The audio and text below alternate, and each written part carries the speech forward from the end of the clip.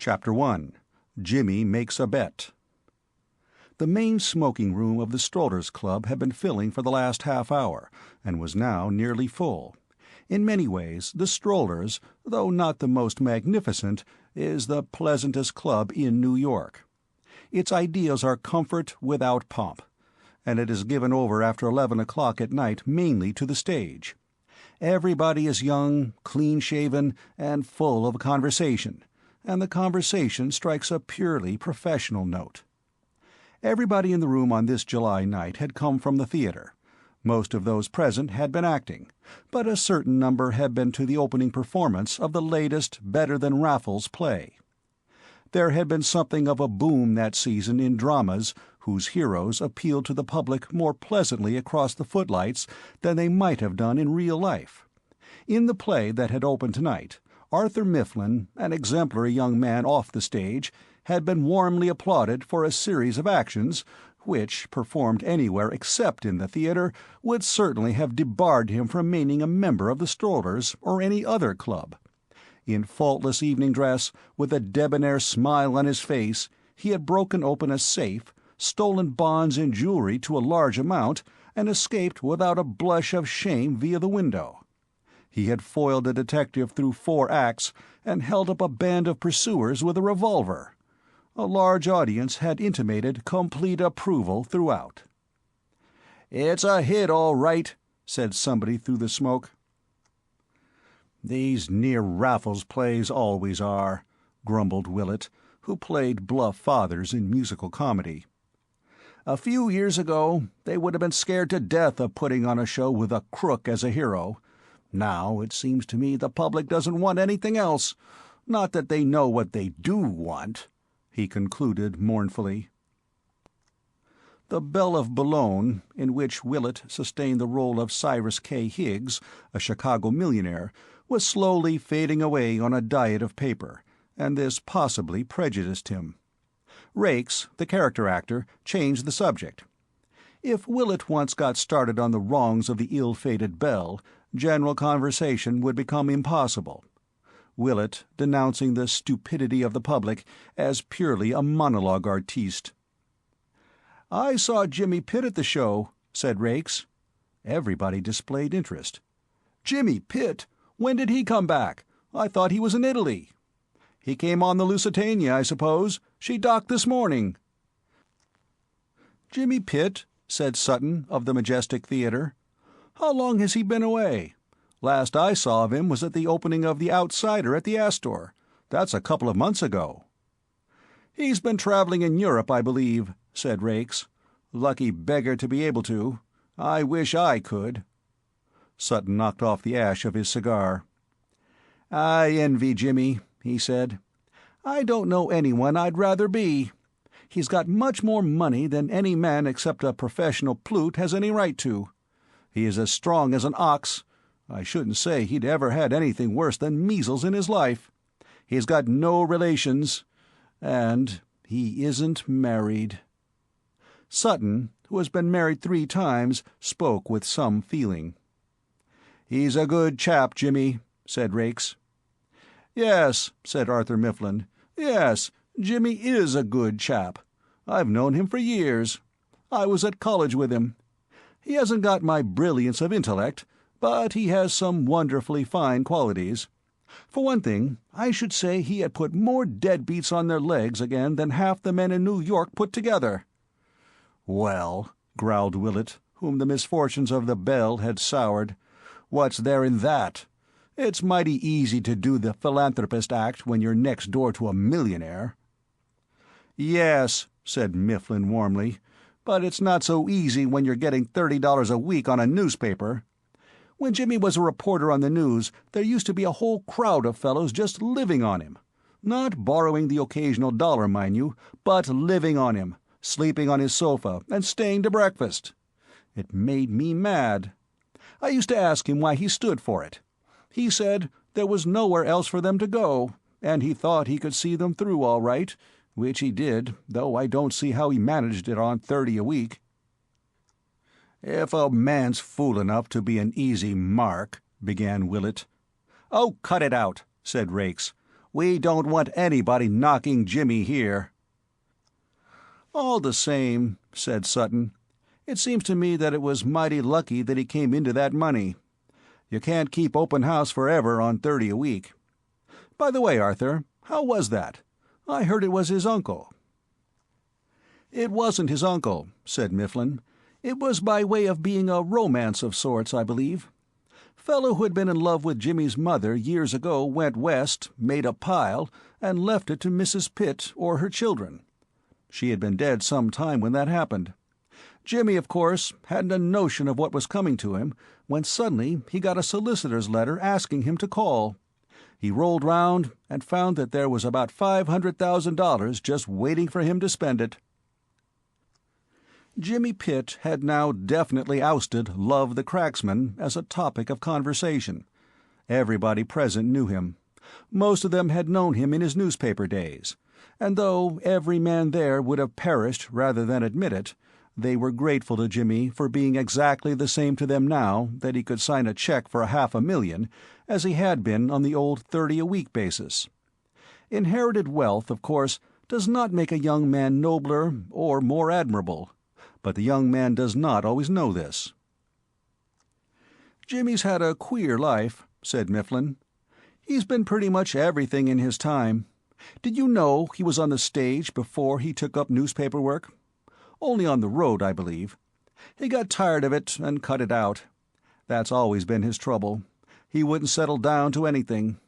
He studied law at Yale, but he never kept it up. After he left the stage, he moved all over the States without a cent, picking up any odd job he could get. He was a waiter once for a couple of days, but they fired him for breaking plates. Then he got a job in a jeweler's shop. I believe he's a bit of an expert on jewels. At another time, he made $100 by staying 3 rounds against Kid Brady when the Kid was touring the country after he got the championship away from Jimmy Garwin. The Kid was offering $100 to anyone who could last 3 rounds with him. Jimmy did it on his head. He was the best amateur of his weight I ever saw. The Kid wanted him to take up scrapping seriously, but Jimmy wouldn't have stuck to anything long enough in those days. He is one of those gypsies of the world. He was never really happy unless he was on the move, and he doesn't seem to have altered since he came into his money." "Well, he can afford to keep on the move now," said Rakes. "I wish I—" "Did you ever hear about Jimmy and—" Mifflin was beginning, when the odyssey of Jimmy Pitt was interrupted by the opening of the door and the entrance of Ulysses in person.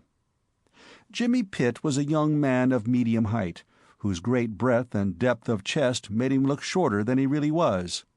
His jaw was square and protruded slightly, and this, combined with a certain athletic jauntiness of carriage and a pair of piercing brown eyes very much like those of a bull terrier, gave him an air of aggressiveness, which belied his character.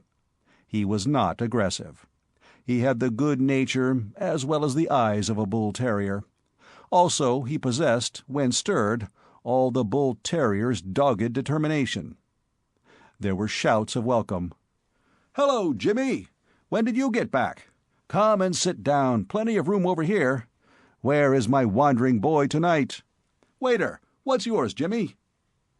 Jimmy dropped into a seat and yawned. "Well," he said, "how goes it? Hello, Rakes. Weren't you at Love the Cracksman? I thought I saw you. Hello, Arthur. Congratulate you. You spoke your piece nicely." "Thanks," said Mifflin. "We were just talking about you, Jimmy. You came on the Lusitania, I suppose?" "She didn't break the record this time," said Sutton.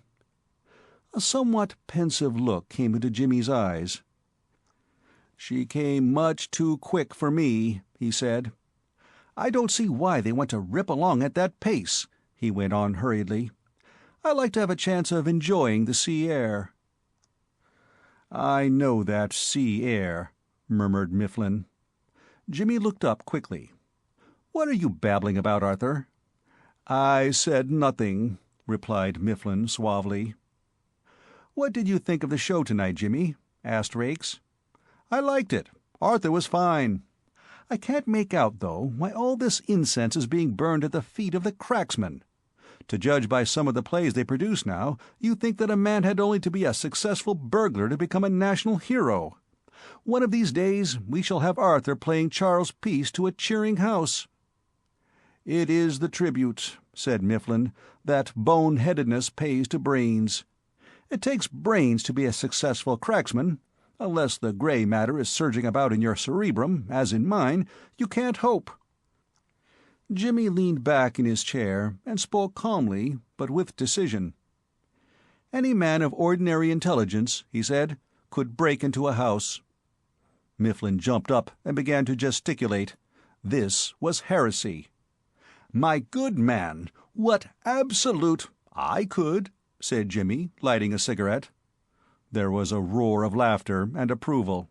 For the past few weeks, during the rehearsals of Love the Cracksman, Arthur Mifflin had disturbed the peace at the Strollers with his theories on the art of burglary. This was his first really big part, and he had soaked himself in it. He had read up the literature of burglary. He had talked with men from Pinkerton's.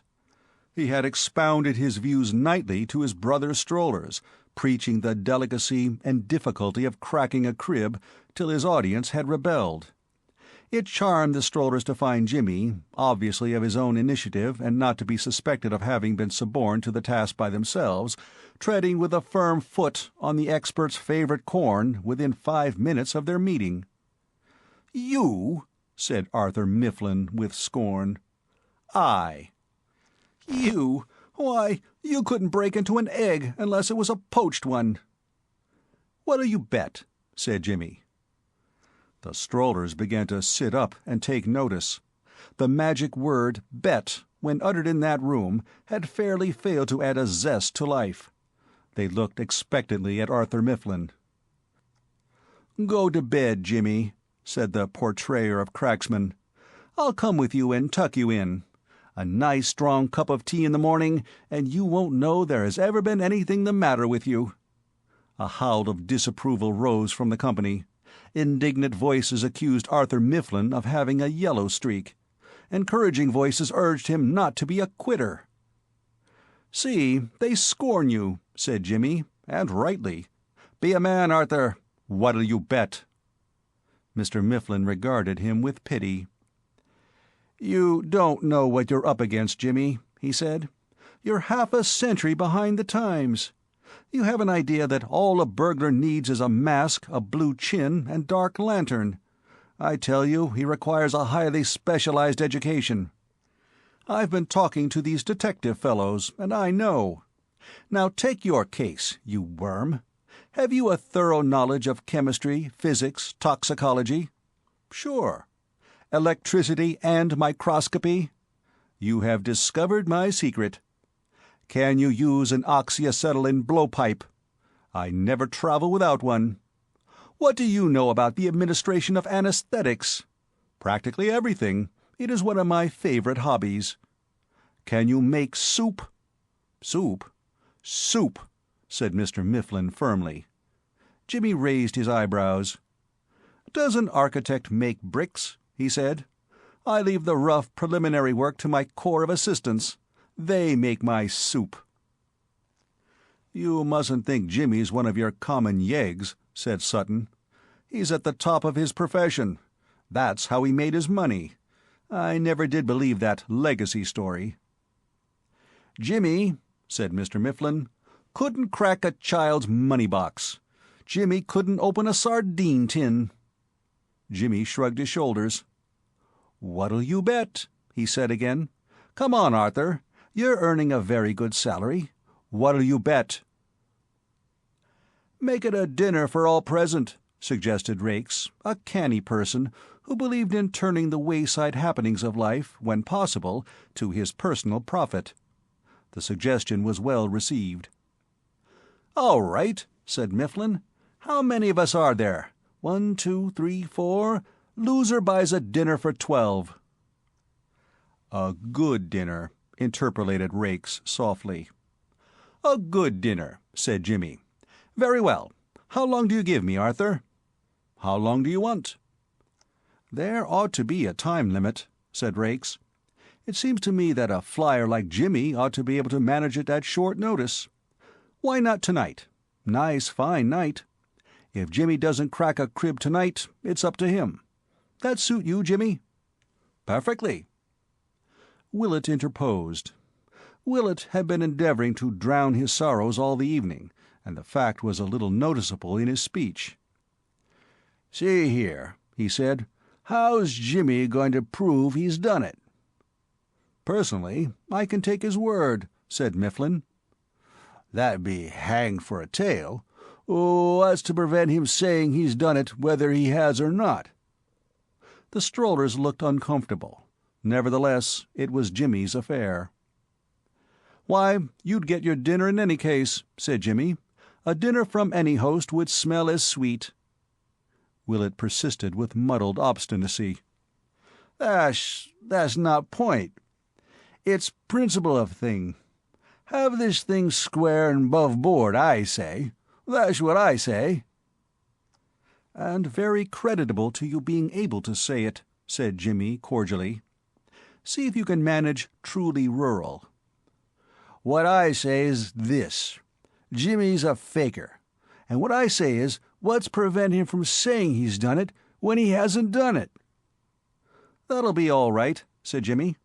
"I'm going to bury a brass tube with the stars and stripes in it under the carpet." Willett waved his hand.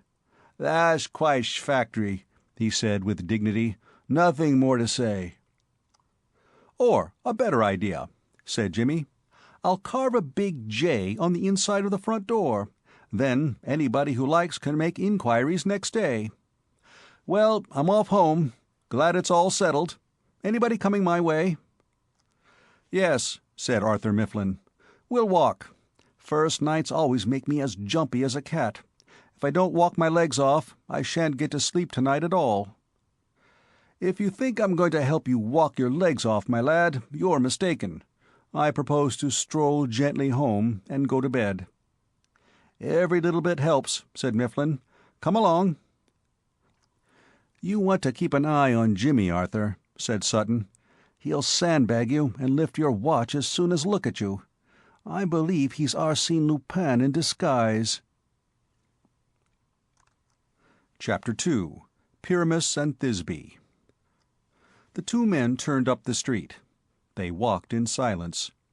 Arthur Mifflin was going over in his mind such outstanding events of the evening as he remembered: the nervousness, the relief of finding that he was gripping his audience, the growing conviction that he had made good, while Jimmy seemed to be thinking his own private thoughts. They had gone some distance before either spoke. "Who is she, Jimmy?" asked Mifflin. Jimmy came out of his thoughts with a start. "What's that?" "Who is she?" "I don't know what you mean." "Yes, you do. The sea air. Who is she?" "I don't know," said Jimmy simply. "You don't know? Well, what's her name?" "I don't know." "Doesn't the Lusitania still print a passenger list?" "She does." "And you couldn't find out her name in 5 days?" "No." "And that's the man who thinks he can burgle a house," said Mifflin despairingly. They had arrived now at the building on the second floor of which was Jimmy's flat. "Coming in," said Jimmy. "Well, I was rather thinking of pushing on as far as the park. I tell you, I feel all on wires." "Come in and smoke a cigar. You've got all night before you if you want to do marathons. I haven't seen you for a couple of months. I want you to tell me all the news." "There isn't any. Nothing happens in New York. The papers say things do, but they don't. However, I'll come in. It seems to me that you're the man with the news." Jimmy fumbled with his latchkey. "You're a bright sort of burglar," said Mifflin disparagingly. "Why don't you use your oxyacetylene blowpipe? Do you realize, my boy, that you've let yourself in for buying a dinner for 12 hungry men next week? In the cold light of the morning, when reason returns to her throne, that'll come home to you." "I haven't done anything of the sort," said Jimmy, unlocking the door. "Don't tell me you really mean to try it." "What else do you think I was going to do?" "But you can't. You would get caught for a certainty." And what are you going to do then? Say it was all a joke? Suppose they fill you full of bullet holes. Nice sort of fool you'll look, appealing to some outraged householder's sense of humor, while he pumps you full of lead with a Colt. These are the risks of the profession. You ought to know that, Arthur. Think what you went through tonight." Arthur Mifflin looked at his friend with some uneasiness. He knew how very reckless Jimmy could be when he had set his mind on accomplishing anything, since, under the stimulus of a challenge, he ceased to be a reasoning being, amenable to argument. And in the present case, he knew that Willett's words had driven the challenge home. Jimmy was not the man to sit still under the charge of being a faker, no matter whether his accuser had been sober or drunk. Jimmy, meanwhile, had produced whiskey and cigars. Now he was lying on his back on the lounge, blowing smoke rings at the ceiling. "Well?" said Arthur Mifflin at length. "Well, what?" "What I meant was, is this silence to be permanent, or are you going to begin shortly to amuse, elevate, and instruct? Something's happened to you, Jimmy. There was a time when you were a bright little chap, a fellow of infinite jest, of most excellent fancy. Where be your jibes now, your gambols, your songs, your flashes of merriment that were wont to set the table in a roar when you were paying for the dinner?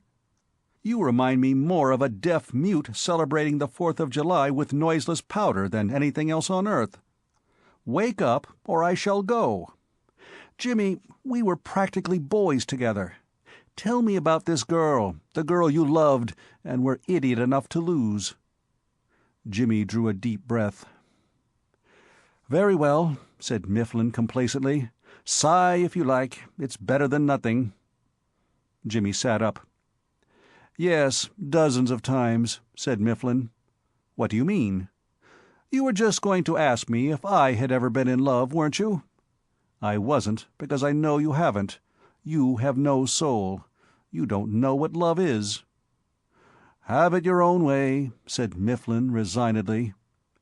Jimmy bumped back on the sofa. "I don't either," he said. "That's the trouble." Mifflin looked interested. "I know," he said.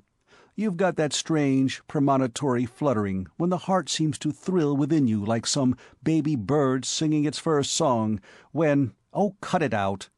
When you ask yourself timidly, 'Is it? Can it really be?' and answer shyly, 'No, yes, I believe it is.' I've been through it dozens of times. It is a recognized early symptom. Unless prompt measures are taken, it will develop into something acute. In these matters, stand on your Uncle Arthur. He knows." "You make me sick," Jimmy retorted. "You have our ear," said Mifflin kindly. "Tell me all." "There is nothing to tell." "Don't lie, James." "Well, practically nothing." "That's better." "It was like this." "Good." Jimmy wriggled himself into a more comfortable position and took a sip from his glass. "I didn't see her until the second day out." "I know that second day out. Well?" "We didn't really meet at all." "Just happened to be going to the same spot, eh?" "As a matter of fact, it was like this. Like a fool, I'd bought a second-class ticket." "What? Our young rocker-built Astorgould, the boy millionaire, traveling second class? Why?" "I had an idea it would be better fun. Everybody's so much more cheery in the second cabin. You get to know people so much quicker. 9 trips out of 10, I'd much rather go second." "And this was the 10th?" "She was in the first cabin," said Jimmy. Mifflin clutched his forehead. "Wait!" he cried. "This reminds me of something. Something in Shakespeare. Romeo and Juliet? No, I've got it. Pyramus and Thisbe." "I don't see the slightest resemblance."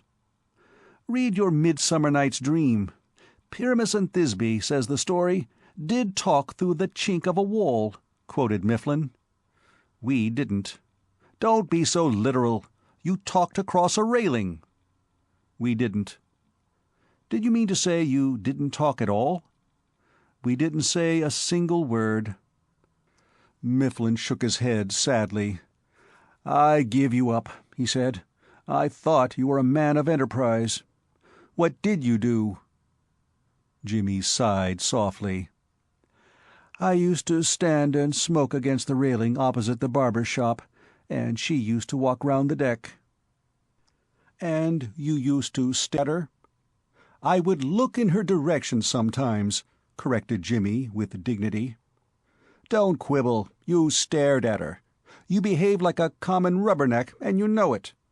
I am no prude, James, but I feel compelled to say that I consider your conduct that of a libertine. Used she to walk alone?" "Generally." "And now you love her, eh? You went on board that ship happy, careless, heart-free. You came off it grave and saddened. Thenceforth for you the world could contain but one woman, and her you had lost." Mifflin groaned in a hollow and bereaved manner, and took a sip from his glass to buoy him up. Jimmy moved restlessly on the sofa. "Do you believe in love at first sight?" he asked fatuously. He was in the mood when a man says things, the memory of which makes him wake up hot all over for nights to come. "I don't see what first sight's got to do with it," said Mifflin. "According to your own statement, you stood and glared at the girl for 5 days without letting up for a moment. I can quite imagine that you might glare yourself into love with anyone by the end of that time." "I can't see myself settling down," said Jimmy thoughtfully. "And until you feel that you want to settle down, I suppose you can't be really in love." "I was saying practically that about you at the club just before you came in. My somewhat neat expression was that you were one of the gypsies of the world." "By George, you're quite right." "I always am." "I suppose it's having nothing to do. When I was on the news, I was never like this." "You weren't on the news long enough to get tired of it." "I feel now I can't stay in a place more than a week. It's having this money that does it, I suppose." "New York," said Mifflin, "is full of obliging persons who will be delighted to relieve you of the incubus. Well, James, I shall leave you. I feel more like bed now. By the way, I suppose you lost sight of this girl when you landed?" "Yes. Well, there aren't so many girls in the United States, only 20 million.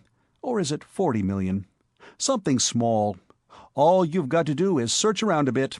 Good night." "Good night." Mr. Mifflin clattered down the stairs. A minute later, the sound of his name being called loudly from the street brought Jimmy to the window. Mifflin was standing on the pavement below, looking up. "Jimmy." "What's the matter now?" "I forgot to ask. Was she a blonde?" "What?" "Was she a blonde?" yelled Mifflin. "No," snapped Jimmy. "Dark, eh?" bawled Mifflin, making night hideous. "Yes," said Jimmy, shutting the window. "Jimmy!" The window went up again. "Well?" "Me for blondes." "Go to bed." "Very well. Good night." "Good night." Jimmy withdrew his head and sat down in the chair Mifflin had vacated. A moment later he rose and switched off the light. It was pleasanter to sit and think in the dark. His thoughts wandered off in many channels, but always came back to the girl on the Lusitania. It was absurd, of course. He didn't wonder that Arthur Mifflin had treated the thing as a joke. Good old Arthur. Glad he had made a success. But was it a joke? Who was it that said the point of a joke is like the point of a needle, so small that it is apt to disappear entirely when directed straight at oneself? If anybody else had told him such a limping romance, he would have laughed himself. Only when you are the center of a romance, however limping, you see it from a different angle. Of course, told badly, it was absurd. He could see that. But something away at the back of his mind told him that it was not altogether absurd. And yet love didn't come like that, in a flash. You might just as well expect a house to spring into being in a moment, or a ship, or an automobile, or a table, or a— He sat up with a jerk. In another instant he would have been asleep. He thought of bed, but bed seemed a long way off, the deuce of a way. Acres of carpet to be crawled over, and then the dickens of a climb at the end of it. Besides, undressing. Nuisance undressing. That was a nice dress the girl had worn on the 4th day out. Tailor-made. He liked tailor-mades. He liked all her dresses. He liked her. Had she liked him? So hard to tell if you don't get a chance of speaking. She was dark. Arthur liked blondes. Arthur was a fool. Good old Arthur. Glad he had made a success. Now he could marry if he liked. If he wasn't so restless, if he didn't feel that he couldn't stop more than a day in any place. But would the girl have him? If they had never spoken, it made it so hard to... At this point, Jimmy went to sleep. Chapter 3. Mr. McEachern. At about the time when Jimmy's meditations finally merged themselves in dreams, a certain Mr. John McEachern, captain of police, was seated in the parlor of his uptown villa, reading. He was a man built on a large scale. Everything about him was large: his hands, his feet, his shoulders, his chest, and particularly his jaw, which even in his moments of calm was aggressive, and which stood out, when anything happened to ruffle him, like the ram of a battleship. In his patrolman days, which had been passed mainly on the East Side, this jaw of his had acquired a reputation from Park Row to 14th Street. No gang fight, however absorbing, could retain the undivided attention of the young blood of the Bowery when Mr. McEachern's jaw hove in sight, with the rest of his massive person in close attendance. He was a man who knew no fear, and had gone through disorderly mobs like an east wind. But there was another side to his character. In fact, that other side was so large that the rest of him, his readiness in combat and his zeal in breaking up public disturbances, might be said to have been only an offshoot. For his ambition was as large as his fist, and as aggressive as his jaw. He had entered the force with the single idea of becoming rich, and had set about achieving his object with a strenuous vigor that was as irresistible as his mighty locust stick. Some policemen are born grafters, some achieve graft, and some have graft thrust upon them. Mr. McEachern had begun by being the first, had risen to the second, and for some years now had been a prominent member of the small and hugely prosperous third class, the class that does not go out seeking graft, but sits at home and lets graft come to it. In his search for wealth, he had been content to abide his time. He did not want the trifling sum that every New York policeman acquires. His object was something bigger, and he was prepared to wait for it. He knew that small beginnings were an annoying but unavoidable preliminary to all great fortunes. Probably Captain Kidd had started in a small way. Certainly Mr. Rockefeller had. He was content to follow in the footsteps of the masters. A patrolman's opportunities of amassing wealth are not great. Mr. McEachern had made the best of a bad job. He had not disdained the dollars that came as single spies rather than in battalions. Until the time should arrive when he might angle for whales, he was prepared to catch sprats. Much may be done, even on a small scale, by perseverance. In those early days, Mr. McEachern's observant eye had not failed to notice certain peddlers who obstructed the traffic, diverse tradesmen who did the same by the sidewalk, and of restaurant-keepers not a few with a distaste for closing at 1 o'clock in the morning. His researches in this field were not unprofitable. In a reasonably short space of time he had put by the $3,000 that were the price of his promotion to detective sergeant. He did not like paying $3,000 for a promotion, but there must be sinking of capital if an investment is to prosper. Mr. McEachern came across and climbed one more step up the ladder. As detective sergeant, he found his horizon enlarged. There was more scope for a man of parts. Things moved more rapidly. The world seemed full of philanthropists, anxious to dress his front, and do him other little kindnesses. Mr. McEachern was no churl. He let them dress his front. He accepted the little kindnesses. Presently he found that he had $15,000 to spare for any small flutter that might take his fancy. Singularly enough, this was the precise sum necessary to make him a captain. He became a captain. And it was then that he discovered that El Dorado was no mere poet's dream, and that Tom Tiddler's ground, where one might stand picking up gold and silver, was as definite a locality as Brooklyn or the Bronx. At last, after years of patient waiting, he stood like Moses on the mountain, looking down into the promised land. He had come to where the big money was. The captain was now reading the little notebook wherein he kept a record of his investments, which were numerous and varied. That the contents were satisfactory was obvious at a glance. The smile on his face and the reposeful position of his jaw were proof enough of that. There were notes relating to house property, railroad shares, and a dozen other profitable things. He was a rich man. This was a fact that was entirely unsuspected by his neighbors, with whom he maintained somewhat distant relations, accepting no invitations and giving none. For Mr. McEachern was playing a big game. Other eminent buccaneers in his walk of life had been content to be rich men in a community where moderate means were the rule. But about Mr. McEachern there was a touch of the Napoleonic. He meant to get into society, and the society he had selected was that of England.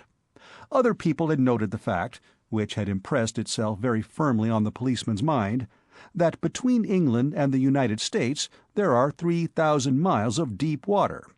In the United States he would be a retired police captain. In England, an American gentleman of large and independent means with a beautiful daughter. That was the ruling impulse in his life, his daughter Molly. Though, if he had been a bachelor, he certainly would not have been satisfied to pursue a humble career aloof from graft. On the other hand, if it had not been for Molly, he would not have felt, as he gathered in his dishonest wealth, that he was conducting a sort of holy war.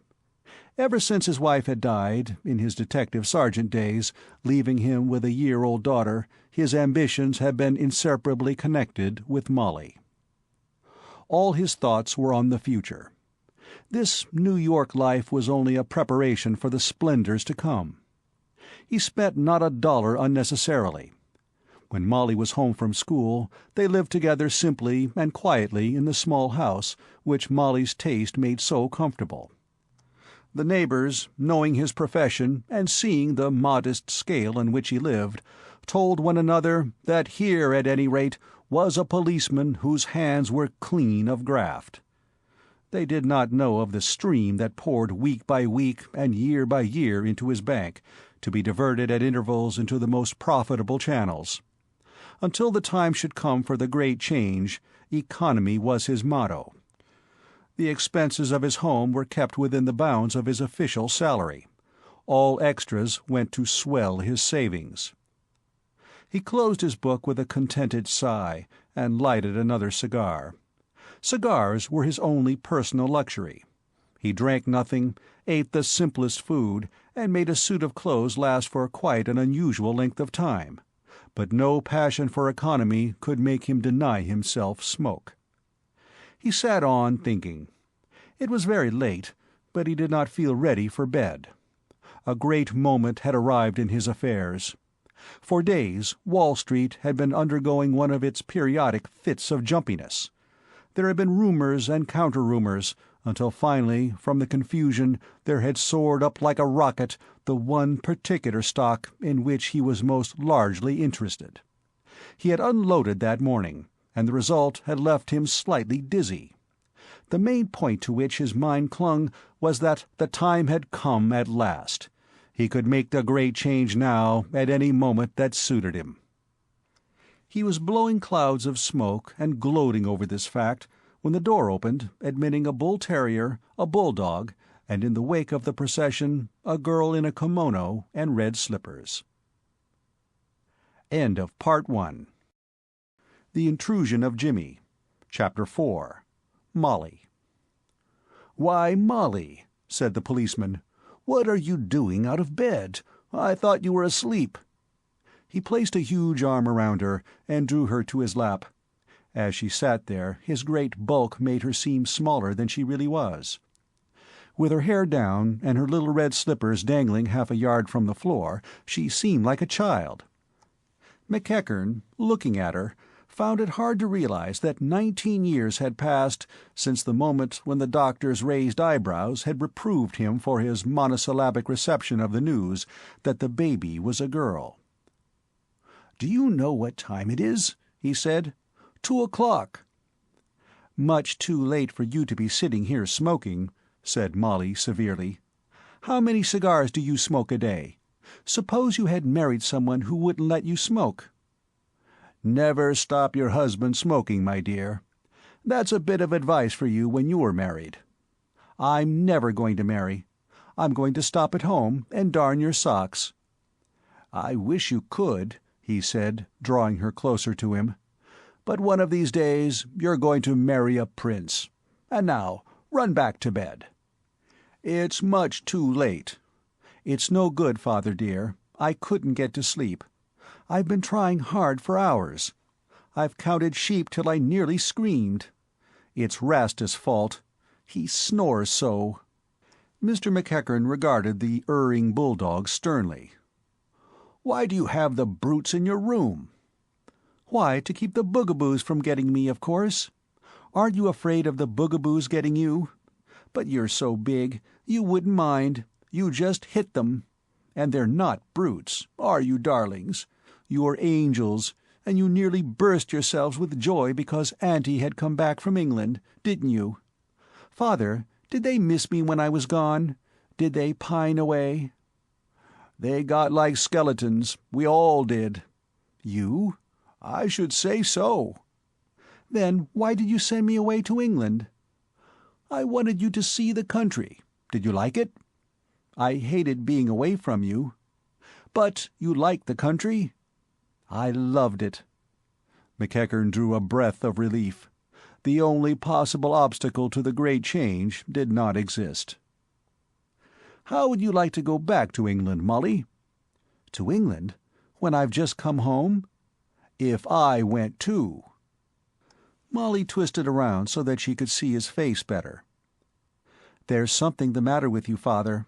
You're trying to say something, and I want to know what it is. Tell me quick, or I'll make Rastus bite you." "It won't take long, dear. I've been lucky in some investments while you were away, and I'm going to leave the force, and take you over to England and find a prince for you to marry, if you think you would like it." "Father, it'll be perfectly splendid." "We'll start fair in England, Molly.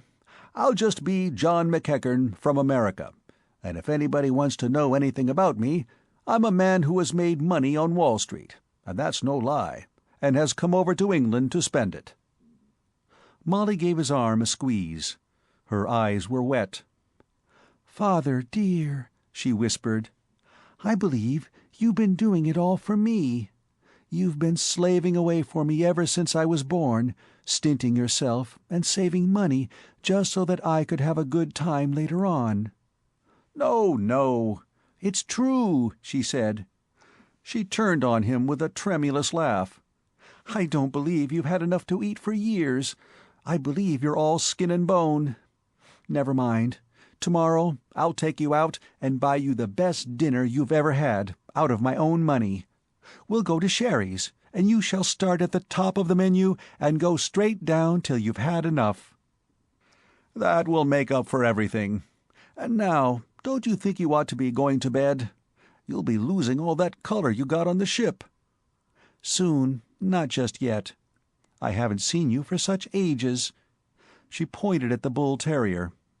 "Look at Tommy, standing there and staring. He can't believe I've really come back. Father, there was a man on the Lusitania with eyes exactly like Tommy's, all brown and bright, and he used to stand and stare just like Tommy's doing." "If I had been there," said her father wrathfully, "I'd have knocked his head off." "No, you wouldn't, because I'm sure he was really a very nice young man." He had a chin rather like yours, father. Besides, you couldn't have got at him to knock his head off, because he was traveling second class." "Second class? Then you didn't talk with him?" "We couldn't. You wouldn't expect him to shout at me across the railing. Only whenever I walked round the deck, he seemed to be there." "Staring." "He may not have been staring at me. Probably he was just looking the way the ship was going and thinking of some girl in New York.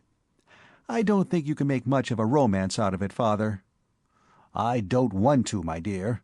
Princes don't travel in the second cabin." "He may have been a prince in disguise." "More likely a drummer," grunted Mr. McEachern. "Drummers are often quite nice, aren't they?" "Princes are nicer."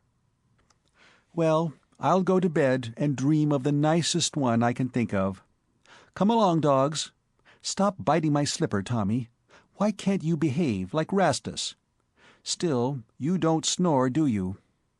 Aren't you going to bed soon, father?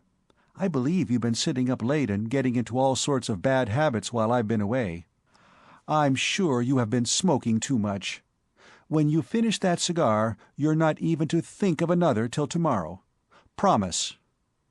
"Not one?" "Not one. I'm not going to have my father getting like the people you read about in the magazine advertisements. You don't want to feel sudden shooting pains, do you?" "No, my dear." "And have to take some awful medicine?" "No." "Then promise." "Very well, my dear, I promise." As the door closed, the captain threw away the stump he was smoking and remained for a moment in thought. Then he drew another cigar from his case, lighted it, and resumed the study of the little notebook. It was past 3 o'clock when he went to his bedroom. Chapter 5. A Thief in the Night. How long the light had been darting about the room like a very much enlarged firefly, Jimmy did not know. It seemed to him like hours, for it had woven itself into an incoherent waking dream of his, and for a moment, as the mists of sleep passed away from his brain, he fancied that he was dreaming still. Then sleep left him, and he realized that the light, which was now moving slowly across the bookcase, was a real light.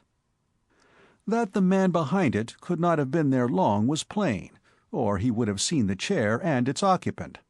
He seemed to be taking the room step by step. As Jimmy sat up noiselessly and gripped the arm of the chair in readiness for a spring, the light passed from the bookcase to the table. Another foot or so to the left, and it would have fallen on Jimmy. From the position of the ray, Jimmy could see that the burglar was approaching on his side of the table. Though until that day he had not been in the room for 2 months, its geography was clearly stamped on his mind's eye. He knew almost to a foot where his visitor was standing. Consequently, when, rising swiftly from the chair, he made a football dive into the darkness, it was no speculative dive. It had a conscious aim, and was not restrained by any uncertainty as to whether the road to the burglar's knees was clear or not. His shoulder bumped into a human leg. His arms closed instantaneously on it and pulled. There was a yelp of dismay, and a crash. The lantern bounced away across the room and wrecked itself on the reef of the steam heater. Its owner collapsed in a heap on top of Jimmy. Jimmy, underneath at the fall, speedily put himself uppermost with a twist of his body. He had every advantage. The burglar was a small man, and had been taken very much by surprise, and any fight there might have been in him in normal circumstances had been shaken out of him by the fall. He lay still, not attempting to struggle. Jimmy half arose, and pulling his prisoner by inches to the door, felt up the wall till he found the electric light button. The yellow glow that flooded the room disclosed a short, stocky youth of obviously Bowery extraction. A shock of vivid red hair was the first thing about him that caught the eye. A poet would have described him as Titian. His proprietor's friends and acquaintances probably called it carrots. Looking up at Jimmy from under this wealth of crimson was a not unpleasing face. It was not handsome, certainly, but there were suggestions of a latent good humor. The nose had been broken at one period of its career, and one of the ears was undeniably of the cauliflower type. But these are little accidents which may happen to any high-spirited young gentleman. In costume, the visitor had evidently been guided rather by individual taste than by the dictates of fashion. His coat was of rusty black, his trousers of gray, picked out with stains of various colors. Beneath the coat was a faded red and white sweater. A hat of soft felt lay on the floor by the table. The cut of the coat was poor, and the fit of it spoiled by a bulge in one of the pockets. Diagnosing this bulge correctly, Jimmy inserted his hand and drew out a dingy revolver. "Well?" he said, rising. Like most people, he had often wondered what he should do if he were to meet a burglar, and he had always come to the conclusion that curiosity would be his chief emotion. His anticipations were proved perfectly correct. Now that he had abstracted his visitor's gun, he had no wish to do anything but engage him in conversation. A burglar's life was something so entirely outside his experience. He wanted to learn the burglar's point of view. Incidentally, he reflected with amusement, as he recalled his wager, he might pick up a few useful hints. The boy on the floor sat up and rubbed the back of his head ruefully. "Gee," he muttered, "I thought some guy had thrown the building at me." "It was only little me," said Jimmy. "Sorry if I hurt you at all. You really want a mat for that sort of thing." The boy's hand went furtively to his pocket. Then his eye caught sight of the revolver, which Jimmy had placed on the table. With a sudden dash, he seized it. "Now then, boss," he said, between his teeth. Jimmy extended his hand and unclasped it. 6 shells lay in the palm. "Why worry?" he said. "Sit down and let us talk of life." "It's a fair cop, boss," said the man resignedly. "Away with the melancholy," said Jimmy. "I'm not going to call the police. You can beat it whenever you like." The man stared. "I mean it," said Jimmy. "What's the trouble? I've no grievance. I wish, though, if you haven't any important engagement, you would stop and talk a while first." A broad grin spread itself across the other's face. There was something singularly engaging about him when he grinned. "Gee, if yous ain't going to call the cops, I'll talk till the chickens roost again." "Talking, however," said Jimmy, "is dry work. Are you by any chance on the wagon?" "What's dat? Me? On your way, boss." "Then you'll find a pretty decent whiskey in that decanter. Help yourself. I think you'll like it." A musical gurgling, followed by a contented sigh, showed that the statement had been tested and proved correct. "Cigar?" asked Jimmy. "Me for dat," assented his visitor. "Take a handful." "I eats dem alive," said the marauder jovially, gathering in the spoils. Jimmy crossed his legs. "By the way," he said, "let there be no secrets between us. What's your name? Mine is Pitt. James Willoughby Pitt." "Mullins is my monica, boss. Spike, they calls me." "And you make a living at this sort of thing?" "Not so wise." "How did you get in here?" Spike Mullins grinned. "Gee, ain't the window open?" "If it hadn't been?" "I'd a busted it." Jimmy eyed the fellow fixedly. "Can you use an oxyacetylene blowpipe?" he demanded. Spike was on the point of drinking. He lowered his glass and gaped. "What's dat?" he said. "An oxyacetylene blowpipe." "Search me," said Spike blankly. "Dat gets past me." Jimmy's manner grew more severe. "Can you make soup?" "Soup, boss?" "He doesn't know what soup is," said Jimmy despairingly. "My good man, I'm afraid you have missed your vocation. You have no business to be trying to burgle. You don't know the first thing about the game." Spike was regarding the speaker with disquiet over his glass. Till now, the red-haired one had been very well satisfied with his methods, but criticism was beginning to sap his nerve. He had heard tales of masters of his craft who had made use of fearsome implements, such as Jimmy had mentioned. Burglars who had an airy acquaintanceship, bordering on insolent familiarity, with the marvels of science. Men to whom the latest inventions were as familiar as his own Jemmy was to himself. Could this be one of that select band? His host began to take on a new aspect in his eyes. "Spike," said Jimmy. "Huh?" "Have you a thorough knowledge of chemistry, physics?" "On your way, boss." "Toxicology?" "Search me." "Electricity and microscopy?" 9-10, that's the finish. I'm down and out." Jimmy shook his head sadly. "Give up burglary," he said. "It's not in your line. Better try poultry farming." Spike twiddled his glass, abashed. "Now I," said Jimmy airily, "am thinking of breaking into a house tonight."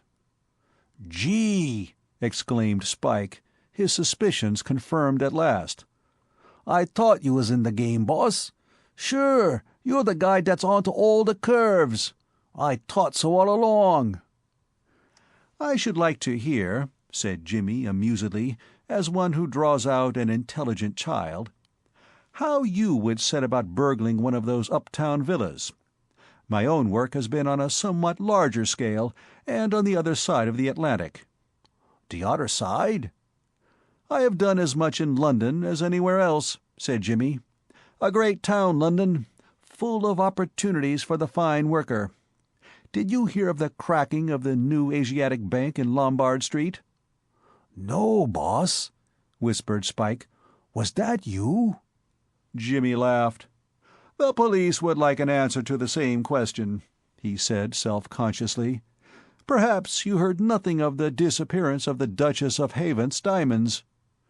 "What's that?" "The thief," said Jimmy, flicking a speck of dust from his coat sleeve, "was discovered to have used an oxyacetylene blowpipe." The rapturous intake of Spike's breath was the only sound that broke the silence. Through the smoke his eyes could be seen slowly widening. "But about this villa," said Jimmy. "I am always interested even in the humblest sides of the profession. Now tell me, supposing you were going to break into a villa, what time of night would you do it?" "I always thinks it's best either late like dis, or when the folks is in at supper," said Spike respectfully. Jimmy smiled a faint, patronizing smile, and nodded. "Well, and what would you do?" "I'd rubber around some to see if isn't there a window open somewheres," said Spike diffidently. "And if there wasn't?" "I'd climb up the porch and into one of the bedrooms," said Spike, almost blushing. He felt like a boy reading his first attempts at original poetry to an established critic. What would this master cracksman, this polished wielder of the oxyacetylene blowpipe, this expert in toxicology, microscopy, and physics think of his callow outpourings? "How would you get into the bedroom?" Spike hung his head. "Bust the catch wid me Jemmy," he whispered shamefacedly. "Burst the catch with your Jemmy?" "It's the only way I ever learned," pleaded Spike. The expert was silent. He seemed to be thinking. The other watched his face humbly. "How would youse do it, boss?" he ventured timidly at last. "Eh?" "How would youse do it?" "Why, I'm not sure," said the master graciously. "Whether your way might not do in a case like that. It's crude, of course, but with a few changes it would do." "Gee, boss, is that right?" queried the astonished disciple. "It would do," said the master, frowning thoughtfully. "It would do quite well, quite well." Spike drew a deep breath of joy and astonishment. That his method should meet the approval from such a mind! "Gee," he whispered, as who would say, "I and Napoleon." Chapter 6. An Exhibition Performance.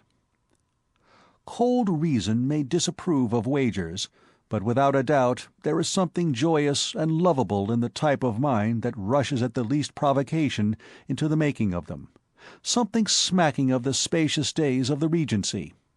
Nowadays the spirit seems to have deserted England. When Mr. Asquith became Premier of Great Britain, no earnest forms were to be observed rolling peanuts along the Strand with a toothpick. When Mr. Asquith is dethroned, it is improbable that any Briton will allow his beard to remain unshaved until the Liberal party returns to office. It is in the United States that the wager has found a home. It is characteristic of some minds to dash into a wager with the fearlessness of a soldier in a forlorn hope, and once in, to regard it almost as a sacred trust. Some men never grow up out of the schoolboy spirit of daring. To this class Jimmy Pitt belonged. He was of the same type as the men in the comic opera who proposed to the lady because somebody bet him he wouldn't. There had never been a time when a challenge, a dare, had not acted as a spur to him. In his newspaper days, life had been one long series of challenges. They had been the essence of the business. A story had not been worth getting unless the getting were difficult. With the conclusion of his newspaper life came a certain flatness into the scheme of things. There were times, many times, when Jimmy was bored. He hungered for excitement, and life appeared to have so little to offer. The path of the rich man was so smooth, and it seemed to lead nowhere. This task of burgling a house was like an unexpected treat to a child. With an intensity of purpose that should have touched his sense of humor, but, as a matter of fact, did not appeal to him as ludicrous in any way, he addressed himself to the work. The truth was that Jimmy was one of those men who are charged to the brim with force. Somehow the force had to find an outlet. If he had undertaken to collect birds' eggs, he would have set about it with the same tense energy. Spike was sitting on the edge of his chair, dazed but happy, his head still buzzing from the unhoped-for praise. Jimmy looked at his watch. It was nearly 3 o'clock. A sudden idea struck him. The gods had provided gifts. Why not take them? "Spike." "Huh?" "Would you care to come and crack a crib with me now?" Reverential awe was written on the red-haired one's face. "Gee, boss." "Would you?" "Surest thing you know, boss." "Or rather," proceeded Jimmy, "would you care to crack a crib while I came along with you? Strictly speaking, I am here on a vacation, but a trifle like this isn't real work. It's this way," he explained. "I've taken a fancy to you, Spike, and I don't like to see you wasting your time on coarse work. You have the root of the matter in you, and with a little coaching I could put a polish on you.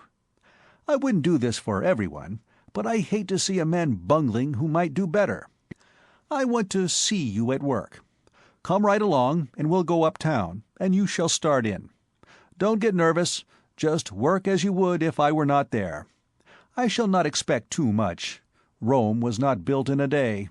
When we are through, I will criticize a few of your mistakes. How does that suit you?" "Gee, boss, great! And I know where there's a peach of a place, boss. Regular soft proposition. A friend of mine told me. It's—" "Very well, then. One moment, though." He went to the telephone. Before he had left New York on his travels, Arthur Mifflin had been living at a hotel near Washington Square. It was probable that he was still there. He called up the number. The night clerk was an old acquaintance of his. "Hello, Dixon," said Jimmy. "Is that you? I'm Pitt." "Pitt! Yes, I'm back. How did you guess? Yes, very pleasant. Has Mr. Mifflin come in yet? Gone to bed? Never mind, call him up, will you? Good." Presently the sleepy and outraged voice of Mr. Mifflin spoke at the other end of the line. "What's wrong? Who the devil's that?" "My dear Arthur, where you pick up such expressions I can't think. Not from me." "Is that you, Jimmy? What in the name of—" "Heavens! What are you kicking about? The night's yet young." Arthur, touching that little arrangement we made, cracking that crib, you know. Are you listening? Have you any objection to my taking an assistant along with me? I don't want to do anything contrary to our agreement, but there's a young fellow here who's anxious that I should let him come along and pick up a few hints. He's a professional, all right. Not in our class, of course, but quite a fair rough workman. Arthur. Arthur. These are harsh words. Then am I to understand you have no objection? Very well, only don't say later on that I didn't play fair. Good night." He hung up the receiver and turned to Spike. "Ready? Ain't youse goin' to put on your gumshoes, boss?" Jimmy frowned reflectively, as if there was something in what this novice suggested. He went into the bedroom and returned wearing a pair of thin patent-leather shoes. Spike coughed tentatively. Won't youse need your gun?" he hazarded. Jimmy gave a short laugh.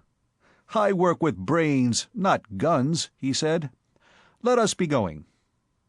There was a taxicab nearby, as there always is in New York. Jimmy pushed Spike in, and they drove off. To Jimmy, New York stopped somewhere about 72nd Street. Anything beyond that was getting on for the Middle West, and seemed admirably suited as a field for the cracksman. He had a vague idea of uptown as a remote, desolate district, badly lighted, if lighted at all, and sparsely dotted with sleepy policemen. The luxury of riding in a taxicab kept Spike dumb for several miles. Having arrived at what seemed a sufficiently remote part of America, Jimmy paid the driver, who took the money with that magnificent aloof air which characterizes the taxi chauffeur. A lesser man might have displayed some curiosity about the ill-matched pair. The chauffeur, having lighted a cigarette, drove off without any display of interest whatsoever. It might have been part of his ordinary duties to drive gentlemen in evening clothes and shock-headed youths in party-colored sweaters about the city at 3 o'clock in the morning. "We will now," said Jimmy, "stroll on and prospect. It is up to you, Spike. Didn't you say something about knowing a suitable house somewhere? Are we anywhere near it?" Spike looked at the number of the street. "We got some way to go, boss," he said. "I wisht youse hadn't sent away de cab." "Did you think we were going to drive up to the door? Pull yourself together, my dear man." They walked on, striking eastward out of Broadway. It caused Jimmy some surprise to find that the much-enduring thoroughfare extended as far as this. It had never occurred to him before to ascertain what Broadway did with itself beyond Times Square. It was darker now that they had moved from the center of things, but it was still far too light for Jimmy's tastes. He was content, however, to leave matters entirely to his companion. Spike probably had his methods for evading publicity on these occasions. Spike plodded on. Block after block he passed, until finally the houses began to be more scattered. At last he halted before a fair-sized detached house. "Dis is the place," he said. "A friend of mine tells me of it. I didn't know he was me friend, though, before he puts me wise about dis joint. I thought he got it in for me, 'cause of last week when I scrapped wid him about somethin'. I thought after dat he was layin' for me, but the next time he seen me, he put me wise to dis place." "Coals of fire," said Jimmy. "He was of a forgiving disposition." A single raindrop descended on the nape of his neck. In another moment a smart shower had begun. "This matter has passed out of our hands," said Jimmy. "We must break in, if only to get shelter. Get busy, my lad." There was a handy window only a few feet from the ground. Spike pulled from his pocket a small bottle. "What's that?" inquired Jimmy. "Molasses, boss," said Spike deferentially. He poured the contents of the bottle on a piece of paper, which he pressed firmly against the window-pane. Then, drawing out a short steel instrument, he gave the paper a sharp tap. The glass broke almost inaudibly. The paper came away, leaving a gap in the pane. Spike inserted his hand, shot back the catch, and softly pushed up the window. "Elementary," said Jimmy. "Elementary, but quite neat." There was now a shutter to be negotiated. This took longer, but in the end Spike's persuasive methods prevailed.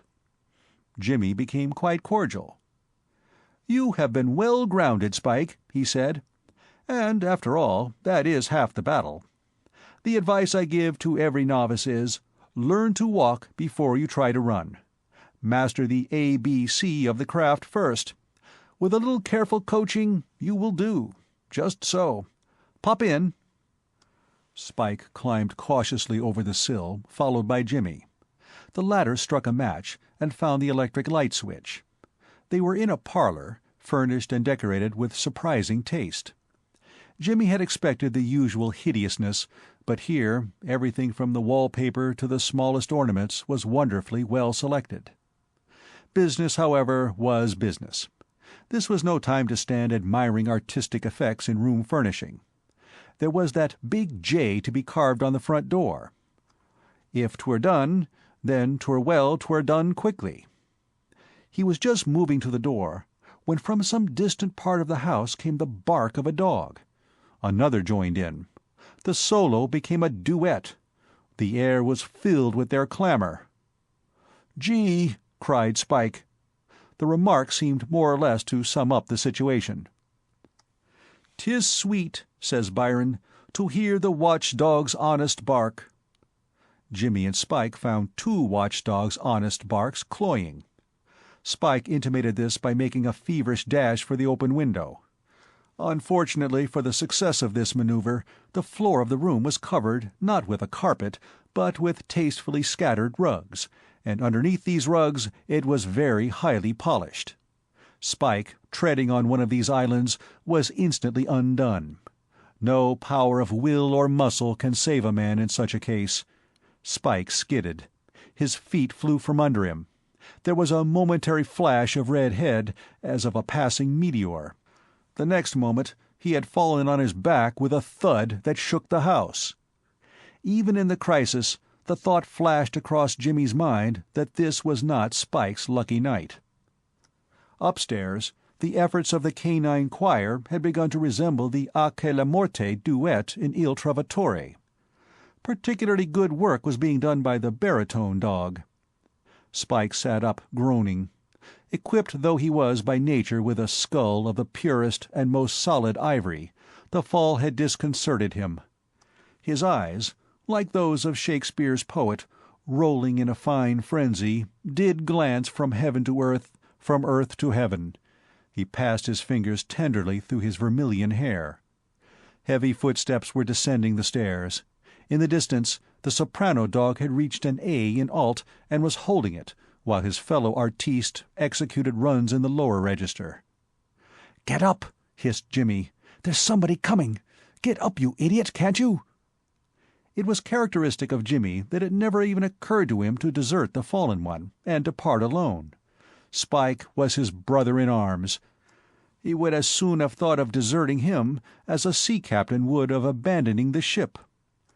Consequently, as Spike, despite all exhortations, continued to remain on the floor, rubbing his head and uttering "gee" at intervals in a melancholy voice, Jimmy resigned himself to fate and stood where he was, waiting for the door to open. It opened the next moment, as if a cyclone had been behind it. End of Part 2. The Intrusion of Jimmy. Chapter 7. Getting Acquainted. A cyclone entering a room is apt to alter the position of things. This cyclone shifted a footstool, a small chair, a rug, and Spike. The chair, struck by a massive boot, whirled against the wall. The footstool rolled away. The rug crumpled up and slid. Spike, with a yell, leaped to his feet, slipped again, fell, and finally compromised on an all-fours position, in which attitude he remained, blinking. While these stirring acts were in progress, there was the sound of a door opening upstairs, followed by a scuttering of feet and an appalling increase in the canine contribution to the current noises. The duet had now taken on quite a Wagnerian effect. There raced into the room first a white bull terrier, he of the soprano voice, and, a bad second, his fellow artiste, the baritone, a massive bulldog, bearing a striking resemblance to the big man with the big lower jaw whose entrance had started the cyclone. And then, in theatrical parlance, the entire company held the picture. Upstage, with his hand still on the door, stood the man with the jaw. Downstage, Jimmy. Center, Spike and the bulldog, their noses a couple of inches apart, inspected each other with mutual disfavor. On the extreme OP side, the bull terrier, who had fallen foul of a wickerwork table, was crouching with extended tongue and rolling eyes, waiting for the next move. The householder looked at Jimmy. Jimmy looked at the householder. Spike and the bulldog looked at each other. The bull terrier distributed his gaze impartially around the company. "A typical scene of quiet American home life," murmured Jimmy. The householder glowered. "Hands up, you devils!" he roared, pointing a mammoth revolver. The two marauders humored his whim. "Let me explain," said Jimmy pacifically, shuffling warily around in order to face the bull terrier, who was now strolling in his direction with an ill-assumed carelessness. "Keep still, you blackguard!" Jimmy kept still. The bull terrier, with the same abstracted air, was beginning a casual inspection of his right trouser leg. Relations between Spike and the bulldog, meanwhile, had become more strained. The sudden flinging up of the former's arms had had the worst effects on the animal's nerves. Spike, the croucher on all fours, he might have tolerated. But Spike, the semaphore, inspired him with thoughts of battle. He was growling in a moody, reflective manner. His eye was full of purpose. It was probably this that caused Spike to look at the householder. Till then, he had been too busy to shift his gaze. But now the bulldog's eye had become so unpleasing that he cast a pathetic glance up at the man by the door. "Gee," he cried, "it's the boss! Say, boss, call off the dog. It's sure going to nip the hull head off on me." The other lowered the revolver in surprise. "So, it's you, you limb of Satan," he remarked. "I thought I had seen that damned red head of yours before. What are you doing in my house?" Spike uttered a howl, in which indignation and self-pity were nicely blended. "I'll lay for that Swede," he cried. "I'll soak it to him good. Boss, I've had a raw deal. On the level I has. They's a feller I know, a fat Swede, old Larson his moniker is, and this feller and me started a scrappin' last week, and I puts it all over him, so he had it in for me. But he comes up to me like as if he's meanin' to be good, and he says he's got a soft proposition for me if I'll give him half. So I says, all right, where is it? And he gives me the number of dis house, and says dis is where a widder lady lives all alone, and has got silver mugs and things to boin, and that she's away down south, so there ain't nobody in the house. Gee, I'll soak it to that Swede. It was a raw deal, boss. He was just hopin' to put me in bed with you. That's how it was, boss, honest." The big man listened to this sad story of Grecian gifts in silence. Not so the bulldog, which growled from start to finish. Spike eyed it uneasily. "Won't you call off the dog, boss?" he said. The other stooped and grasped the animal's collar, jerking him away. "The same treatment," suggested Jimmy with approval, "would also do a world of good to this playful and affectionate animal, unless he is a vegetarian, in which case don't bother." The big man glowered at him. "Who are you?" he demanded. "My name," began Jimmy, "is—" "Say," said Spike, "he's a champion burglar, boss." The householder shut the door. "Eh?" he said. "He's a champion burglar from the other side. He sure is. From Lunnon. Gee, he's the guy. Tell him about the bank you opened, and the jewels you swiped from the Duchess, and that, what-you-call-it, blowpipe." It seemed to Jimmy that Spike was showing a certain want of tact.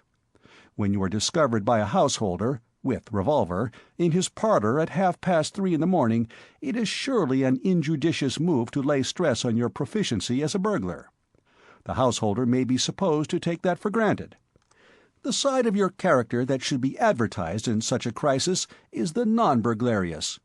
Allusion should be made to the fact that, as a child, you attended Sunday school regularly, and to what the minister said when you took the divinity prize.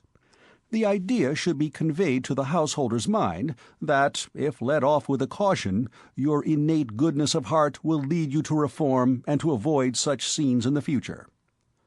With some astonishment, therefore, Jimmy found that these revelations, so far from prejudicing the man with the revolver against him, had apparently told in his favor. The man behind the gun was regarding him rather with interest than disapproval. "So, you're a crook from London, are you?" Jimmy did not hesitate. If being a crook from London was a passport into citizens' parlours in the small hours, and more particularly if it carried with it also a safe conduct out of them, Jimmy was not the man to refuse the role. He bowed. "Well, you'll have to come across now you're in New York. Understand that, and come across good." "Sure he will," said Spike, charmed that the tension had been relieved and matters placed upon a pleasant and businesslike footing. "He'll be good. He's next to the game, sure." "Sure," echoed Jimmy courteously. He did not understand, but things seemed to be taking a turn for the better, so why disturb the harmony?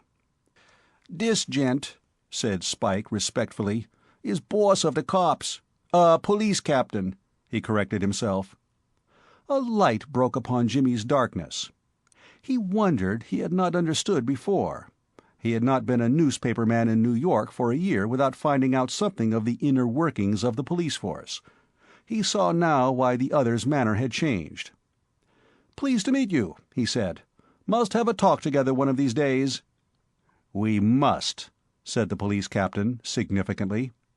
He was rich, richer than he had ever hoped to be, but he was still on Tom Tiddler's ground, and meant to make the most of it. "Of course, I don't know your methods on this side, but anything that's usual—" "I'll see you at my office. Spike Mullins will show you where it is." "Very well. You must forgive this preliminary informal call. We came in more to shelter from the rain than anything." "You did you?" Jimmy felt that it behooved him to stand on his dignity. The situation demanded it. "Why," he said with some hauteur, "in the ordinary course of business I should hardly waste time over a small crib like—" "It's banks for his," murmured Spike rapturously.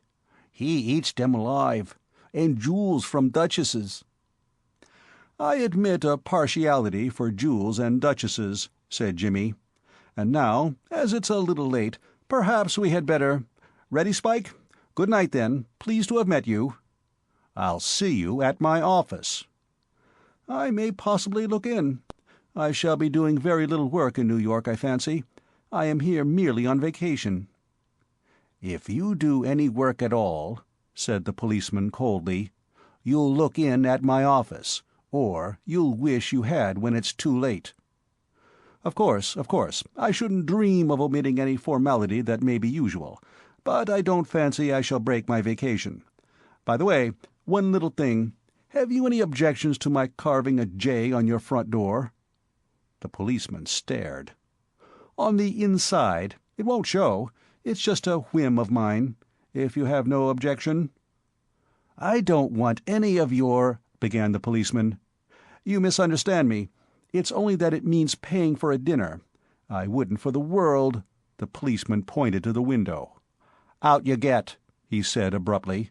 "I've had enough of you, and don't you forget to come to my office." Spike, still deeply mistrustful of the bulldog Rastus, jumped at the invitation. He was through the window and out of sight in the friendly darkness almost before the policeman had finished speaking. Jimmy remained. "I shall be delighted," he had begun. Then he stopped. In the doorway was standing a girl whom he recognized. Her startled look told him that she, too, had recognized him. Not for the first time since he had set out from his flat that night in Spike's company, Jimmy was conscious of a sense of the unreality of things. It was all so exactly as it would have happened in a dream. He had gone to sleep thinking of this girl, and here she was. But a glance at the man with the revolver brought him back to earth. There was nothing of the dream world about the police captain. That gentleman, whose back was toward the door, had not observed the addition to the company. Molly had turned the handle quietly, and her slippered feet made no sound. It was the amazed expression on Jimmy's face that caused the captain to look toward the door. "Molly!" The girl smiled, though her face was white.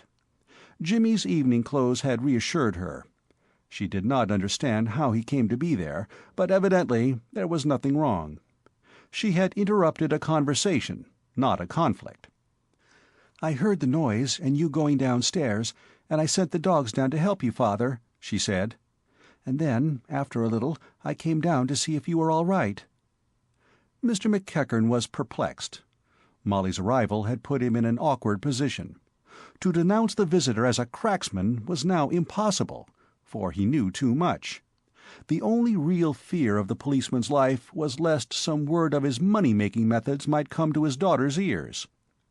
Quite a brilliant idea came to him. "A man broke in, my dear," he said. "This gentleman was passing and saw him."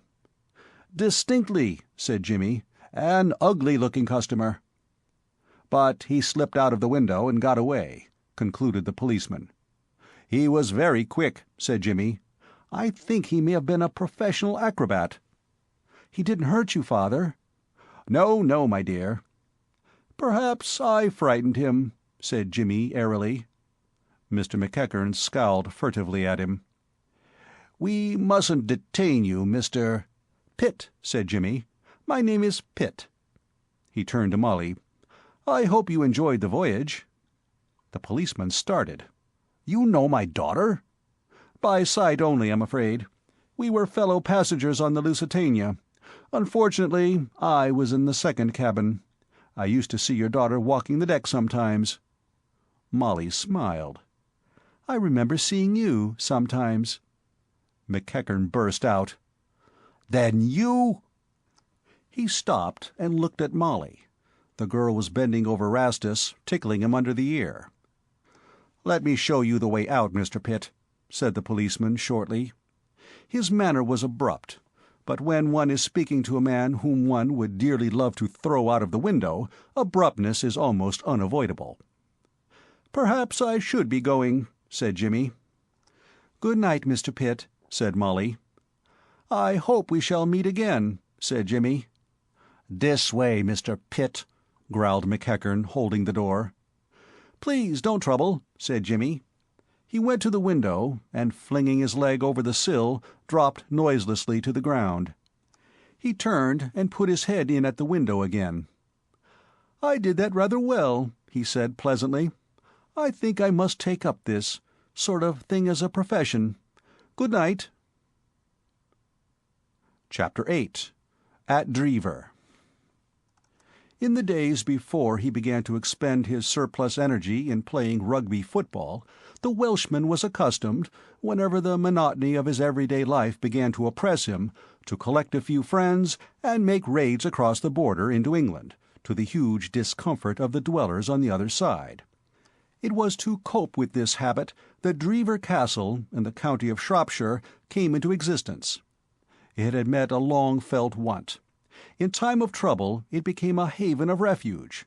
From all sides people poured into it, emerging cautiously when the marauders had disappeared. In the whole history of the castle there is but one instance recorded of a bandit attempting to take the place by storm, and the attack was an emphatic failure. On receipt of a ladleful of molten lead, aimed to a nicety by one John, the chaplain, evidently one of those sporting parsons, this warrior retired, done to a turn, to his mountain fastnesses, and was never heard of again. He would seem, however, to have passed the word around among his friends, for subsequent raiding parties studiously avoided the castle, and a peasant who had succeeded in crossing its threshold was for the future considered to be home and out of the game. Such was the Dreever of old. In later days, the Welshman having calmed down considerably, it had lost its militant character. The old walls still stood, grey, menacing, and unchanged, but they were the only link with the past. The castle was now a very comfortable country house, nominally ruled over by Hildebrand Spencer Point de Burgh John Hanaside Combe Crumbie, 12th Earl of Dreever, Spenny to his relatives and intimates, a light-haired young gentleman of 24, but in reality the possession of his uncle and aunt, Sir Thomas and Lady Julia Blunt. Lord Dreever's position was one of some embarrassment. At no point in their history had the Dreevers been what might call a parsimonious family. If a chance presented itself of losing money in a particularly wild and futile manner, the Dreever of the period had invariably sprung at it with the vim of an energetic bloodhound. The South Sea bubble absorbed £200,000 of good Dreever money, and the remainder of the family fortune was squandered to the ultimate penny by the sportive gentlemen who held the title in the days of the Regency, when Wattiers and the Cocoa Tree were in their prime, and fortunes had a habit of disappearing in a single evening. When Spenny became Earl of Dreever, there was about $1.30 in the family coffers. This is the point at which Sir Thomas Blunt breaks into Dreever history. Sir Thomas was a small, pink, fussy, obstinate man with a genius for trade and the ambition of an Alexander the Great, probably one of the finest and most complete specimens of the came-over-Waterloo Bridge with half a crown in my pocket and now look at me class of millionaires in existence. He had started almost literally with nothing. By carefully excluding from his mind every thought except that of making money, he had risen in the world with a gruesome persistence which nothing could check. At the age of 51 he was chairman of Blunt Stores, Limited, a member of Parliament, silent as a wax figure, but a great comfort to the party by virtue of liberal contributions to its funds, and a knight. This was good, but he aimed still higher, and meeting Spenny's aunt, Lady Julia Combe Crumbie, just at the moment when, financially, the Dreevers were at their lowest ebb, he had effected a very satisfactory deal by marrying her, thereby becoming, as one might say, chairman of Dreever Limited. Until Spenny should marry money, an act on which his chairman vehemently insisted, Sir Thomas held the purse, and except in minor matters ordered by his wife, of whom he stood in uneasy awe, had things entirely his own way. One afternoon, a little over a year after the events recorded in the preceding chapter, Sir Thomas was in his private room, looking out of the window, from which the view was very beautiful. The castle stood on a hill, the lower portion of which, between the house and the lake, had been cut into broad terraces. The lake itself and its island with the little boathouse in the center gave a glimpse of fairyland. But it was not altogether the beauty of the view that had drawn Sir Thomas to the window.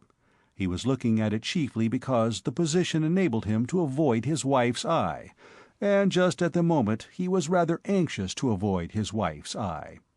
A somewhat stormy board meeting was in progress, and Lady Julia, who constituted the board of directors, had been heckling the chairman. The point under discussion was one of etiquette, and in matters of etiquette Sir Thomas felt himself at a disadvantage. "I tell you, my dear," he said to the window, "I am not easy in my mind." "Nonsense," snapped Lady Julia. "Absurd, ridiculous." Lady Julia Blunt, when conversing, resembled a Maxim gun more than anything else. "But your diamonds, my dear." "We can take care of them." "But why should we have the trouble? Now, if we—" "It's no trouble." "When we married, there was a detective—" "Don't be childish, Thomas. Detectives at weddings are quite customary." "But—" "Bah!" "I paid £20,000 for that rope of diamonds," said Sir Thomas obstinately. Switch things upon a cash basis, and he was more at ease. "May I ask if you suspect any of our guests of being criminals?" inquired Lady Julia, with a glance of chill disdain. Sir Thomas looked out of the window. At the moment, the sternest censor could have found nothing to cavil at in the movements of such of the house party as were in sight. Some were playing tennis, some clock golf, and others were smoking. "Why, no," he admitted. Of course. Absurd. Quite absurd." "But the servants.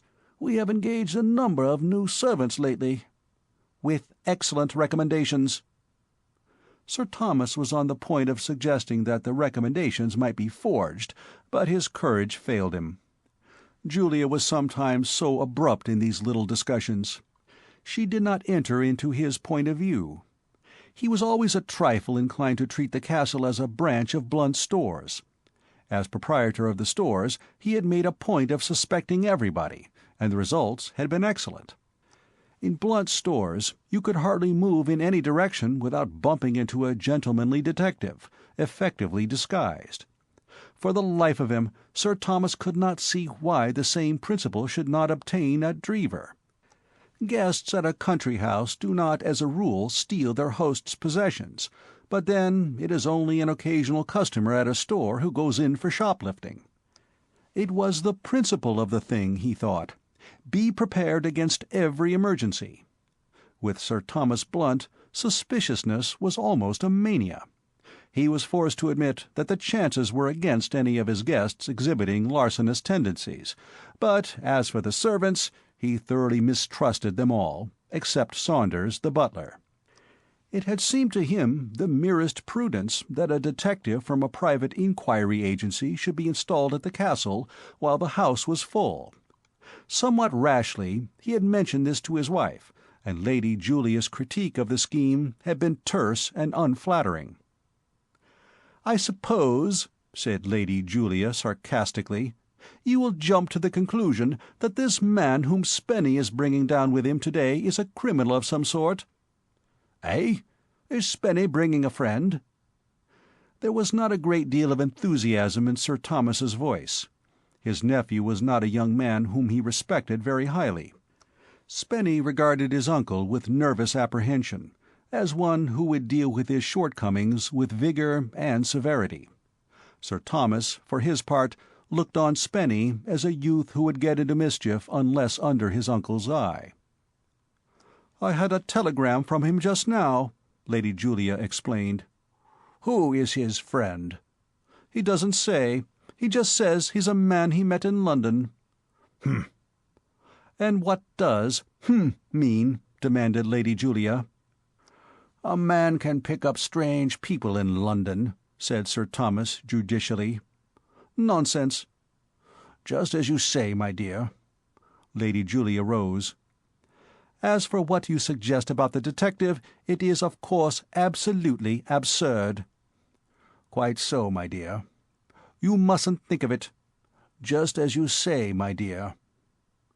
Lady Julia left the room. What followed may afford some slight clue to the secret of Sir Thomas Blunt's rise in the world. It certainly suggests singleness of purpose, which is one of the essentials of success. No sooner had the door closed behind Lady Julia than he went to his writing-table, took pen and paper, and wrote the following letter. "To the Manager, Rags Detective Agency, Holborn Bars, London, E.C. Sir, with reference to my last of the 28th ult., I should be glad if you would send down immediately one of your best men. Am making arrangements to receive him. Kindly instruct him to present himself at Dreever Castle as applicant for position of valet to myself. I will see and engage him on his arrival, and further instruct him in his duties. Yours faithfully, Thomas Blunt. P.S. I shall expect him tomorrow evening. There is a good train leaving Paddington at 2:15. Sir Thomas read this over, put in a comma, then placed it in an envelope and lighted a cigar with the air of one who can be checked, yes, but vanquished, never.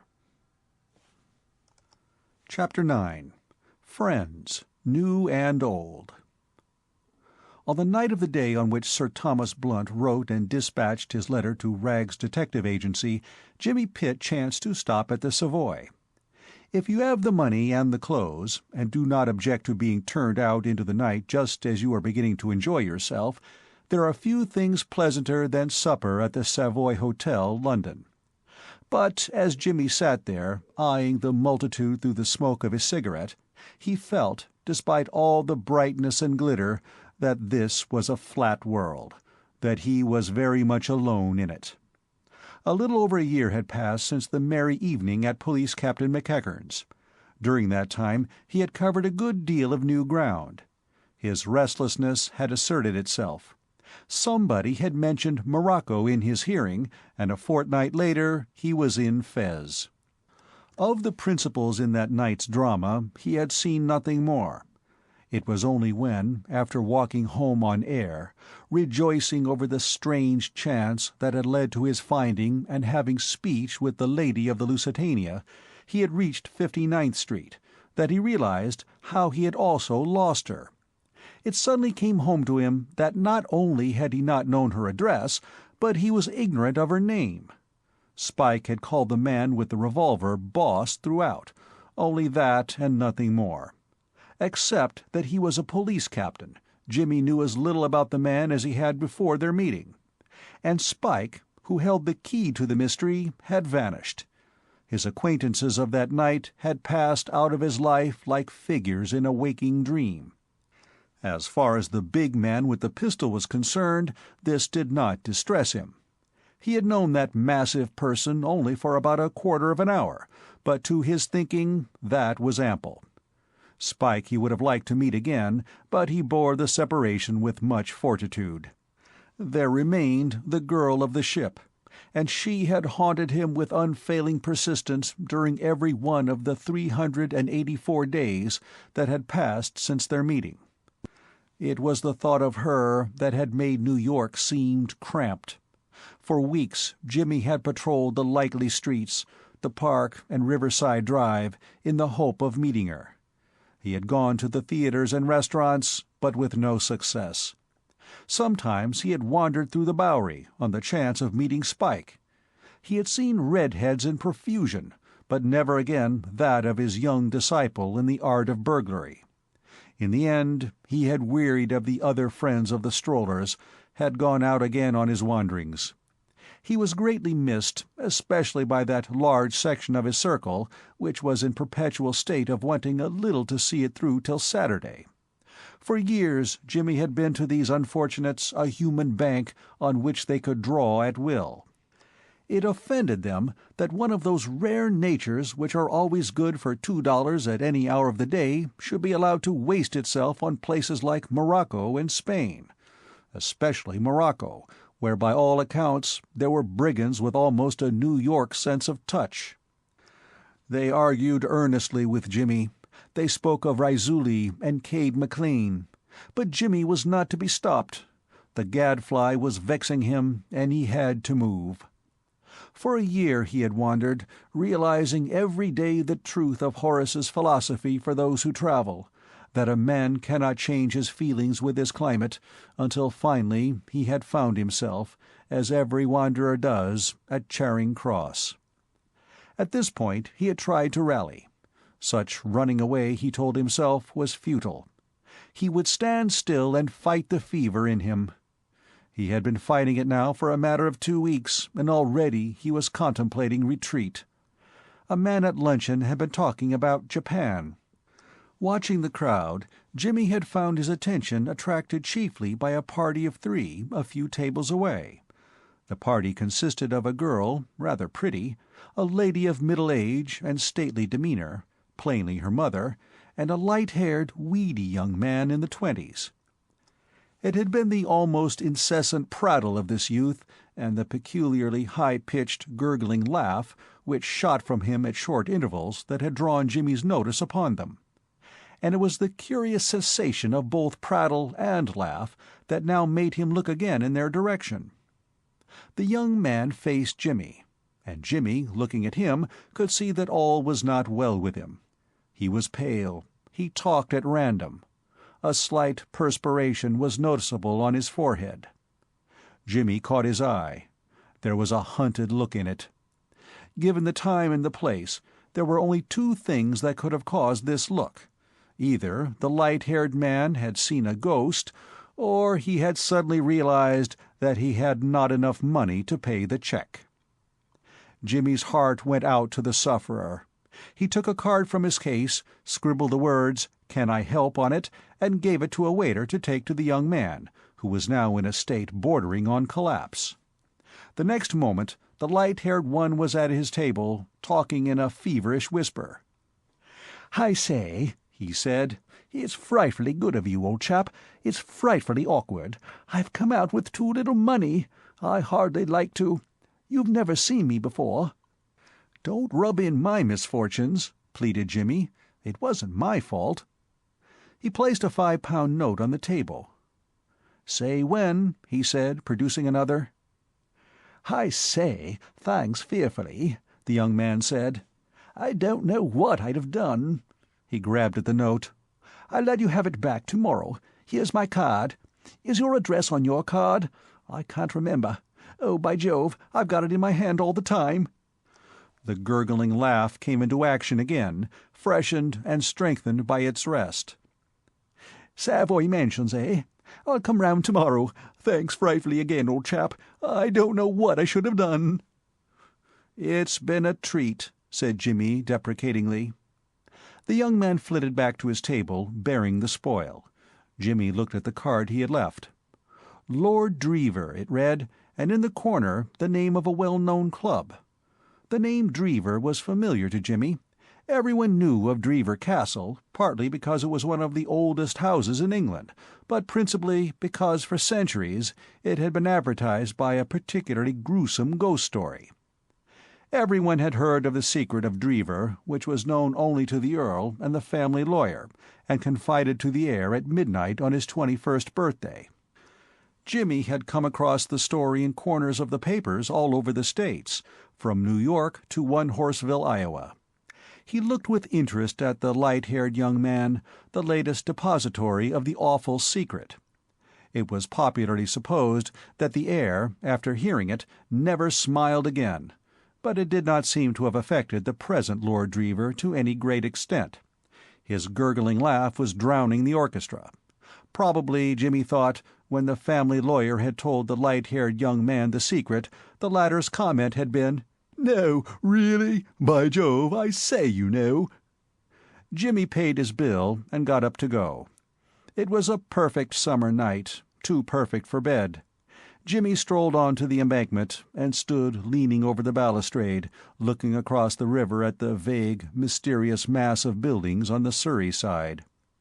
He must have been standing there for some time, his thoughts far away, when a voice spoke at his elbow. "I say, excuse me, have you— Hello!" It was the light-haired lordship of Dreever. "I say, by Jove, why, we're always meeting." A tramp on a bench close by stirred uneasily in his sleep as the gurgling laugh rippled the air. "Have you been looking at the water?" inquired Lord Dreever. "I have. I often do. Don't you think it sort of makes a chap feel— no, you know, sort of— I don't know how to put it." "Mushy?" said Jimmy. "I was going to say poetical. Suppose there's a girl—" He paused and looked down at the water. Jimmy was sympathetic with this mood of contemplation, for in his case, too, there was a girl. "I saw my party off in a taxi," continued Lord Dreever, "and came down here for a smoke, only I hadn't a match. Have you—" Jimmy handed over his matchbox. Lord Dreever lighted a cigar and fixed his gaze once more on the river. "Ripping it looks," he said. Jimmy nodded. "Funny thing," said Lord Dreever.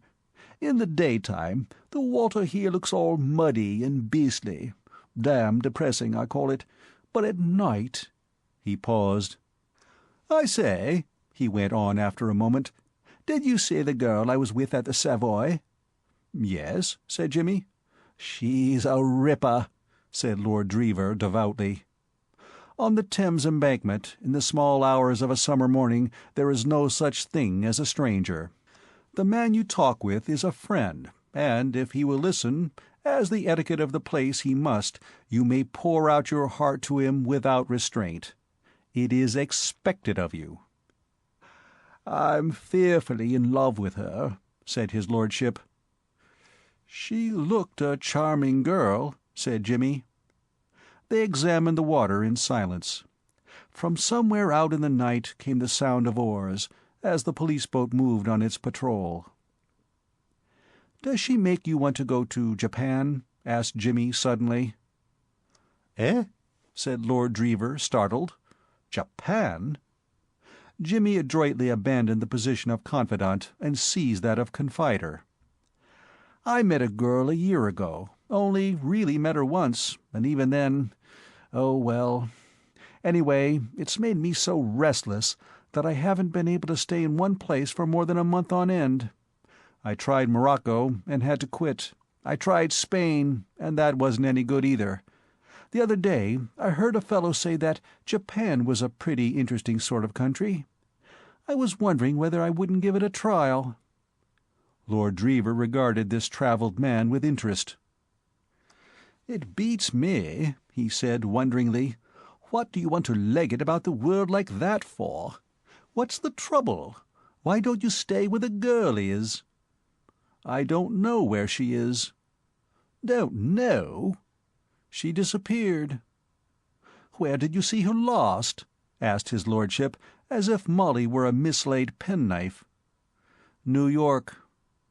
"But how do you mean, disappeared? Don't you know her address?" "I don't even know her name." "But dash it all, I say, I mean, have you ever spoken to her?" "Only once. It was rather a complicated story. At any rate, she's gone." Lord Dreever said that it was a rum business. Jimmy conceded the point. "It seems to me," said his lordship, "we're both in the cart." "What's your trouble?" Lord Dreever hesitated. "Oh, well, it's only that I want to marry one girl, and my uncle's dead set on my marrying another." "Are you afraid of hurting your uncle's feelings?" "It's not so much as hurting his feelings. Oh, well, it's too long to tell now. I think I'll be getting home. I'm staying at our place in Eaton Square." "How are you going? If you'll walk, I'll come some of the way with you." "Right you are. Let's be pushing along, shall we?" They turned up into the Strand and through Trafalgar Square into Piccadilly. Piccadilly has a restful aspect in the small hours. Some men were cleaning the road with water from a long hose. The swishing of the torrent on the parched wood was musical.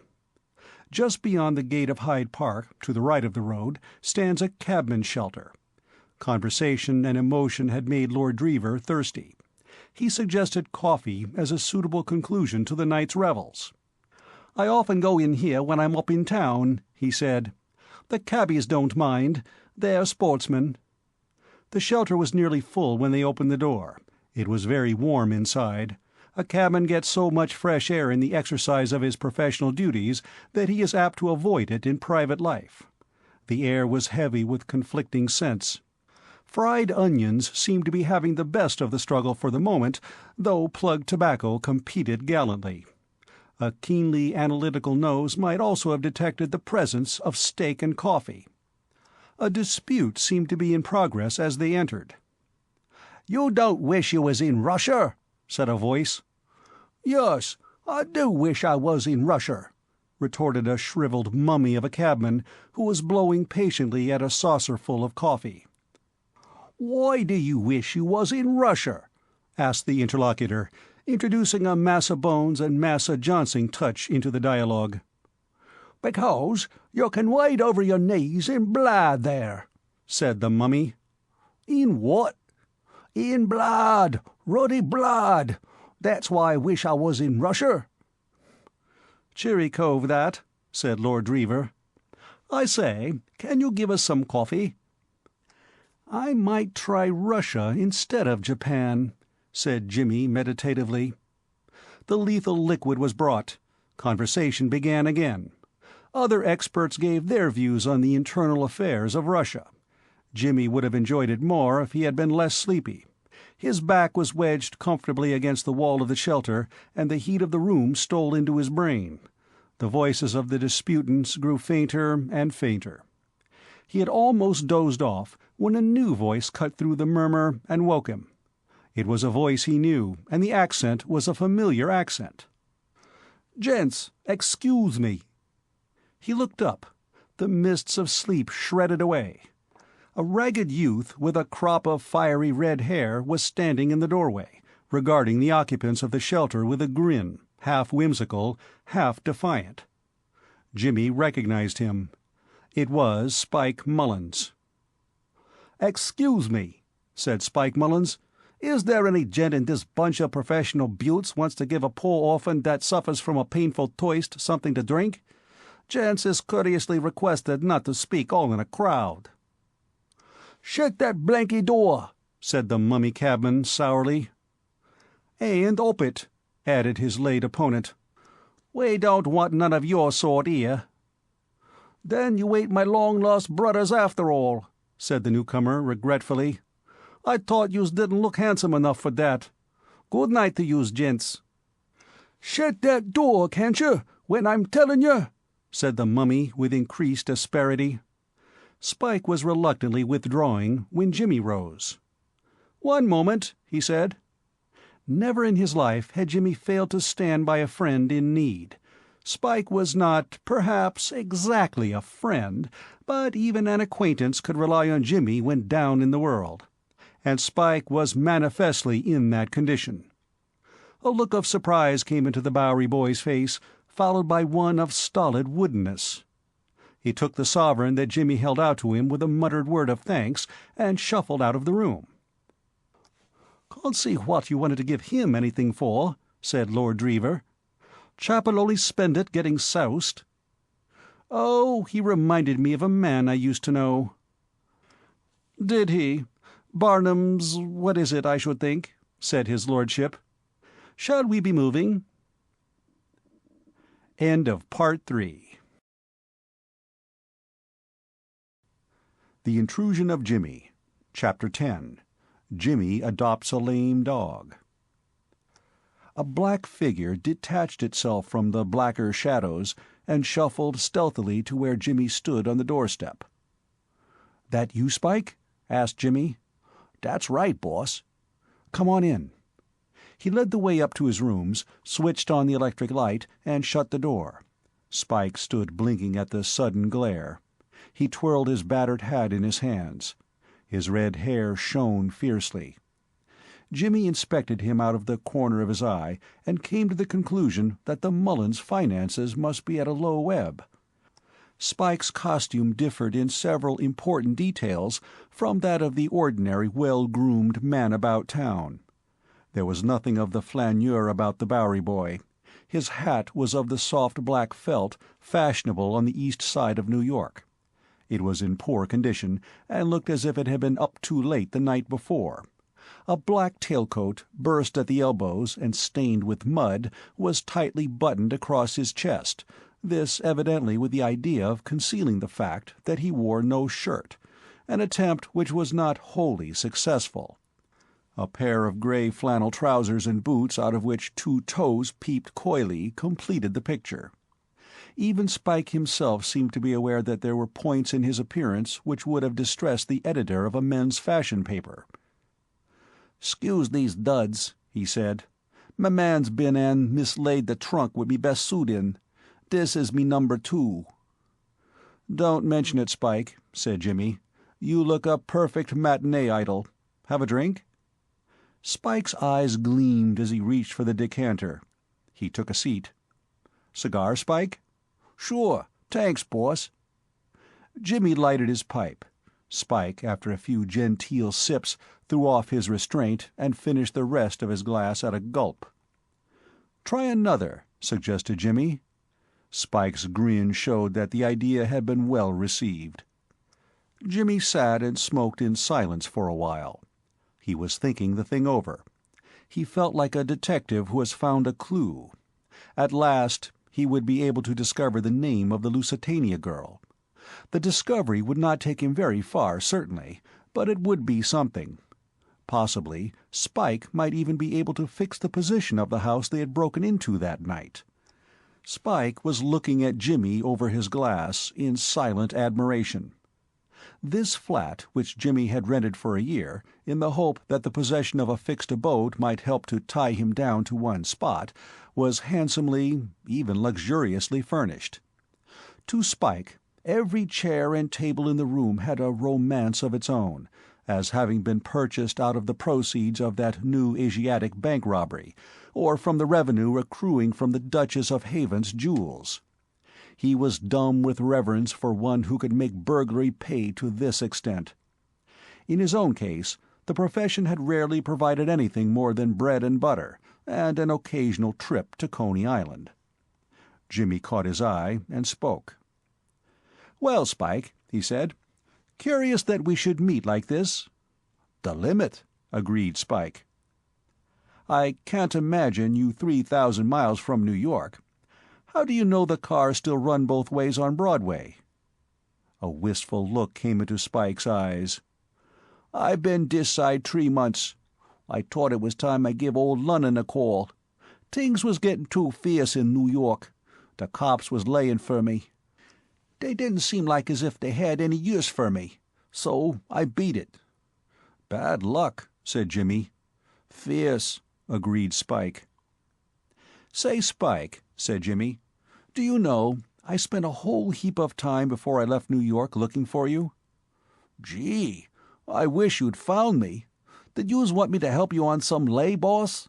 Is it a bank or jewels?" "Well, no, not that.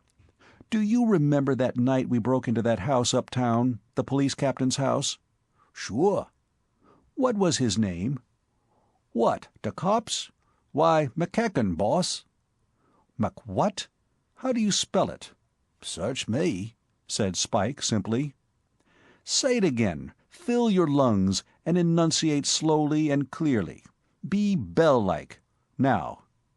"McEachern." "Ah. And where was the house? Can you remember that?" Spike's forehead wrinkled. "It's gone," he said at last. "It was somewheres up some street up to town." "That's a lot of help," said Jimmy. "Try again." "It'll come back sometime, boss, sure." "Then I'm going to keep an eye on you till it does. Just for the moment, you're the most important man in the world to me. Where are you living?" "Me? Why, in the park. That's right. One of them swell detached benches with a southern exposure." "Well, unless you prefer it, you needn't sleep in the park any more. You can pitch your moving tent with me." "What? Here, boss?" "Unless we move." "Me for this," said Spike, rolling luxuriously in his chair. "You'll want some clothes," said Jimmy. "We'll get those tomorrow. You're the sort of figure they can fit off the peg. You're not too tall, which is a good thing." "Bad thing for me, boss. If I'd been taller, I'd have stood for being a cop, and been buying a brownstone house on Fifth Avenue by this. It's the cops makes the big money in little old Manhattan, that's who it is." "The man who knows," said Jimmy. "Tell me more, Spike. I suppose a good many of the New York force do get rich by graft?" "Sure. Look at old man McEachern." "I wish I could. Tell me about him, Spike. You seem to know him pretty well." "Me? Sure. There wasn't a worse old grafter than him in the bunch. He was out for the dough all the time. But say, did youse ever see his girl?" "What's that?" said Jimmy sharply. "I seen her once." Spike became almost lyrical in his enthusiasm. "Gee, she was a boyd, a peach for fair. I'd have left me happy home for her. Molly was her moniker. She's—" Jimmy was glaring at him. "Cut it out," he cried. "What's that, boss?" said Spike. "Cut it out," said Jimmy savagely. Spike looked at him amazed. "Sure," he said, puzzled, but realizing that his words had not pleased the great man. Jimmy chewed the stem of his pipe irritably, while Spike, full of excellent intentions, sat on the edge of his chair, drawing sorrowfully at his cigar, and wondering what he had done to give offense. "Boss?" said Spike. "Well?" "Boss, what's doing here? Put me next to the game. Is it the old lay? Banks and jewels from duchesses? You'll be able to let me sit in at the game, won't you?" Jimmy laughed. "I'd quite forgotten I hadn't told you about myself, Spike. I've retired." The horrid truth sank slowly into the other's mind. "Say, what's that, boss? You're cutting it out?" "That's it, absolutely." "Ain't you swiping no more jewels?" "Not me." "Nor using the what's-its-name blowpipe?" "I have sold my oxyacetylene blowpipe, given away my anesthetics, and am going to turn over a new leaf and settle down as a respectable citizen." Spike gasped. His world had fallen about his ears. His excursion with Jimmy, the master cracksman, in New York, had been the highest and proudest memory of his life, and now that they had met again in London, he had looked forward to a long and prosperous partnership in crime. He was content that his own share in the partnership should be humble.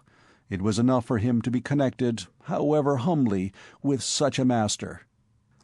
He had looked upon the richness of London, and he had said, with Blucher, "What a city to loot!" And here was his idol, shattering the visions with a word. "Have another drink, Spike," said the lost leader sympathetically. "It's a shock to you, I guess." "I thought, boss—" I know. These are life's tragedies. I'm very sorry for you, but it can't be helped. I've made my pile, so why continue?" Spike sat silent, with a long face. Jimmy slapped him on the shoulder. "Cheer up," he said. "How do you know that living honestly may not be splendid fun? Numbers of people do it, you know, and enjoy themselves tremendously. You must give it a trial, Spike." "Me, boss? What, me too?" "Sure. You're my link with— I don't want to have you remembering that address in the second month of a 10-year stretch at Dartmoor Prison. I'm going to look after you, Spike, my son, like a lynx. We'll go out together and see life. Brace up, Spike. Be cheerful. Grin."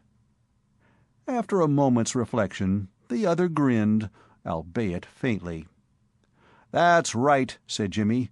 "We'll go into society, Spike, hand in hand. You'll be a terrific success in society. All you have to do is to look cheerful, brush your hair, and keep your hands off the spoons. For in the best circles they invariably count them after the departure of the last guest." "Sure," said Spike, as one who thoroughly understood this sensible precaution. "And now," said Jimmy, "we'll be turning in. Can you manage sleeping on the sofa one night?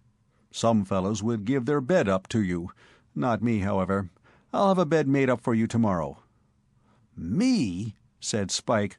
"Gee, I've been sleeping in the park all last week. This is to the good, boss." Chapter 11. At the Turn of the Road. Next morning, when Jimmy, having sent Spike off to the tailor's, with instructions to get a haircut en route, was dealing with a combination of breakfast and luncheon at his flat, Lord Dreever called. "Thought I should find you in," observed his lordship. "Well, laddie, how goes it? Having breakfast? Eggs and bacon?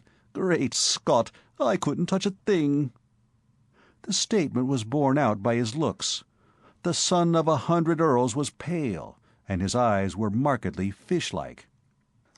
"A fellow I've got stopping with me, taking him down to Dreever with me today. Man I met at the club. Fellow named Hargate. Don't know if you know him? No? Well, he was still up when I got back last night, and we stayed up playing billiards. He's rotten at billiards, something frightful. I'd give him 20, till 5 this morning. I feel fearfully cheap. Wouldn't have got up at all, only I'm due to catch the 2:15 down to Dreever. It's the only good train." He dropped into a chair. "Sorry you don't feel up to breakfast," said Jimmy, helping himself to marmalade. "I am generally to be found among those lining up when the gong goes. I've breakfasted on a glass of water and a bag of birdseed in my time. That sort of thing makes you ready to take whatever you can get. Seen the paper?" "Thanks." Jimmy finished his breakfast and lighted a pipe. Lord Dreever laid down the paper. "I say," he said, "what I came round about was this. What have you got on just now?" Jimmy had imagined that his friend had dropped in to return the £5 note he had borrowed, but his lordship maintained a complete reserve on the subject. Jimmy was to discover later that this weakness of memory, where financial obligations were concerned, was a leading trait in Lord Dreever's character. "Today, you mean?" said Jimmy. "Well, in the near future. What I mean is, why not put off that Japan trip you spoke about and come down to Dreever with me?" Jimmy reflected. After all, Japan or Dreever, it made very little difference, and it would be interesting to see a place about which he had read so much. "That's very good of you," he said. "You're sure it will be all right? It won't be upsetting your arrangements?" "Not a bit. The more the merrier. Can you catch the 2:15? It's fearfully short notice." "Heavens, yes. I can pack in 10 minutes. Thanks very much." "Good business. There'll be shooting and all that sort of rot. Oh, and by the way, are you any good at acting? I mean, there are going to be private theatricals of sorts. A man called Charteris insisted on getting them up. Always getting up theatricals. Rot, I call it. But you can't stop him. Do you do anything in that line?" "Put me down for what you like, from Emperor of Morocco to Confused Noise Without. I was on the stage once. I'm particularly good at shifting scenery." "Good for you. Well, so long. 2:15 from Paddington, remember. I'll meet you there. I've got to go and see a fellow now." "I'll look out for you."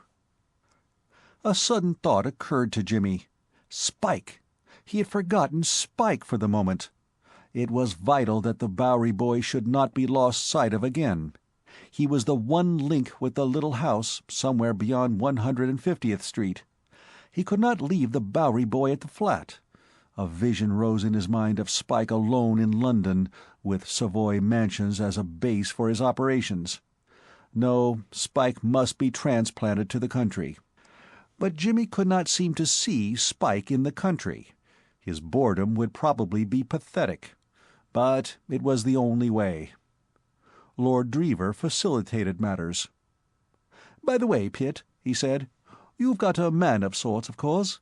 One of those frightful fellows who forgot to pack your collars? Bring him along, of course." "Thanks," said Jimmy. "I will." The matter had scarcely been settled when the door opened and revealed the subject of discussion. Wearing a broad grin of mingled pride and bashfulness, and looking very stiff and awkward in one of the brightest tweed suits ever seen off the stage, Spike stood for a moment in the doorway to let his appearance sink into the spectator, then advanced into the room. "How do they strike you, boss?" he inquired genially, as Lord Dreever gaped in astonishment at this bright being. "Pretty near blind, Spike," said Jimmy. "What made you get those? We use electric light here." Spike was full of news. "Say, boss, that clothing store's a willy wonder, sure. The old mug what showed me round give me the frozen face when I came in first. 'What's doing?' he says. 'To the woods with you. Get the hook.' But I hauls out the plunks you give me and tells him how I'm here to get a dude suit, and gee, if he don't haul out suits by the mile. Give me a toast it did, watching him. 'It's up to yous,' says the mug. 'Choose something. You pays the money, and we does the rest.' So I says, 'This is the one,' and I put down the plunks, and here I am, boss." "I noticed that, Spike," said Jimmy. "I could see you in the dark." "Don't you like the duds, boss?" inquired Spike anxiously. "They're great," said Jimmy. "You'd make Solomon in all his glory look like a tramp cyclist." "That's right," agreed Spike. "Dey's the limit." And, apparently oblivious to the presence of Lord Dreever, who had been watching him in blank silence since his entrance, the Bowery boy proceeded to execute a mysterious shuffling dance on the carpet. This was too much for the overwrought brain of his lordship. "Good-bye, Pitt," he said. "I'm off. Got to see a man." Jimmy saw his guest to the door. Outside, Lord Dreever placed the palm of his right hand on his forehead. "I say, Pitt," he said. "Hello?" "Who the devil's that?" "Who? Spike? Oh, that's my man." "Your man? Is he always like that? I mean, going on like a frightful music-hall comedian? dancing, you know. And I say, what on earth language was he talking? I couldn't understand 1 word in 10. Oh, that's American, the Bowery variety. Oh, well, I suppose it's all right if you can understand it. I can't. By Gad, he broke off with a chuckle, I'd give something to see him talking to old Saunders, our butler at home. He's got the manners of a duke. Spike should revise those, said Jimmy. What did you call him? Spike. Rummy name, isn't it? Oh, I don't know. Short for Algernon. He seemed pretty chummy. That's his independent bringing up. We're all like that in America. Well, so long, so long. On the bottom step, Lord Dreever halted. I say, I've got it. Good for you. Got what? Why, I knew I'd seen that chap's face somewhere before, only I couldn't place him. I've got him now. He's the Johnny who came into the shelter last night. Chap you gave a quid to. Spike's was one of those faces that, without being essentially beautiful, stamped themselves on the memory. "You're quite right," said Jimmy. "I was wondering if you would recognize him. The fact is, he's a man I once employed over in New York, and when I came across him over here, he was so evidently wanting a bit of help that I took him on again. As a matter of fact, I needed somebody to look after my things, and Spike can do it as well as anybody else." "I see. Not bad my spotting him, was it? Well, I must be off. Good-bye. 2:15 at Paddington. Meet you there. Take a ticket for Dreever if you're there before me." 8. Good-bye. Jimmy returned to the dining-room. Spike, who was examining as much as he could of himself in the glass, turned round with his wonted grin. "Say, who's the gazebo, boss? Ain't he the mug yous was with last night?" "That's the man. We're going down with him to the country today, Spike, so be ready." "On your way, boss? What's that?" "He has invited us to his country house, and we're going." "What? Both of us?" "Yes. I told him you were my servant. I hope you aren't offended." "Nit. What's there to be raw about, boss?" "That's all right. Well, we'd better be packing. We have to be at the station at 2. "Sure."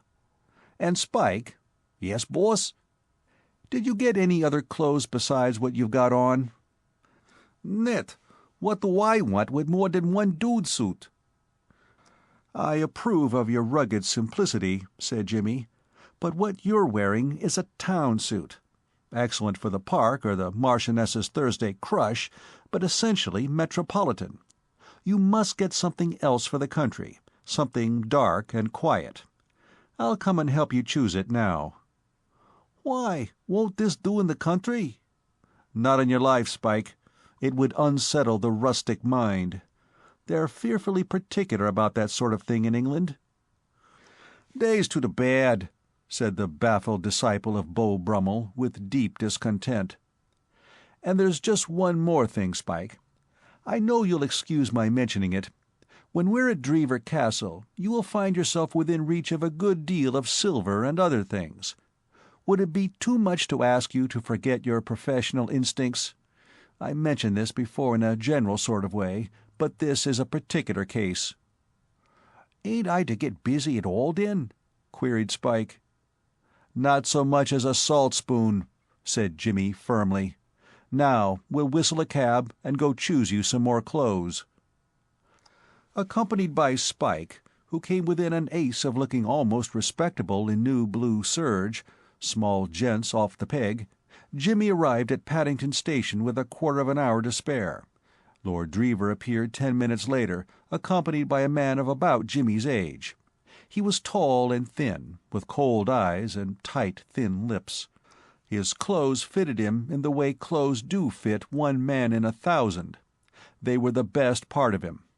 His general appearance gave one the idea that his meals did him little good, and his meditations rather less. He had practically no conversation. This was Lord Dreever's friend, Hargate. Lord Dreever made the introductions, but even as they shook hands, Jimmy had an impression that he had seen the man before. Yet where, or in what circumstances, he could not remember. Hargate appeared to have no recollection of him, so he did not mention the matter. A man who has led a wandering life often sees faces that come back to him later on, absolutely detached from their context. He might merely have passed Lord Dreever's friend on the street, but Jimmy had an idea that the other had figured in some episode which, at the moment, had had an importance. What that episode was had escaped him. He dismissed the thing from his mind. It was not worth harrying his memory about. Judicious tipping secured the three a compartment to themselves. Hargate, having read the evening paper, went to sleep in the far corner. Jimmy and Lord Dreever, who sat opposite each other, fell into a desultory conversation. After a while, Lord Dreever's remarks took a somewhat intimate turn. Jimmy was one of those men whose manner invites confidences. His lordship began to unburden his soul of certain facts relating to the family. "Have you ever met my Uncle Thomas?" he inquired. "You know Blunt's stores? Well, he's Blunt. It's a company now, but he still runs it. He married my aunt. You'll meet him at Dreever." Jimmy said he would be delighted. "I bet you won't," said the last of the Dreevers with candour. "He's a frightful man, the limit, always fussing round like a hen. Gives me a fearful time, I can tell you. Look here, I don't mind telling you, we're pals. He's dead set on my marrying a rich girl." "Well, that sounds all right. There are worse hobbies. Any particular rich girl?" "There's always one. He sicks me on to one after another. Quite nice girls, you know, some of them. Only I want to marry somebody else. That girl you saw me with at the Savoy." "Why don't you tell your uncle?" "He'd have a fit. She hasn't a penny, nor have I, except what I get from him. Of course, this is strictly between ourselves." "Of course." "I know everybody thinks there's money attached to the title, but there isn't, not a penny. When my Aunt Julia married Sir Thomas, the whole frightful show was pretty well in pawn. So you see how it is." "Ever think of work?" asked Jimmy. "Work," said Lord Dreever reflectively. "Well, you know, I shouldn't mind work, only I'm dashed if I can see what I could do. I shouldn't know how. Nowadays you want a fearful specialized education and so on. Tell you what, though, I shouldn't mind the diplomatic service. One of these days I shall have a dash at asking my uncle to put up the money. I believe I shouldn't be half bad at that. I'm rather a quick sort of chap at times, you know. Lots of fellows have said so." He cleared his throat modestly and proceeded. "It isn't only my Uncle Thomas," he said. "There's Aunt Julia, too. She's about as much the limit as he is. I remember, when I was a kid, she was always sitting on me." "She does still. Wait till you see her. Sort of woman who makes you feel that your hands are the colour of tomatoes and the size of legs of mutton, if you know what I mean. And talks as if she were biting at you. Frightful." Having unburdened himself of these criticisms, Lord Dreever yawned, leaned back, and was presently asleep. It was about an hour later that the train, which had been taking itself less seriously for some time, stopping at stations of quite minor importance and generally showing a tendency to dawdle, halted again. A board with the legend "Dreever" in large letters showed that they had reached their destination. The station-master informed Lord Dreever that her ladyship had come to meet the train in the motor-car, and was now waiting in the road outside. Lord Dreever's jaw fell. "Oh, Lord," he said, "she's probably motored in to get the afternoon letters. That means she's come in the runabout, and there's only room for 2 of us in that. I forgot to telegraph that you were coming, Pitt. I only wired about Hargate. Dash it, I shall have to walk." His fears proved correct. The car at the station door was small. It was obviously designed to seat 4 only. Lord Dreever introduced Hargate and Jimmy to the statuesque lady in the tonneau, and then there was an awkward silence. At this point Spike came up, chuckling amiably, with a magazine in his hand. "Gee," said Spike. "Say, boss, the mug what wrote this piece must have been living out in the woods. Say, there's a gazebo what wants to swipe the heroine's jewels what's locked in a drawer. So this mug, what do you think he does?" Spike laughed shortly, in professional scorn.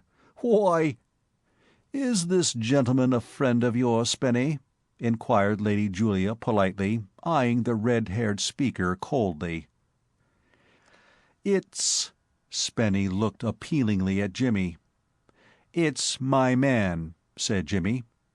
"Spike," he added in an undertone, "to the woods. Chase yourself. Fade away." "Sure," said the abashed Spike. "That's right. It ain't up to me to come buttin' in. Sorry, boss. Sorry, gents. Sorry, Lloydie. Me for the tall grass." "There's a luggage cart of sorts," said Lord Dreever, pointing. "Sure," said Spike affably. He trotted away. "Jump in, Pitt," said Lord Dreever. "I'm going to walk." "No, I'll walk," said Jimmy. "I'd rather. I want a bit of exercise. Which way do I go?" "Frightfully good of you, old chap," said Lord Dreever. "Sure you don't mind?" "I do bar walking." "Right-o, you keep straight on." He sat down in the tonneau by his aunt's side. The last Jimmy saw was a hasty vision of him engaged in earnest conversation with Lady Julia. He did not seem to be enjoying himself. Nobody is at his best in conversation with a lady whom he knows to be possessed of a firm belief in the weakness of his intellect. A prolonged conversation with Lady Julia always made Lord Dreever feel as if he were being tied into knots.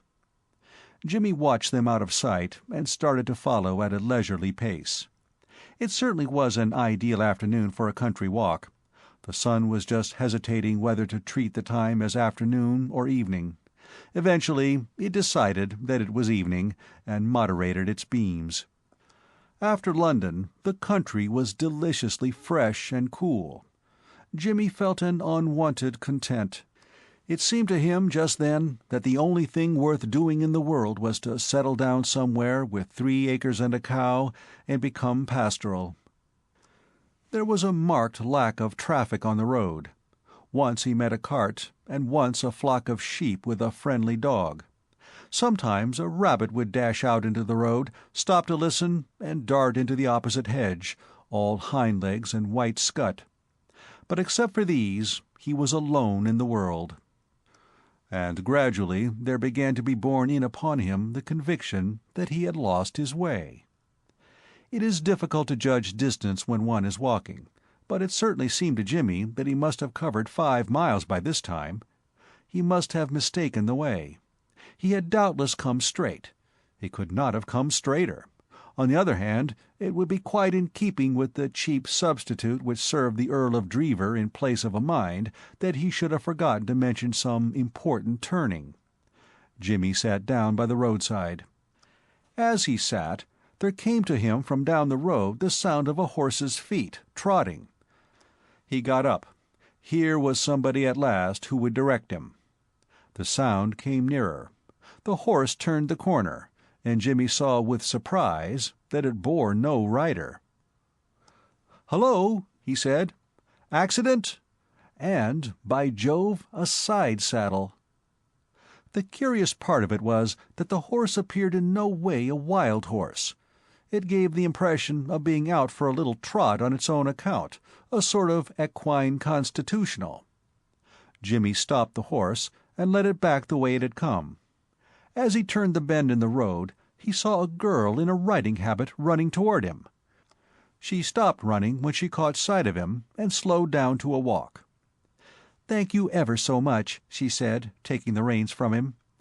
"Dandy, you naughty old thing. I got off to pick up my crop, and he ran away." Jimmy looked at her flushed, smiling face and stood staring. It was Molly McEachern. Chapter 12. Making a Start. Self-possession was one of Jimmy's leading characteristics, but for the moment he found himself speechless.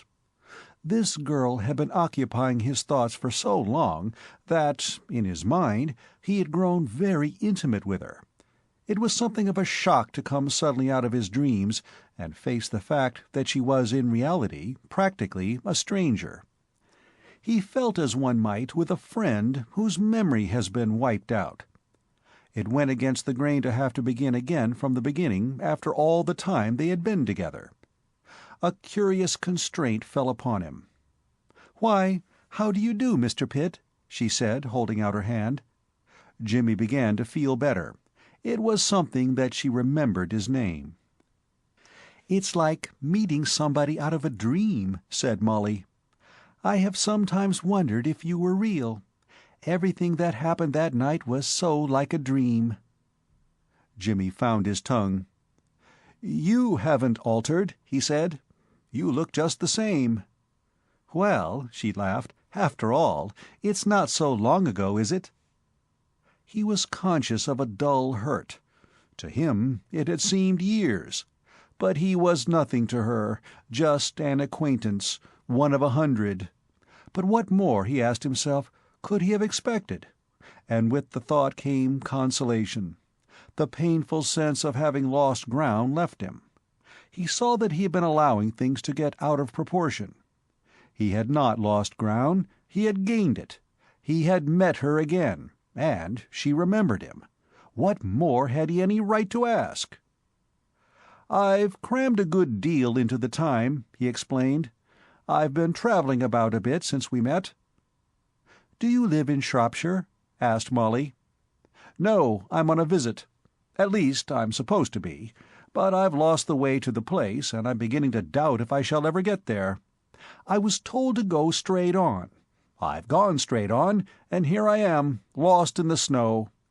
Do you happen to know whereabouts Dreever Castle is?" She laughed. "Why," she said, "I'm staying at Dreever Castle myself." "What?" "So the first person you meet turns out to be an experienced guide. You're lucky, Mr. Pitt." "You're right," said Jimmy slowly. "I am." "Did you come down with Lord Dreever? He passed me in the car just as I was starting out. He was with another man and Lady Julia Blunt. Surely he didn't make you walk?" "I offered to walk. Somebody had to. Apparently he had forgotten to let them know he was bringing me." "And then he misdirected you? He's very casual, I'm afraid." "Inclined that way, perhaps." "Have you known Lord Dreever long?" "Since 12:15 last night." "Last night?" "We met at the Savoy, and later on the Embankment. We looked at the river together and told each other painful stories of our lives, and this morning he called and invited me down here." Molly looked at him with frank amusement. "You must be a very restless sort of person," she said. "You seem to do a great deal of moving about." "I do," said Jimmy. "I can't keep still. I've got the go fever, like that man in Kipling's book." "But he was in love." "Yes," said Jimmy, "he was. That's the bacillus, you know." She shot a quick glance at him. He became suddenly interesting to her. She was at the age of dreams and speculations. From being merely an ordinary young man with rather more ease of manner than the majority of the young men she had met, he developed in an instant into something worthy of closer attention. He took on a certain mystery and romance. She wondered what sort of girl it was that he loved. Examining him in the light of this new discovery, she found him attractive. Something seemed to have happened to put her in sympathy with him. She noticed for the first time a latent forcefulness behind the pleasantness of his manner. His self-possession was the self-possession of the man who has been tried and has found himself. At the bottom of her consciousness, too, there was a faint stirring of some emotion, which she could not analyze, but unlike pain. It was vaguely reminiscent of the agony of loneliness which she had experienced as a small child on the rare occasions when her father had been busy and distrait, and had shown her by his manner that she was outside his thoughts. This was but a pale suggestion of that misery. Nevertheless, there was a resemblance. It was a rather desolate, shut-out sensation, half resentful. It was gone in a moment, but it had been there. It had passed over her heart as the shadow of a cloud moves across a meadow in the summer-time. For some moments she stood without speaking. Jimmy did not break the silence. He was looking at her with an appeal in his eyes. Why could she not understand? She must understand. But the eyes that met his were those of a child. As they stood there, the horse, which had been cropping in a perfunctory manner at the short grass by the roadside, raised its head and neighed impatiently. There was something so human about the performance that Jimmy and the girl laughed simultaneously. The utter materialism of the neigh broke the spell. It was a noisy demand for food. "Poor Dandy," said Molly. "He knows he's near home, and he knows it's his dinner time." "Are we near the castle, then?" "It's a long way round by the road, but we can cut across the fields. Aren't these English fields and hedges just perfect? I love them. Of course, I loved America, but—" "Have you left New York long?" asked Jimmy. "We came over here about a month after you were at our house." "You didn't spend much time there, then?" "Father had just made a good deal of money in Wall Street. He must have been making it when I was on the Lusitania. He wanted to leave New York, so we didn't wait. We were in London all the winter. Then we went over to Paris. It was there we met Sir Thomas Blunt and Lady Julia. Have you met them? They are Lord Dreever's uncle and aunt." "I've met Lady Julia. Did you like her?" Jimmy hesitated. "Well, you see—" "I know. She's your hostess, but you haven't started your visit yet. So you've just got time to say what you really think of her before you have to pretend she's perfect." "Well, I detest her," said Molly crisply. "I think she's hard and hateful." "Well, I can't say she struck me as a sort of female Cheerable brother. Lord Dreever introduced me to her at the station. She seemed to bear it pluckily, but with some difficulty." "She's hateful," repeated Molly. "So is he, Sir Thomas, I mean. He's one of those fussy, bullying little men. They both bully poor Lord Dreever till I wonder he doesn't rebel. They treat him like a schoolboy. It makes me wild. It's such a shame. He's so nice and good-natured. I am so sorry for him." Jimmy listened to this outburst with mixed feelings. It was sweet of her to be so sympathetic, but was it merely sympathy? There had been a ring in her voice and a flush on her cheek that had suggested to Jimmy's sensitive mind a personal interest in the downtrodden peer. Reason told him that it was foolish to be jealous of Lord Dreever, a good fellow, of course, but not to be taken seriously. The primitive man in him, on the other hand, made him hate all Molly's male friends with an unreasoning hatred. Not that he hated Lord Dreever. He liked him, but he doubted if he could go on liking him for long if Molly were to continue in this sympathetic strain. His affection for the absent one was not put to the test. Molly's next remark had to do with Sir Thomas. "The worst of it is," she said, "Father and Sir Thomas are such friends. In Paris they were always together. Father did him a very good turn." "How was that?" "It was one afternoon just after we arrived. A man got into Lady Julia's room while we were all out except Father. Father saw him go into the room and suspected something was wrong, and went in after him. The man was trying to steal Lady Julia's jewels. He had opened the box where they were kept, and was actually holding her rope of diamonds in his hand when Father found him. It's the most magnificent thing I ever saw. Sir Thomas told Father he gave $100,000 for it. "But surely," said Jimmy, "hadn't the management of the hotel a safe for valuables?" "Of course they had, but you don't know Sir Thomas. He wasn't going to trust any hotel safe. He's the sort of man who insists on doing everything his own way, and who always imagines he can do things better himself than anyone else can do them for him. He had had this special box made, and would never keep the diamonds anywhere else. Naturally, the chief opened it in a minute. A clever thief would have no difficulty with a thing like that." "What happened?" "Oh, the man saw Father and dropped the jewels and ran off down the corridor. Father chased him a little way, but of course it was no good. So he went back and shouted and rang every bell he could see and gave the alarm. But the man was never found. Still, he left the diamonds. That was the great thing after all. You must look at them tonight at dinner. They really are wonderful.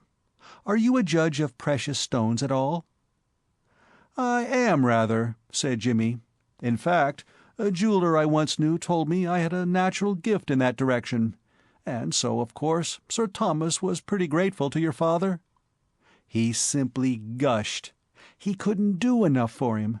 You see, if the diamonds had been stolen, I'm sure Lady Julia would have made Sir Thomas buy her another rope just as good. He's terrified of her, I'm certain.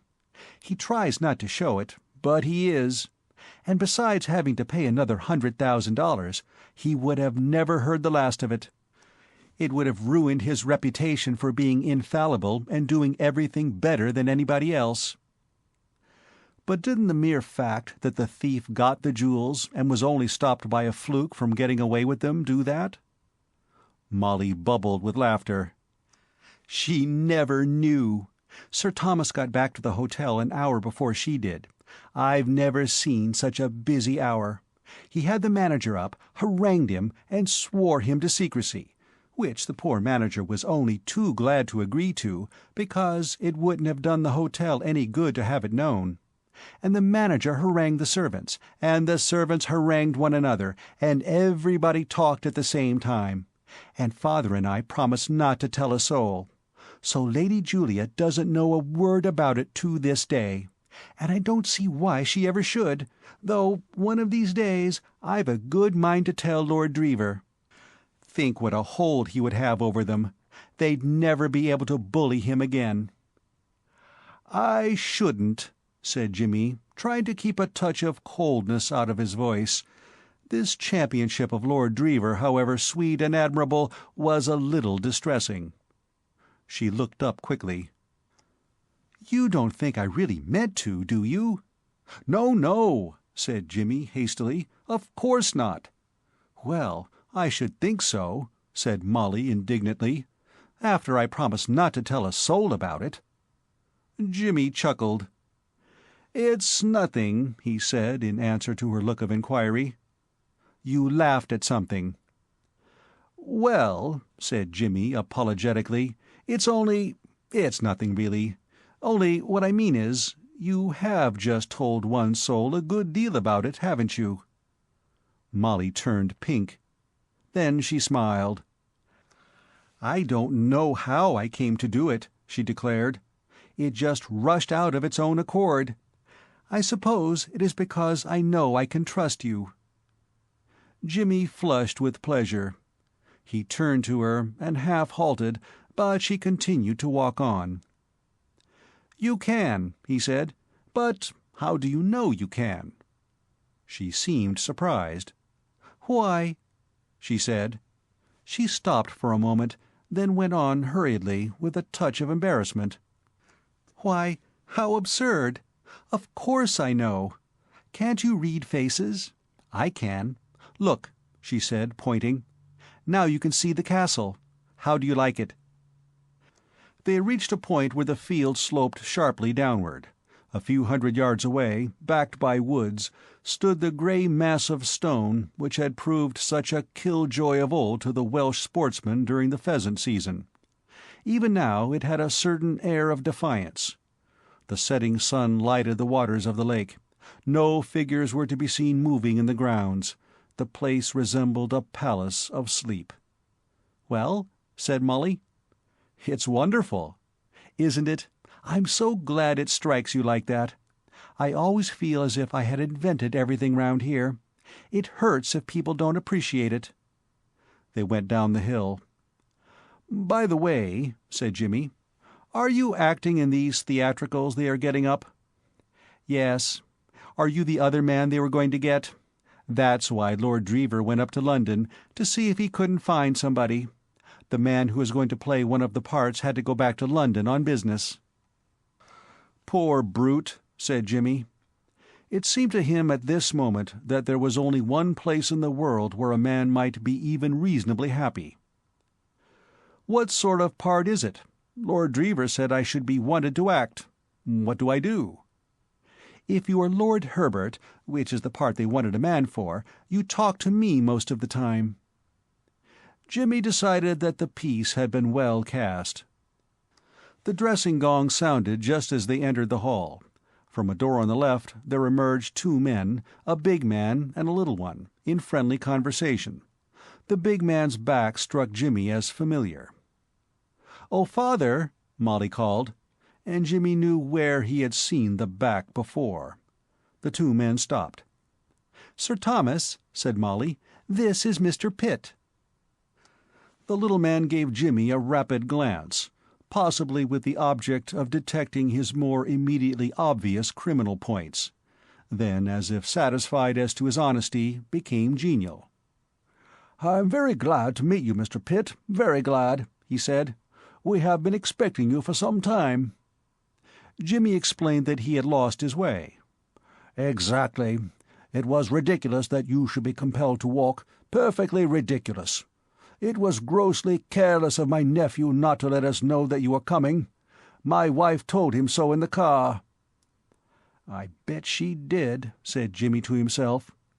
"Really," he said aloud, by way of lending a helping hand to a friend in trouble, "I preferred to walk. I have not been on a country road since I landed in England." He turned to the big man and held out his hand. "I don't suppose you remember me, Mr. McEachern. We met in New York." "You remember the night Mr. Pitt scared away our burglar, Father," said Molly. Mr. McEachern was momentarily silent. On his native asphalt there are few situations capable of throwing the New York policeman off his balance. In that favored clime, savoir-faire is represented by a shrewd blow of the fist, and a masterful stroke with the truncheon amounts to a satisfactory repartee. Thus shall you never take the policeman of Manhattan without his answer. In other surroundings, Mr. McEachern would have known how to deal with the young man whom, with such good reason, he believed to be an expert criminal. But another plan of action was needed here. First and foremost, of all the hints on etiquette that he had imbibed since he entered this more reposeful life, came the maxim, "Never make a scene." Scenes, he had gathered, were of all things what polite society most resolutely abhorred. The natural man in him must be bound in chains. The sturdy blow must give way to the honeyed word. A cold "Really?" was the most vigorous retort that the best circles would countenance. It had cost Mr. McEachern some pains to learn this lesson, but he had done it. He shook hands and gruffly acknowledged the acquaintanceship. "Really, really," chirped Sir Thomas amiably. "So, you find yourself among old friends, Mr. Pitt?" "Old friends," echoed Jimmy, painfully conscious of the ex-policeman's eyes, which were boring holes in him. "Excellent, excellent. Let me take you to your room. It is just opposite my own. This way." In his younger days, Sir Thomas had been a floor-walker of no mean caliber. A touch of the professional still lingered in his brisk movements. He preceded Jimmy upstairs with the unstrained suavity that could be learned in no other school. They parted from Mr. McEachern on the first landing, but Jimmy could still feel those eyes. The policeman's stare had been of the sort that turns corners, goes upstairs, and pierces walls. End of Part 4. The Intrusion of Jimmy, Chapter 13, Spike's Views. Nevertheless, It was in an exalted frame of mind that Jimmy dressed for dinner. It seemed to him that he had awakened from a sort of stupor. Life, so gray yesterday, now appeared full of color and possibilities. Most men who, either from choice or necessity, have knocked about the world for any length of time are more or less fatalists. Jimmy was an optimistic fatalist. He had always looked on fate, not as a blind dispenser at random of gifts, good and bad, but rather as a benevolent being with a pleasing bias in his own favor. He had almost a Napoleonic faith in his star. At various periods of his life, notably at the time when, as he had told Lord Dreever, he had breakfasted on bird-seed, he had been in uncommonly tight corners, but his luck had always extricated him. It struck him that it would be an unthinkable piece of bad sportsmanship on Fate's part to see him through so much, and then to abandon him just as he had arrived in sight of what was by far the biggest thing of his life. Of course, his view of what constituted the biggest thing in life had changed with the years. Every ridge of the Hill of Supreme Moments in turn had been mistaken by him for the summit. But this last, he felt instinctively, was genuine. For good or bad, Molly was woven into the texture of his life. In the stormy period of the early 20s, he had thought the same of other girls, who were now mere memories as dim as those of figures in a half-forgotten play. In their case, his convalescence had been temporarily painful, but brief. Force of will and an active life had worked the cure. He had merely braced himself and firmly rejected them from his mind. A week or two of aching emptiness, and his heart had been once more in readiness, all nicely swept and garnished for the next lodger. But in the case of Molly it was different. He had passed the age of instantaneous susceptibility. Like a landlord who has been cheated by previous tenants, he had become wary. He mistrusted his powers of recuperation in case of disaster. The will in these matters, just like the mundane bouncer, gets past its work. For some years now, Jimmy had had a feeling that the next arrival would come to stay, and he had adopted in consequence a gently defensive attitude toward the other sex. Molly had broken through this, and he saw that his estimate of his willpower had been just. Methods that had proved excellent in the past were useless now. There was no trace here of the dimly consoling feeling of earlier years that there were other girls in the world. He did not try to deceive himself. He knew that he had passed the age when a man can fall in love with any one of a number of types. This was the finish, one way or the other. There would be no second throw. She had him. However it might end, he belonged to her.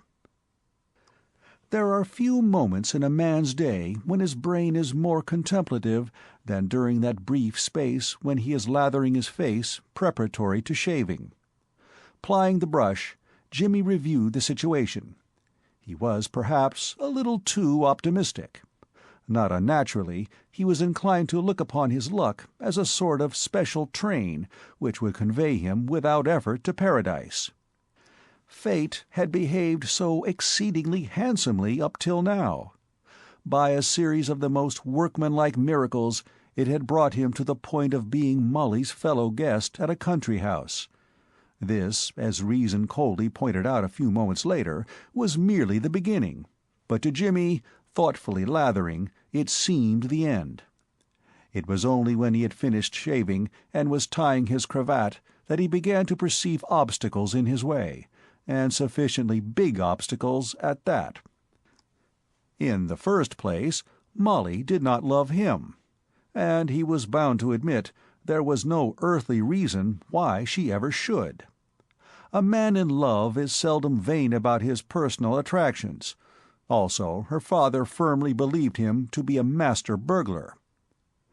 Otherwise, said Jimmy, scowling at his reflection in the glass, everything splendid. He brushed his hair sadly. There was a furtive rap at the door. "Hello," said Jimmy. "Yes?" The door opened slowly. A grin, surmounted by a mop of red hair, appeared round the edge of it. "Hello, Spike. Come in. What's the matter?" The rest of Mr. Mullins entered the room. "Gee, boss, I wasn't sure this was your room. Say, who do you think I nearly bumped me cocoa against out in the corridor downstairs? Why, old man McEachern, the cop. That's right." "Yes?" "Sure. Say, what's he doing on this beat? I pretty near went down and out when I seen him. That's right. Me breath ain't got back home yet." "Did he recognize you?" "Did he? He starts like an actor on top of the stage when he sees he's up against a plot to ruin him, and he gives me the fierce eye." "Well?" "I was wondering, was I on Third Avenue, or was I standing on me cocoa, or what was I doing anyhow? Then I slips off and chases myself up here. Say, boss, what's the game? What's old man McEachern doing stunts this side for?" "It's all right, Spike. Keep calm. I can explain. He has retired, like me. He's one of the handsome guests here." "On your way, boss. What's that?" "He left the force just after that merry meeting of ours when you frolicked with the bulldog. He came over here and butted into society. So here we are again, all gathered together under the same roof, like a jolly little family party." Spike's open mouth bore witness to his amazement. "Then," he stammered. "Yes?" "Then, what's he going to do?" "I couldn't say. I'm expecting to hear shortly. But we needn't worry ourselves. The next move's with him. If he wants to comment on the situation, he won't be backward. He'll come and do it." "Sure, it's up to him," agreed Spike. "I'm quite comfortable. Speaking for myself, I'm having a good time. How are you getting along downstairs?" "The limit, boss. Honest, it's to the velvet. Dey's an old gazebo, the butler, Saunders his name is, that's the best ever handin' out long words. I sits and listens.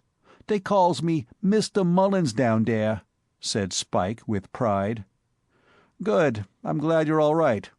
There's no reason why we shouldn't have an excellent time here.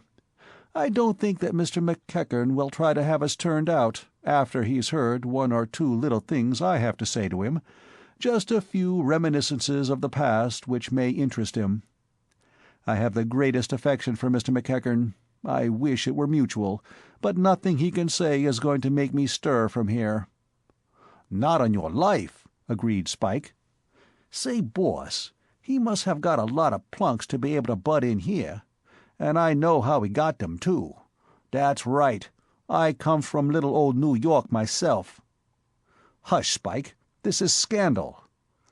"Sure," said the Bowery boy doggedly, safely started now on his favorite subject. "I knows and youse knows, boss. Gee, I wish I'd been a cop, but I wasn't tall enough. Dey's the fellers with the big bankrolls. Look at this old McEachern. Money to burn a wet dog with he's got, and never a bit of work for it from the start to the finish. And look at me, boss." "I do, Spike, I do." "Look at me, getting busy all the year round, working to beat the band." "In prisons oft," said Jimmy. "Sure ting, and chased all round the town. And then what? Why, to the bad at the end of it all. Say, it's enough to make a feller—" "Turn honest?" said Jimmy. "That's it, Spike. Reform. You'll be glad some day." Spike seemed to be doubtful. He was silent for a moment, then, as if following up a train of thought, he said, "Boss, this is a fine big house." "I've seen worse." "Say, couldn't we—" "Spike!" said Jimmy warningly. "Well, couldn't we?" said Spike doggedly.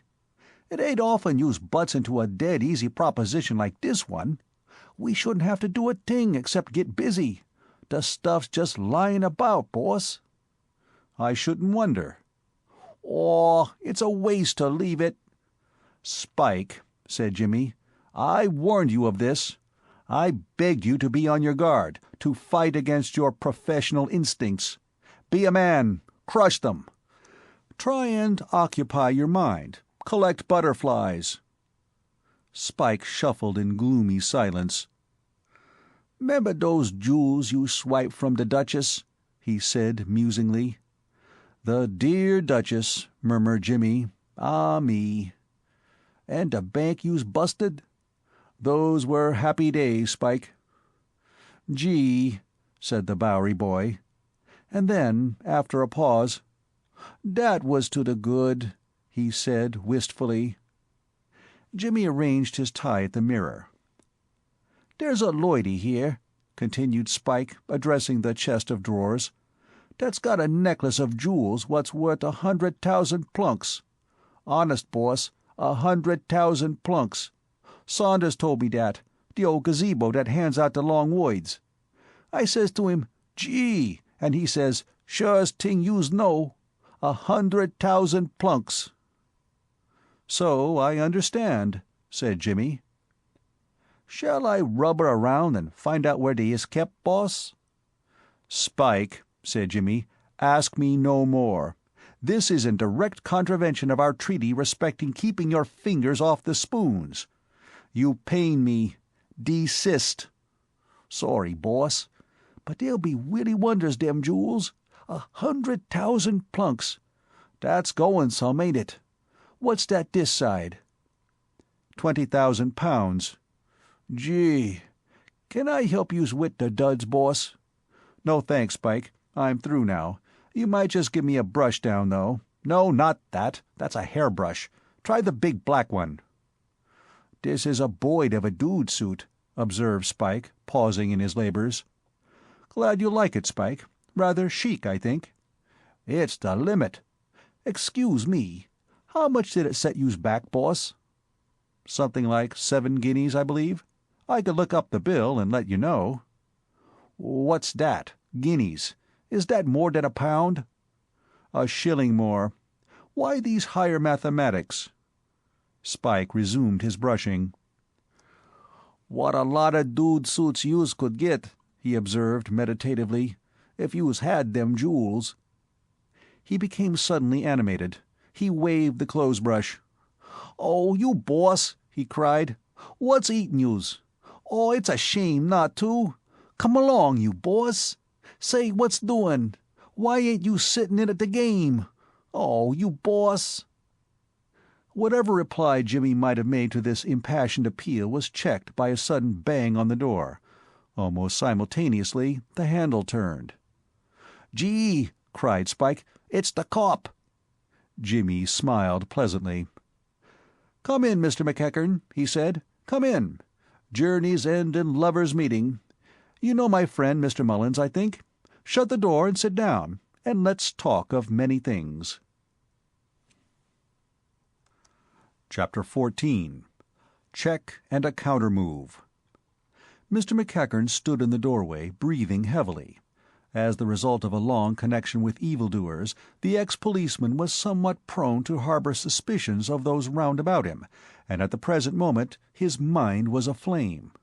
Indeed, a more trusting man might have been excused for feeling a little doubtful as to the intentions of Jimmy and Spike. When McEachern had heard that Lord Dreever had brought home a casual London acquaintance, he had suspected as a possible drawback to the visit the existence of hidden motives on the part of the unknown. Lord Dreever, he had felt, was precisely the sort of youth to whom the professional bunco-steerer would attach himself with shouts of joy. Never, he had assured himself, had there been a softer proposition than his lordship since bunco-steering became a profession. When he found that the strange visitor was Jimmy Pitt, his suspicions had increased 1,000-fold. And when, going to his room to get ready for dinner, he had nearly run into Spike Mullins in the corridor, his frame of mind had been that of a man to whom a sudden ray of light reveals the fact that he is on the brink of a black precipice. Jimmy and Spike had burgled his house together in New York, and here they were, together again at Dreever Castle. To say that the thing struck McEachern as sinister is to put the matter baldly. There was once a gentleman who remarked that he smelt a rat, and saw it floating in the air. Ex-Constable McEachern smelt a regiment of rats, and the air seemed to him positively congested with them. His first impulse had been to rush to Jimmy's room there and then, but he had learned society's lessons well. Though the heavens might fall, he must not be late for dinner. So he went and dressed, and an obstinate tie put the finishing touches to his wrath. Jimmy regarded him coolly, without moving from the chair in which he had seated himself. Spike, on the other hand, seemed embarrassed. He stood first on one leg and then on the other, as if he were testing the respective merits of each, and would make a definite choice later on. "You scoundrels!" growled McEachern. Spike, who had been standing for a few moments on his right leg, and seemed at last to have come to a decision, hastily changed to the left, and grinned feebly. "Say, youse won't want me any more, boss," he whispered. "No, you can go, Spike." "You stay where you are, you red-headed devil," said McEachern tartly. "Run along, Spike," said Jimmy. The Bowery boy looked doubtfully at the huge form of the ex-policeman which blocked access to the door. "Would you mind letting my man pass?" said Jimmy. "You stay," began McEachern. Jimmy got up and walked round to the door, which he opened. Spike shot out. He was not lacking in courage, but he disliked embarrassing interviews, and it struck him that Jimmy was the man to handle a situation of this kind. He felt that he himself would only be in the way. "Now we can talk comfortably," said Jimmy, going back to his chair. McEachern's deep-set eyes gleamed, and his forehead grew red, but he mastered his feelings. "And now," said he, then paused. "Yes?" asked Jimmy. "What are you doing here?" "Nothing at the moment." "You know what I mean. Why are you here, you and that red-headed devil Spike Mullins?" He jerked his head in the direction of the door. "I am here because I was very kindly invited to come by Lord Dreever." "I know you." "You have that privilege. Seeing that we only met once, it's very good of you to remember me." "What's your game? What do you mean to do?" "To do? Well, I shall potter about the garden, you know, and shoot a bit perhaps, and look at the horses, and think of life, and feed the chickens, I suppose there are chickens somewhere about, and possibly go for an occasional row on the lake. Nothing more. Oh yes, I believe they want me to act in some theatricals." "You'll miss those theatricals. You'll leave here tomorrow." "Tomorrow? But I've only just arrived, dear heart." "I don't care about that. Out you go, tomorrow. I'll give you till tomorrow." "I congratulate you," said Jimmy. "One of the oldest houses in England." "What do you mean?" "I gathered from what you said that you had bought the castle. Isn't that so? If it still belongs to Lord Dreever, don't you think you ought to consult him before revising his list of guests?" McEachern looked steadily at him. His manner became quieter. "Oh, you take that tone, do you?" "I don't know what you mean by that tone. What tone would you take if a comparative stranger ordered you to leave another man's house?" McEachern's massive jaw protruded truculently, in the manner that had scared good behavior into brawling East Siders. "I know your sort," he said. "I'll call your bluff. And you won't get till tomorrow either. It'll be now." "Why should we wait for the morrow? You are queen of my heart tonight," murmured Jimmy encouragingly. "I'll expose you before them all. I'll tell them everything." Jimmy shook his head. "Too melodramatic," he said. "I call on heaven to judge between this man and me kind of thing. I shouldn't. What do you propose to tell, anyway?" "Will you deny that you were a crook in New York?" "I will. I was nothing of the kind." "What?" If you'll listen, I can explain." "Explain?" The other's voice rose again. "You talk about explaining, you scum, when I caught you in my own parlor at 3 in the morning. You—" The smile faded from Jimmy's face. "Half a minute," he said. It might be that the ideal course would be to let the storm expend itself, and then to explain quietly the whole matter of Arthur Mifflin and the bet that had led to his one excursion into burglary, but he doubted it. Things, including his temper, had got beyond the stage of quiet explanations. McEachern would most certainly disbelieve his story. What would happen after that he did not know. A scene, probably. A melodramatic denunciation at the worst, before the other guests. At the best, before Sir Thomas alone. He saw nothing but chaos beyond that. His story was thin to a degree, unless backed by witnesses, and his witnesses were 3,000 miles away. Worse, he had not been alone in the policeman's parlor. A man who is burgling a house for a bet does not usually do it in the company of a professional burglar, well known to the police. No, quiet explanations must be postponed. They could do no good, and would probably lead to his spending the night and the next few nights at the local police station. And even if he were spared that fate, it was certain that he would have to leave the castle and Molly. He jumped up. The thought had stung him. "One moment," he said. McEachern stopped. "Well?" "You're going to tell them that?" asked Jimmy. "I am." Jimmy walked up to him. "Are you also going to tell them why you didn't have me arrested that night?" he said. McEachern started. Jimmy planted himself in front of him and glared up into his face. It would have been hard to say which of the two was the angrier. The policeman was flushed, and the veins stood out on his forehead. Jimmy was in a white heat of rage. He had turned very pale, and his muscles were quivering. Jimmy, in this mood, had once cleared a Los Angeles bar-room with the leg of a chair in the space of 2¼ minutes by the clock. "Are you?" he demanded. "Are you?" McEachern's hand, hanging at his side, lifted itself hesitatingly. The fingers brushed against Jimmy's shoulder. Jimmy's lip twitched. "Yes," he said, "do it. Do it and see what happens. By God, if you put a hand on me, I'll finish you. Do you think you can bully me? Do you think I care for your size?" McEachern dropped his hand. For the first time in his life, he had met a man who, instinct told him, was his match and more. He stepped back a pace. Jimmy put his hands in his pockets and turned away. He walked to the mantelpiece and leaned his back against it. "You haven't answered my question," he said. "Perhaps you can't—" McEachern was wiping his forehead and breathing quickly. "If you like," said Jimmy, "we'll go down to the drawing-room now, and you shall tell your story, and I'll tell mine.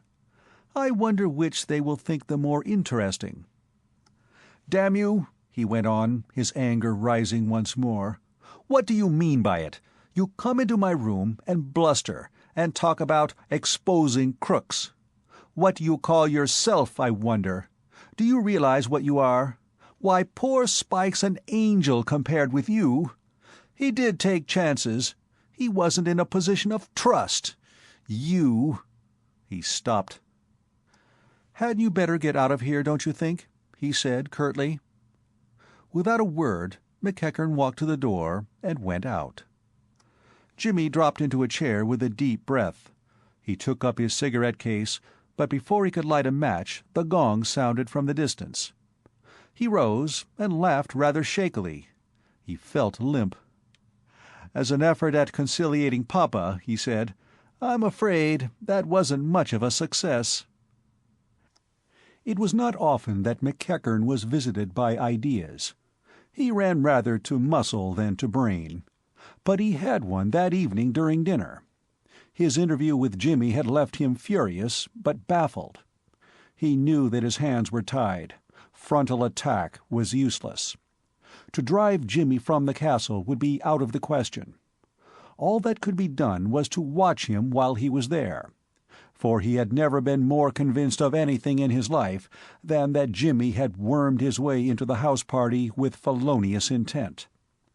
The appearance of Lady Julia at dinner, wearing the famous rope of diamonds, supplied an obvious motive.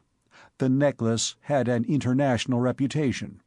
Probably there was not a prominent thief in England, or on the continent, who had not marked it down as a possible prey. It had already been tried for once. It was big game, just the sort of lure that would draw the type of criminal McEachern imagined Jimmy to be. From his seat at the far end of the table, Jimmy looked at the jewels as they gleamed on their wearer's neck. They were almost too ostentatious for what was, after all, an informal dinner. It was not a rope of diamonds, it was a collar. There was something oriental and barbaric in the overwhelming display of jewelry. It was a prize for which a thief would risk much. The conversation, becoming general with the fish, was not of a kind to remove from his mind the impression made by the sight of the gems. It turned on burglary. Lord Dreever began it. "Oh, I say," he said, "I forgot to tell you, Aunt Julia. Number 6 was burgled the other night." Number 6A Eaton Square was the family's London house.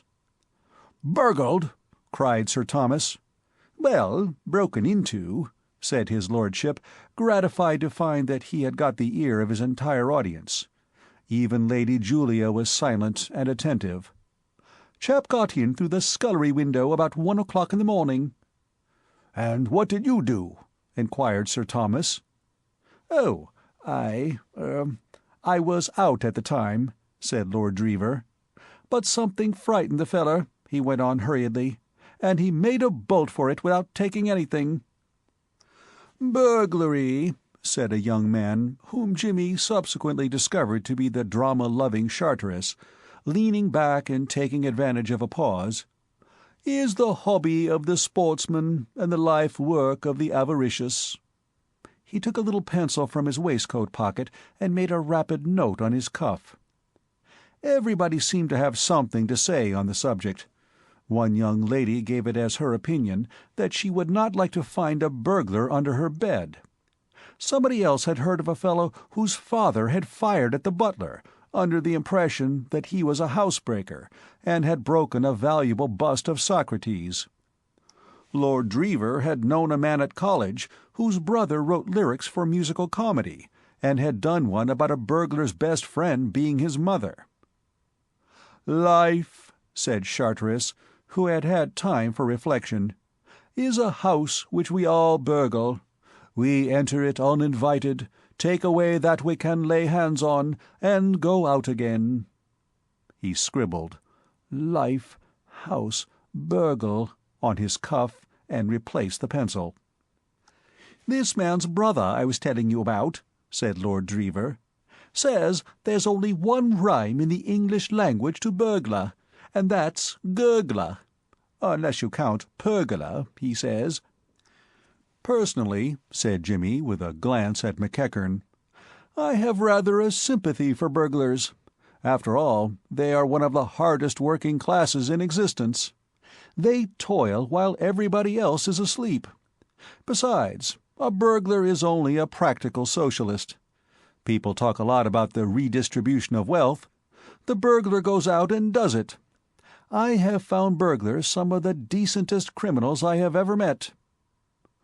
"I despise burglars," ejaculated Lady Julia, with a suddenness that stopped Jimmy's eloquence, as if a tap had been turned off. "If I found one coming after my jewels, and I had a pistol, I'd shoot him." Jimmy met McEachern's eye and smiled kindly at him. The ex-policeman was looking at him with the gaze of a baffled but malignant basilisk. "I take very good care no one gets a chance at your diamonds, my dear," said Sir Thomas without a blush. "I have a steel box made for me," he added to the company in general. with a special lock. A very ingenious arrangement. Quite unbreakable, I imagine." Jimmy, with Molly's story fresh in his mind, could not check a rapid smile. Mr. McEachern, watching intently, saw it. To him it was fresh evidence, if any had been wanted, of Jimmy's intentions and of his confidence of success. McEachern's brow darkened. During the rest of the meal, tense thought rendered him even more silent than his wont at the dinner-table. The difficulty of his position was, he saw, great. Jimmy, to be foiled, must be watched, and how could he watch him? It was not until the coffee arrived that he found an answer to the question. With his first cigarette came the idea. That night, in his room, before going to bed, he wrote a letter. It was an unusual letter, but, singularly enough, almost identical with one Sir Thomas Blunt had written that very morning. It was addressed to the manager of Dodson's private inquiry agency, of Bishopsgate Street, E.C., and ran as follows: "Sir, on receipt of this, kindly send down one of your smartest men. Instruct him to stay at the village inn in character of American seeing sights of England and anxious to inspect Dreever Castle. I will meet him in the village and recognize him as old New York friend, and will then give him further instructions. Yours faithfully, J. McEachern. P.S. Kindly not send a rube, but a real smart man." This brief but pregnant letter cost some pains in its composition. McEachern was not a ready writer. But he completed it at last to his satisfaction. There was a crisp purity in the style that pleased him. He sealed up the envelope and slipped it into his pocket. He felt more at ease now. Such was the friendship that had sprung up between Sir Thomas Blunt and himself as the result of the jewel episode in Paris, that he could count with certainty on the successful working of his scheme. The grateful knight would not be likely to allow any old New York friend of his preserver to languish at the village inn. The sleuth-hound would at once be installed at the castle, where, unsuspected by Jimmy, he could keep an eye on the course of events. Any looking after that Mr. James Pitt might require could safely be left in the hands of this expert. With considerable fervor, Mr. McEachern congratulated himself on his astuteness. With Jimmy above stairs and Spike below, the sleuth-hound would have his hands full. Chapter 15. Mr. McEachern Intervenes. Life at the castle during the first few days of his visit filled Jimmy with a curious blend of emotions, mainly unpleasant. Fate, in its pro-Jimmy capacity, seemed to be taking a rest. In the first place, the part allotted to him was not that of Lord Herbert, the character who talked to Molly most of the time. The instant Charteris learned from Lord Dreever that Jimmy had at one time actually been on the stage professionally, he decided that Lord Herbert offered too little scope for the new man's talents. "Absolutely no good to you, my dear chap," he said. "It's just a small dude part. He's simply got to be a silly ass." Jimmy pleaded that he could be a sillier ass than anybody living, but Charteris was firm. "No," he said, "you must be Captain Brown. Fine acting part. The biggest in the piece. Full of fat lines. Spenny was to have played it, but we were in for the worst frost in the history of the stage. Now you've come, it's all right. Spenny's the ideal Lord Herbert. He's simply got to be himself. We've got a success now, my boy. Rehearsal after lunch. Don't be late." And he was off to beat up the rest of the company. From that moment Jimmy's troubles began. Charteris was a young man in whom a passion for the stage was ineradicably implanted. It mattered nothing to him during these days that the sun shone, that it was pleasant on the lake, and that Jimmy would have given £5 a minute to be allowed to get Molly to himself for half an hour every afternoon. All he knew or cared about was that the local nobility and gentry were due to arrive at the castle within a week, and that, as yet, very few of the company even knew their lines. Having hustled Jimmy into the part of Captain Brown, he gave his energy free play. He conducted rehearsals with a vigor that occasionally almost welded the rabble he was coaching into something approaching coherency. He painted scenery and left it about, wet, and people sat on it. He nailed up horseshoes for luck, and they fell on people. But nothing daunted him. He never rested. "Mr. Charteris," said Lady Julia, rather frigidly, after one energetic rehearsal, "is indefatigable. He whirled me about." It was perhaps his greatest triumph, properly considered, that he had induced Lady Julia to take a part in his piece. But to the born organizer of amateur theatricals, no miracle of this kind is impossible, and Charteris was one of the most inveterate organizers in the country. There had been some talk, late at night in the billiard-room, of his being about to write in a comic footnote role for Sir Thomas, but it had fallen through, not, it was felt, because Charteris could not have hypnotized his host into undertaking the part, but rather because Sir Thomas was histrionically unfit. Mainly as a result of the producer's energy, Jimmy found himself one of a crowd, and disliked the sensation. He had not experienced much difficulty in mastering the scenes in which he appeared, but unfortunately those who appeared with him had. It occurred to Jimmy daily, after he had finished running through the lines with a series of agitated amateurs, male and female, that for all practical purposes he might just as well have gone to Japan. In this confused welter of rehearsers, his opportunities of talking with Molly were infinitesimal, and worse, she did not appear to mind. She was cheerful, and apparently quite content to be engulfed in a crowd. Probably, he thought with some melancholy, if she met his eye and noted in it a distracted gleam, she put it down to the cause that made other eyes in the company gleam distractedly during this week. Jimmy began to take a thoroughly jaundiced view of amateur theatricals, and of these amateur theatricals in particular.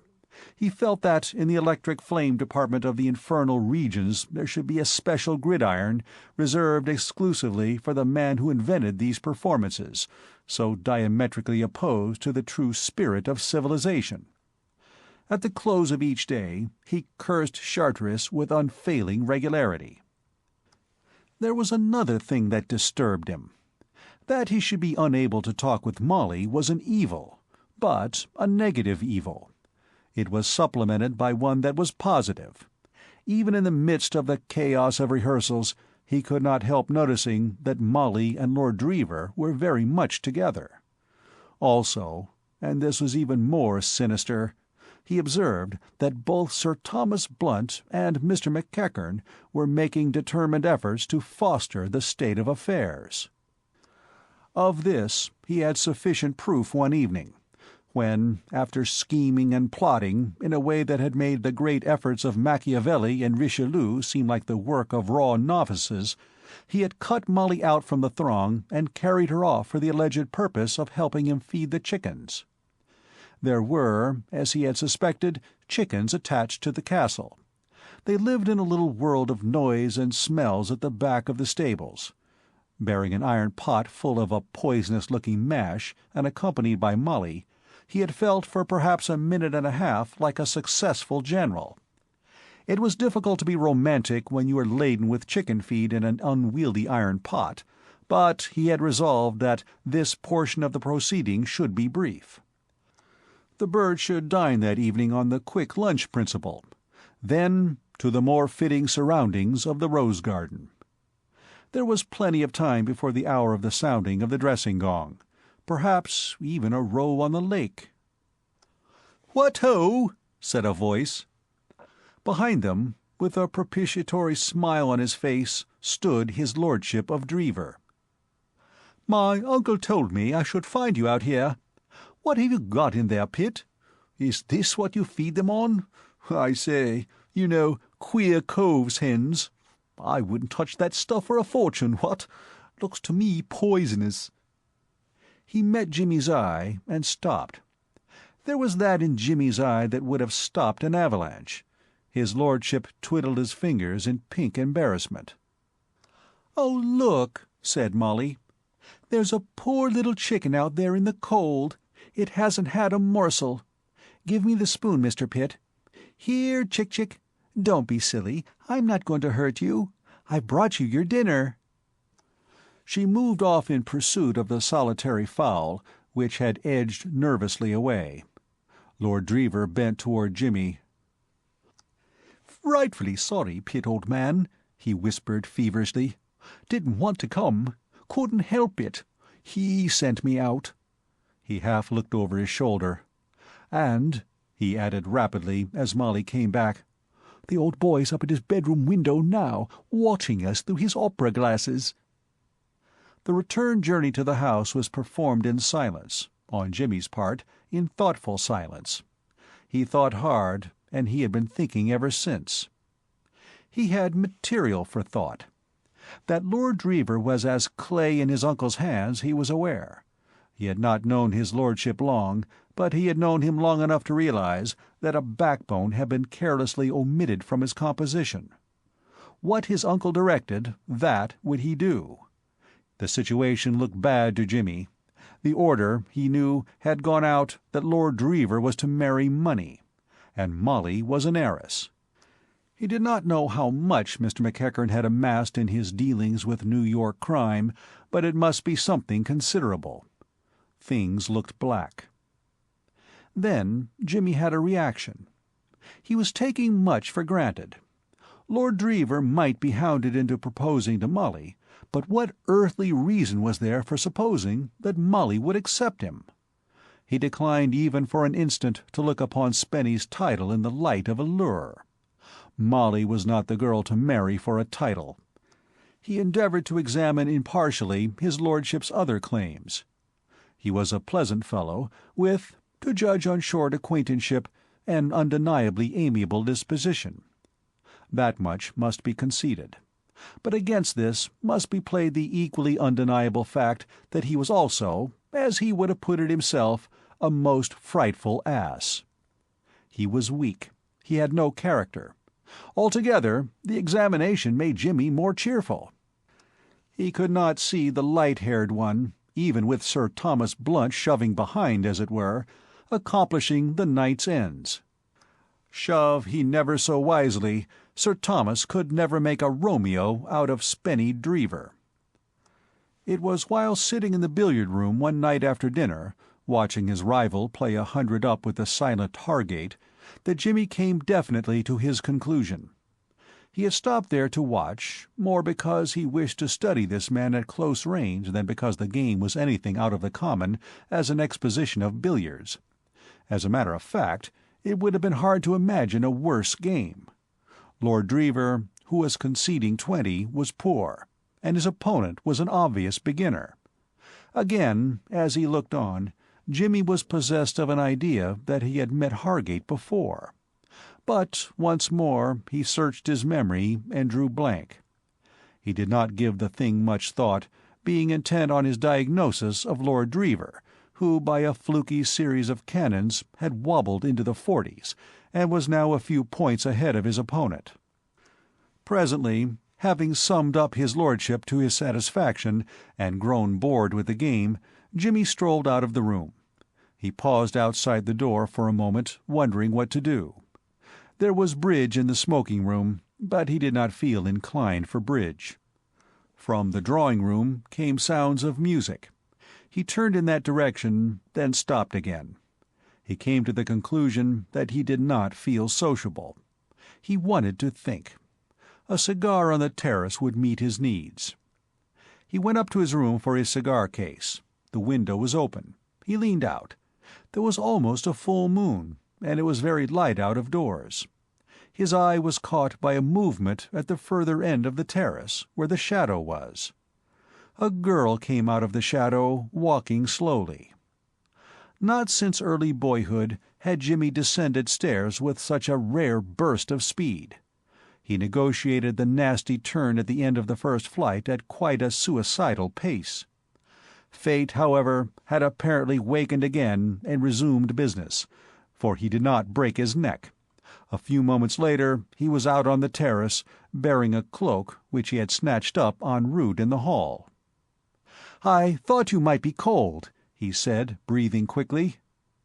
"Oh, thank you," said Molly. "How kind of you." He put it round her shoulders. "Have you been running?" "I came downstairs rather fast." "Were you afraid the boogaboos would get you?" she laughed. "I was thinking of when I was a small child. I was always afraid of them. I used to race downstairs when I had to go to my room in the dark, unless I could persuade someone to hold my hand all the way there and back."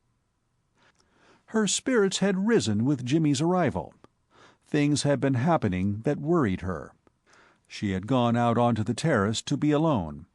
When she heard his footsteps, she had dreaded the advent of some garrulous fellow guest, full of small talk. Jimmy, somehow, was a comfort. He did not disturb the atmosphere. Little as they had seen of each other, something in him, she could not say what, had drawn her to him. He was a man whom she could trust instinctively. They walked on in silence. Words were pouring into Jimmy's mind, but he could not frame them. He seemed to have lost the power of coherent thought. Molly said nothing. It was not a night for conversation. The moon had turned terrace and garden into a fairyland of black and silver. It was a night to look and listen and think. They walked slowly up and down. As they turned for the second time, Molly's thoughts formed themselves into a question. Twice she was on the point of asking it, but each time she checked herself. It was an impossible question. She had no right to put it, and he had no right to answer. Yet something was driving her on to ask it. It came out suddenly, without warning. "Mr. Pitt, what do you think of Lord Dreever?" Jimmy started. No question could have chimed in more aptly with his thoughts. Even as she spoke, he was struggling to keep himself from asking her the same thing.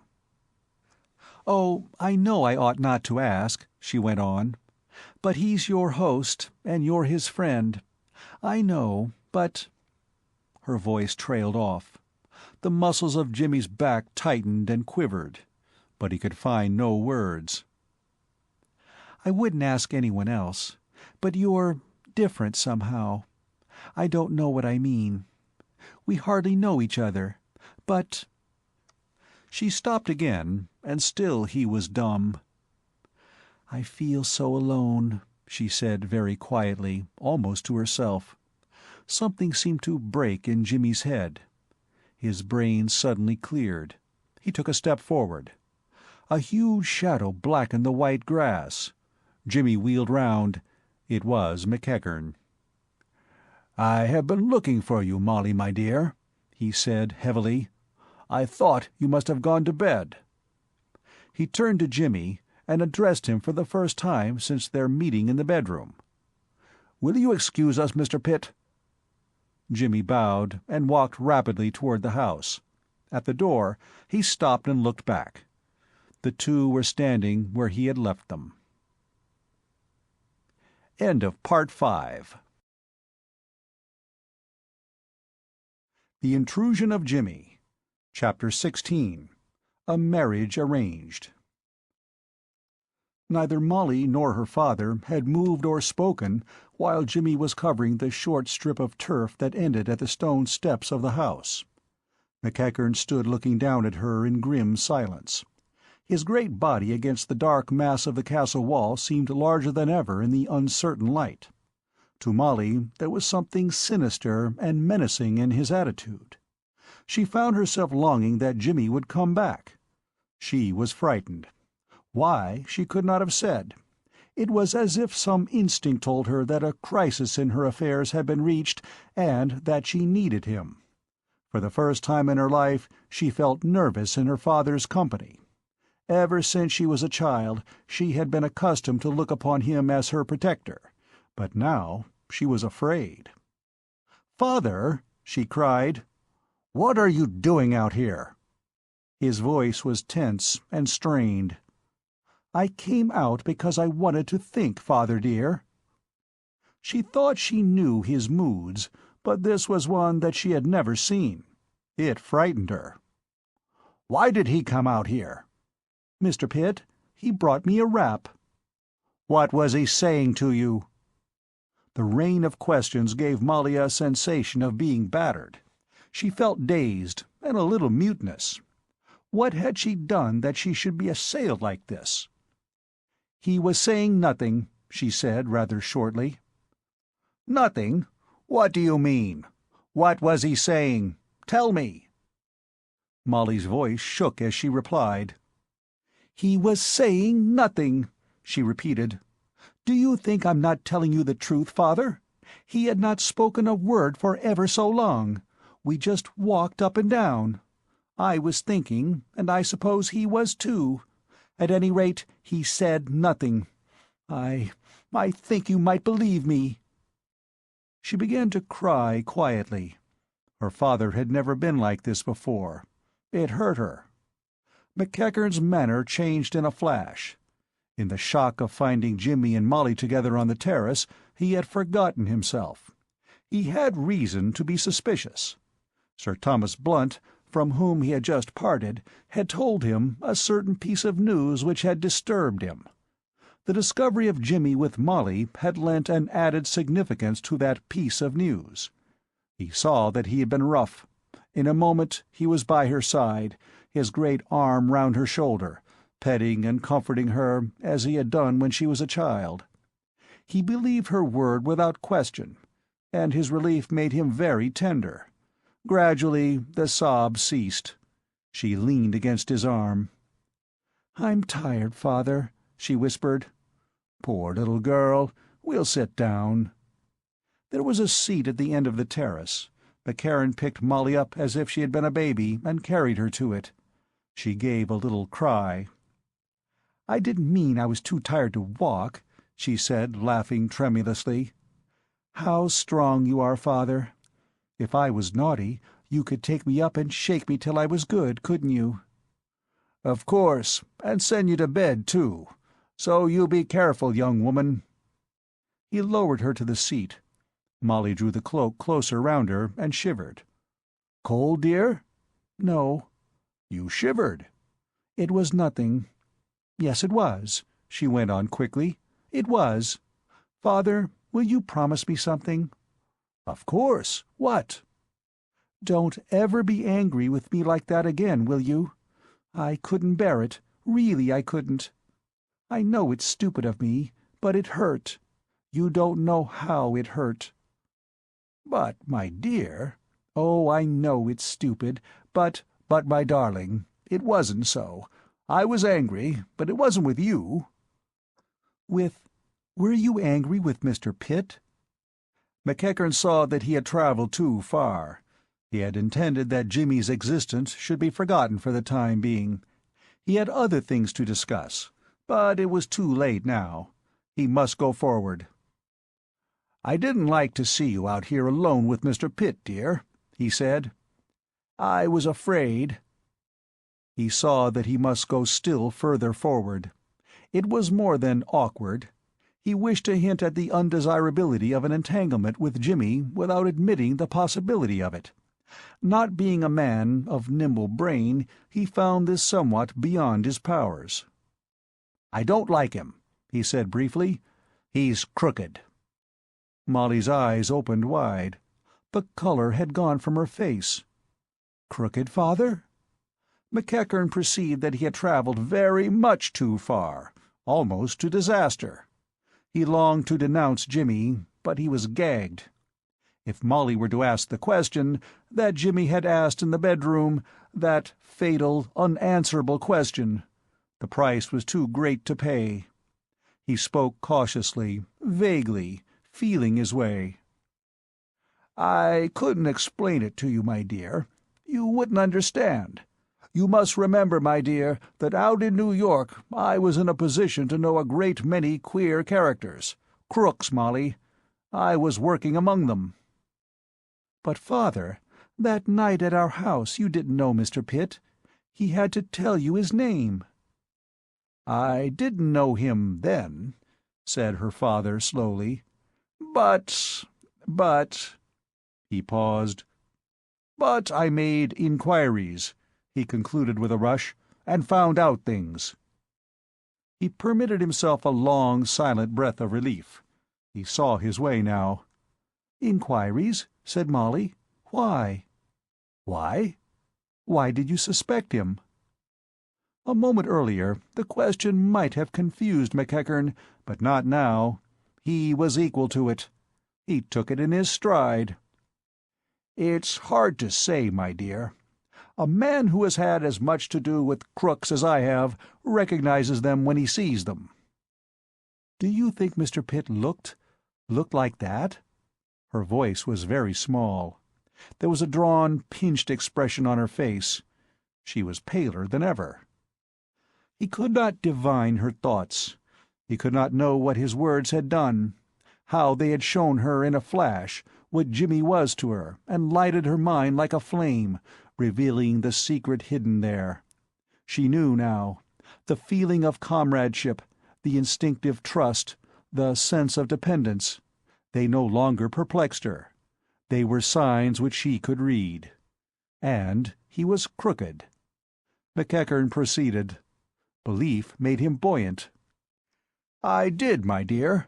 I can read them like a book. I've met scores of his sort. Broadway is full of them. Good clothes and a pleasant manner don't make a man honest. I've run up against a mighty high-toned bunch of crooks in my day. It's a long time since I gave up thinking that it was only the ones with the low foreheads and the thick ears that needed watching. It's the innocent willies, who look as if all they could do was lead to the cotillion. This man Pitt's one of them. I'm not guessing, mind you. I know. I know his line, and all about him. I'm watching him. He's here on some game. How did he get here? Why, he scraped acquaintance with Lord Dreever in a London restaurant. It's the commonest trick on the list. If I hadn't happened to be here when he came, I suppose he'd have made his haul by now. Why, he came all prepared for it. Have you seen an ugly, grinning, red-headed scoundrel hanging about the place? His valet. So he says. Valet. Do you know who that is? That's one of the most notorious yeggmen on the other side. There isn't a policeman in New York who doesn't know Spike Mullins. Even if I knew nothing of this Pitt, that would be enough. What's an innocent man going round the country with Spike Mullins for, unless they're standing in together at some game? That's who Mr. Pitt is, my dear. And that's why, maybe, I seemed a little put out when I came upon you and him out here alone together. See as little of him as you can. In a large party like this, it won't be difficult to avoid him." Molly sat staring out across the garden. At first, every word had been a stab. Several times she had been on the point of crying out that she could bear it no longer. But gradually a numbness succeeded the pain. She found herself listening apathetically. McEachern talked on. He left the subject of Jimmy, comfortably conscious that, even if there had ever existed in Molly's heart any budding feeling of the kind he had suspected, it must now be dead. He steered the conversation away until it ran easily among commonplaces. He talked of New York, of the preparations for the theatricals. Molly answered composedly. She was still pale, and a certain listlessness in her manner might have been noticed by a more observant man than Mr. McEachern. Beyond this, there was nothing to show that her heart had been born and killed but a few minutes before. Men have the red Indian instinct, and Molly had grown to womanhood in those few minutes. Presently Lord Dreever's name came up. It caused a momentary pause, and McEachern took advantage of it. It was the cue for which he had been waiting. He hesitated for a moment, for the conversation was about to enter upon a difficult phase, and he was not quite sure of himself. Then he took the plunge. "I have just been talking to Sir Thomas, my dear," he said. He tried to speak casually, and as a natural result infused so much meaning into his voice that Molly looked at him in surprise. McEachern coughed confusedly. Diplomacy, he concluded, was not his forte. He abandoned it in favor of directness. "He was telling me that you had refused Lord Dreever this evening." "Yes, I did," said Molly. "How did Sir Thomas know?" "Lord Dreever told him." Molly raised her eyebrows.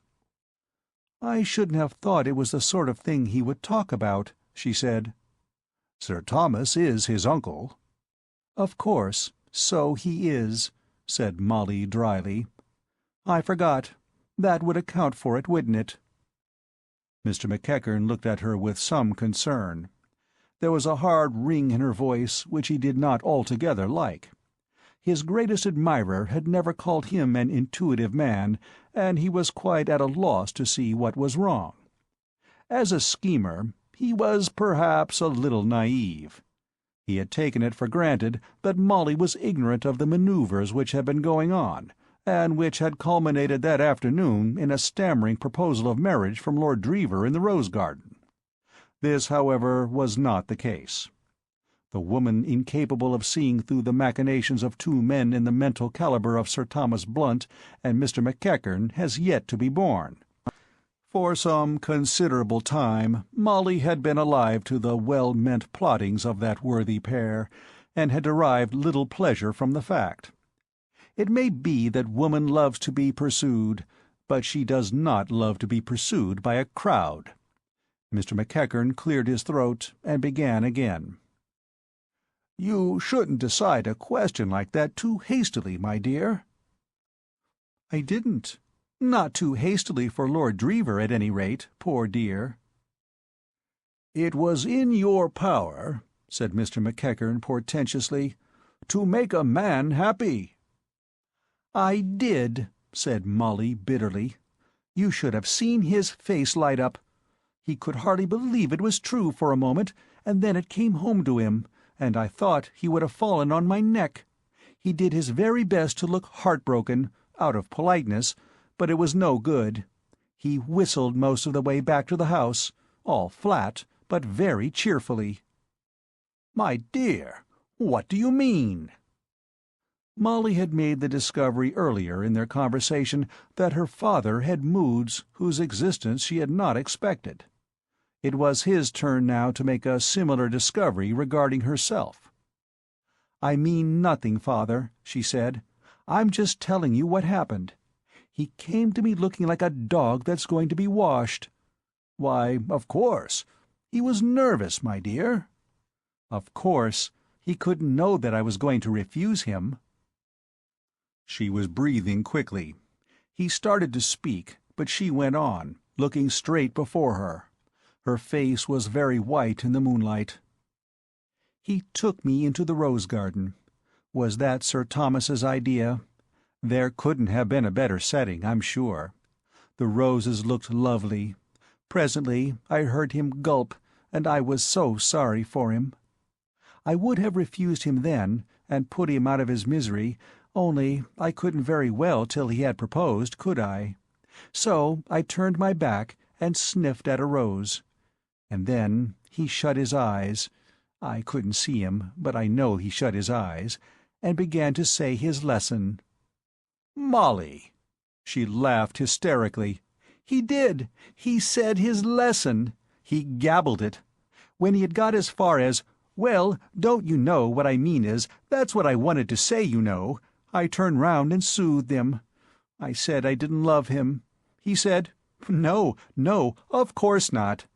I said he had paid me a great compliment. He said, 'Not at all,' looking very anxious, poor darling, as if even then he was afraid of what might come next. But I reassured him, and he cheered up, and we walked back to the house together as happy as could be." McEachern put his hand round her shoulders. She winced, but let it stay. He attempted gruff conciliation.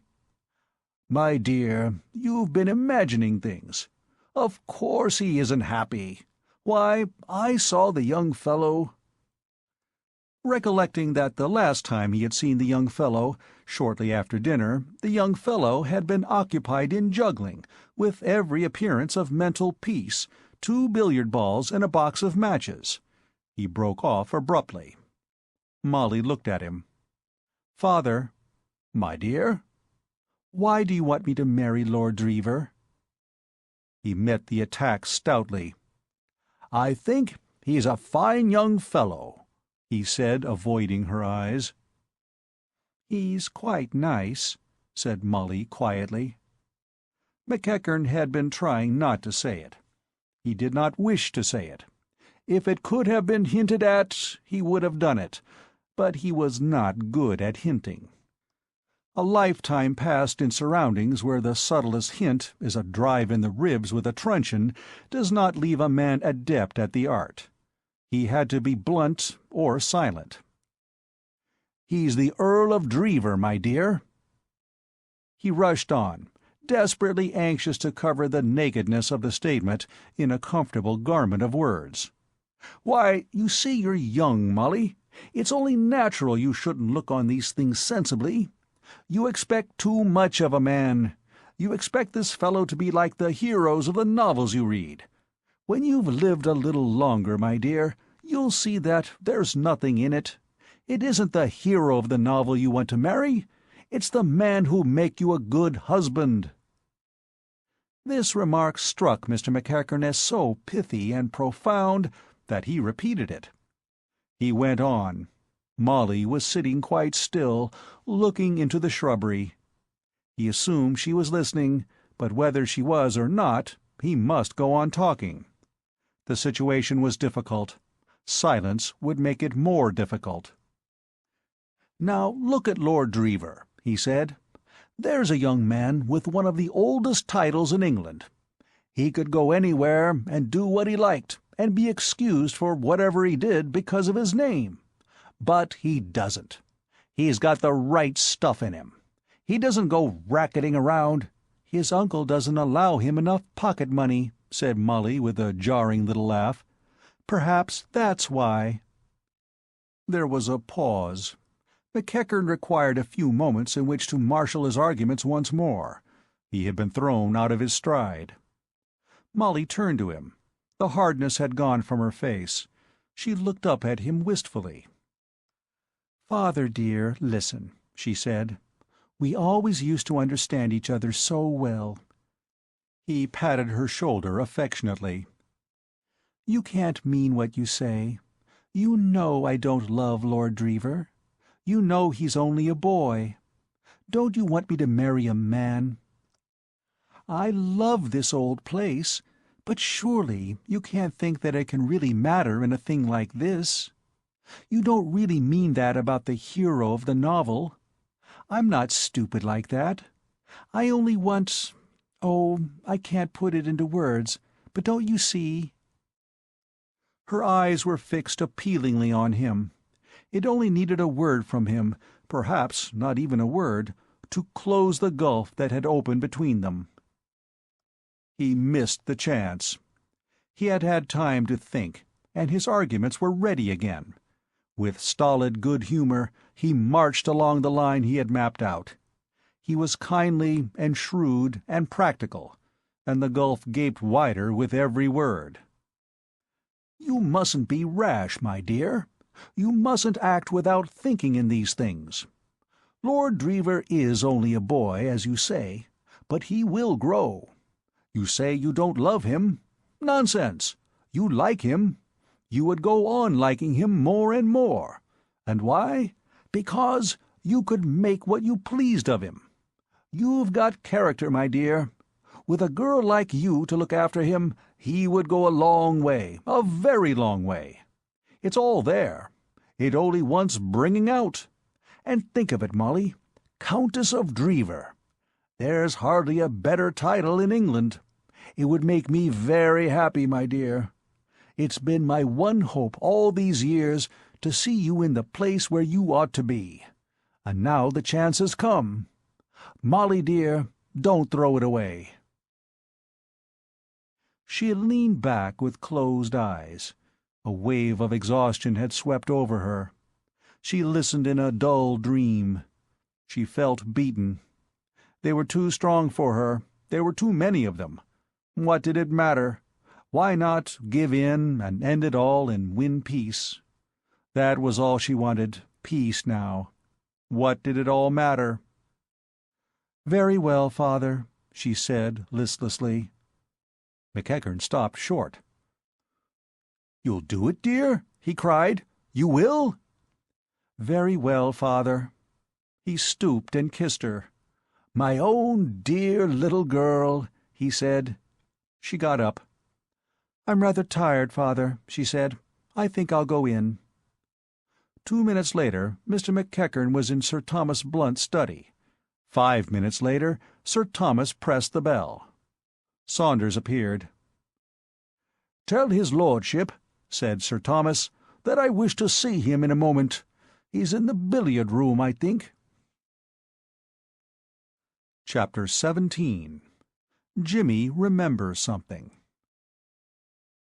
The game between Hargate and Lord Dreever was still in progress when Jimmy returned to the billiard-room.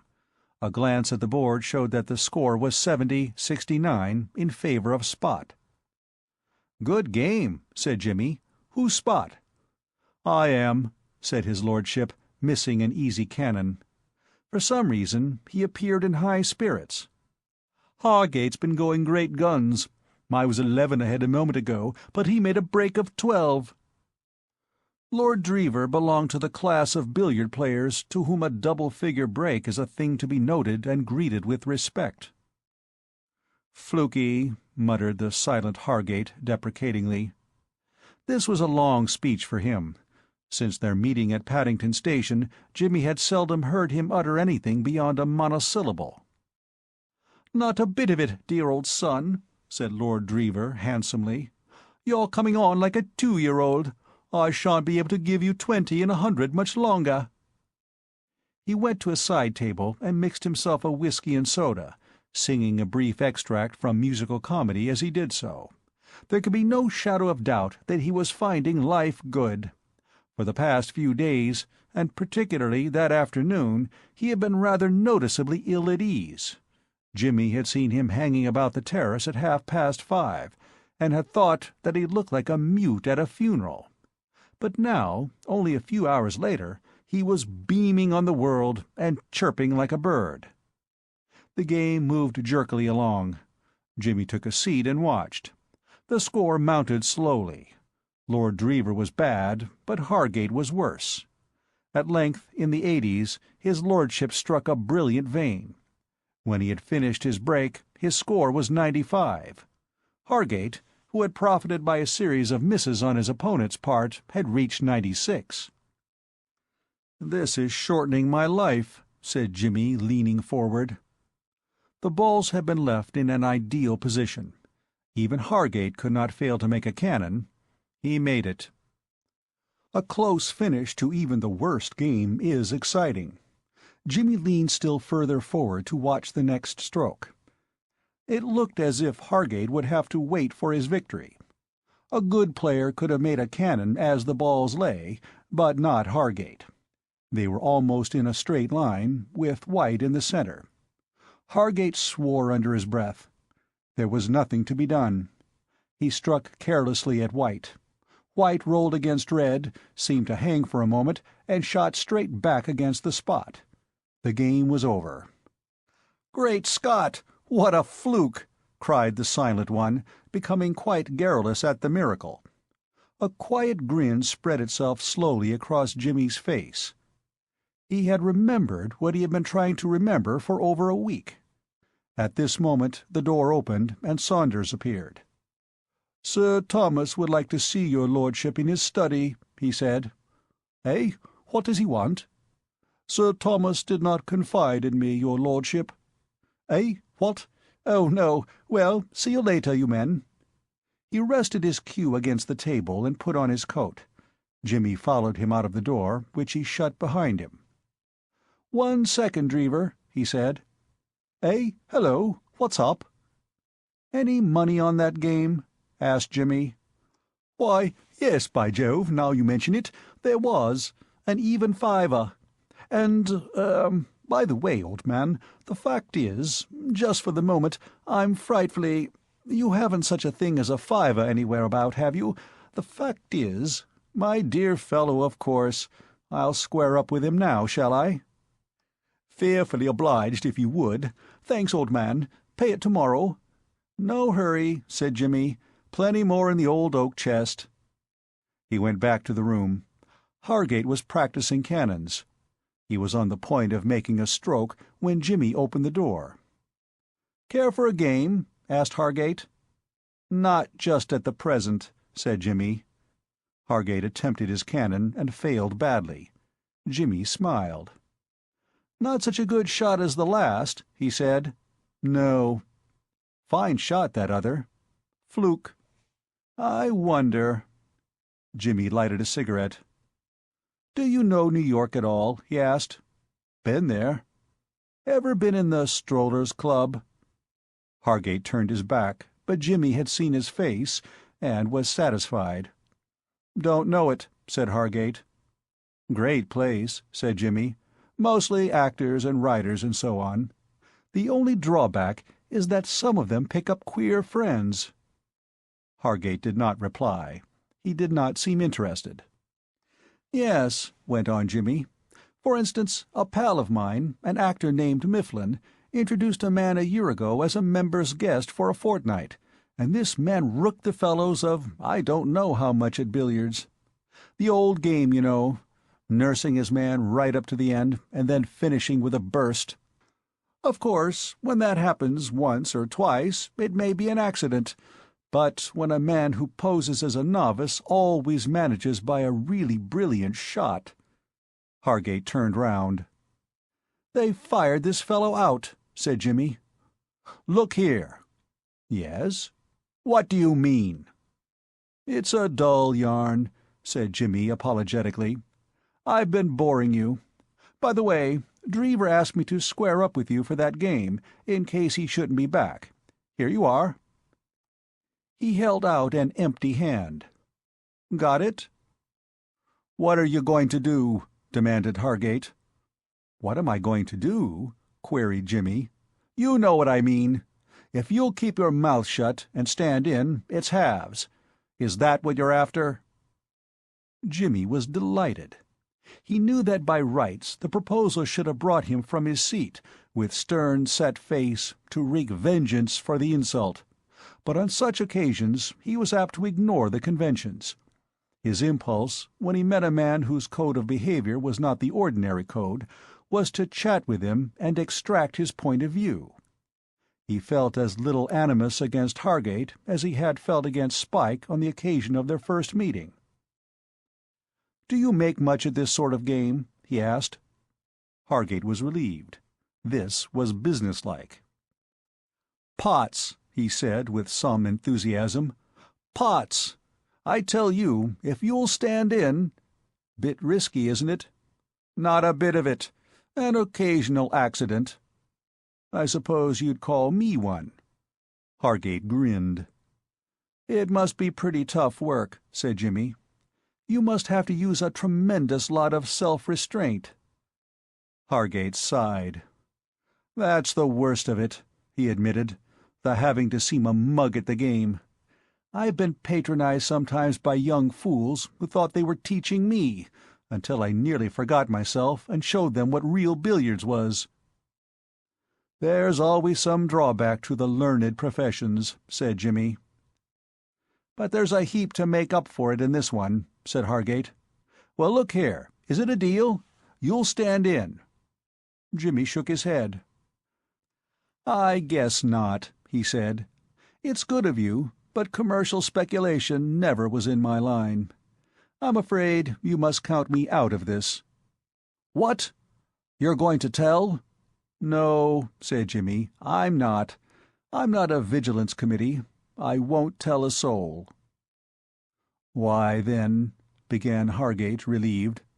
"Unless, of course," Jimmy went on, "you play billiards again while you're here." Hargate stared. "But, damn it, man, if I don't, what's the good? Look here, what am I to do if they ask me to play?" Give your wrist as an excuse." "My wrist?" "Yes. You sprained it tomorrow after breakfast. It was bad luck. I wonder how you came to do it. You didn't sprain it much, just enough to stop you playing billiards." Hargate reflected. "Understand?" said Jimmy. "Oh, very well," said Hargate sullenly. "But," he burst out, "if I ever get a chance to get even with you—" "You won't," said Jimmy. "Dismiss the rosy dream. Get even? You don't know me. There's not a flaw in my armor.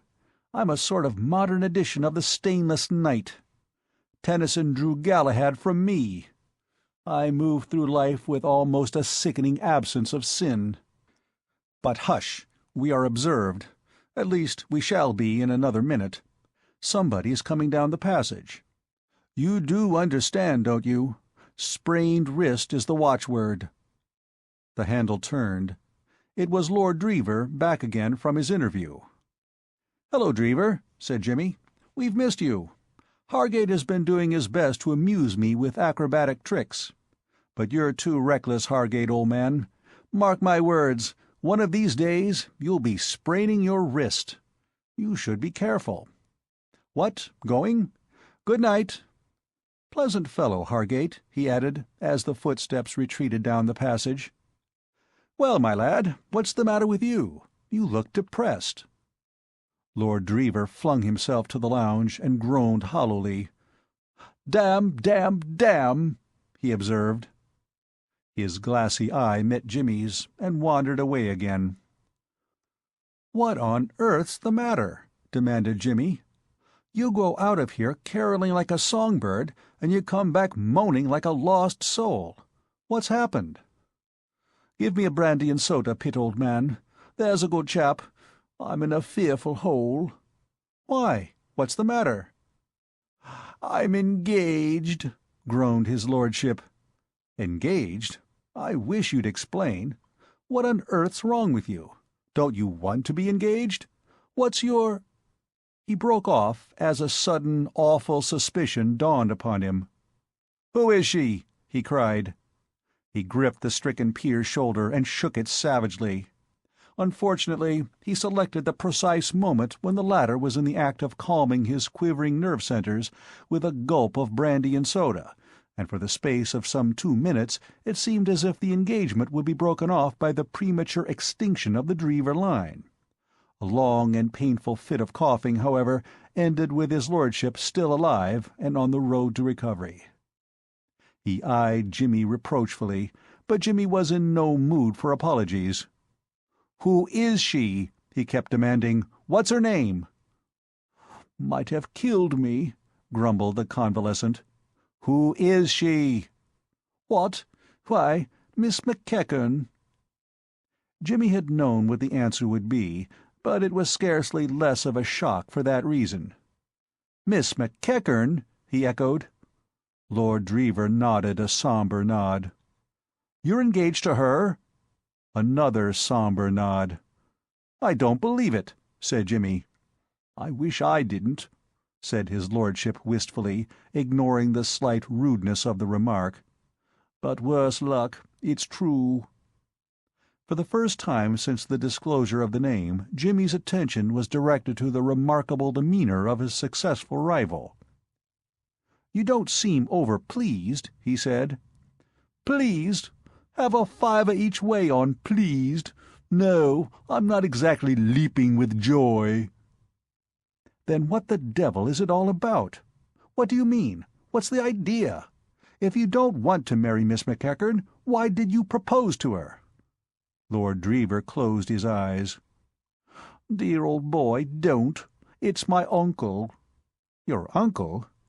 Didn't I explain it all to you, about him wanting me to marry? You know, I told you the whole thing."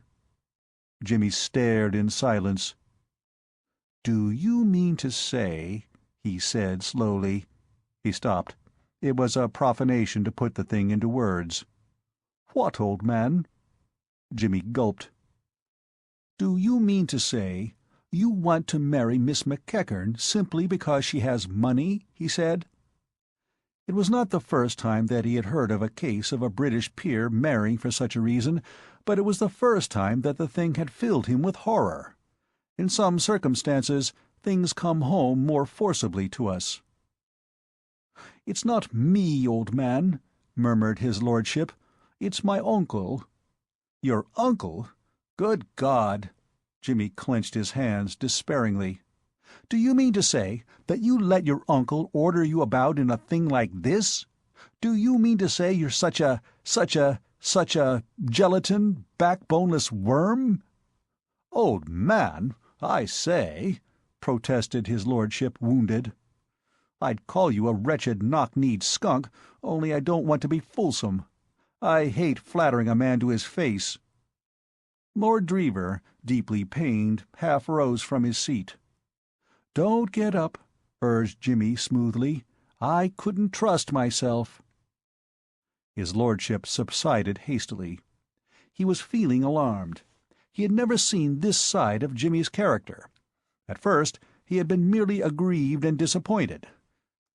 He had expected sympathy. Now the matter had become more serious.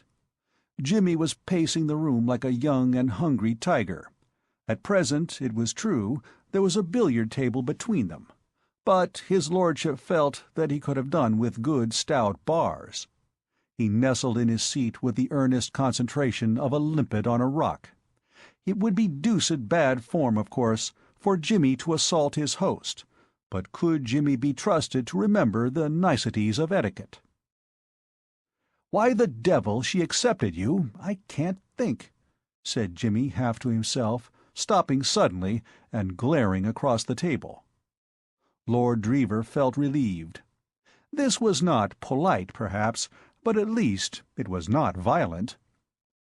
"That's what beats me too, old man," he said.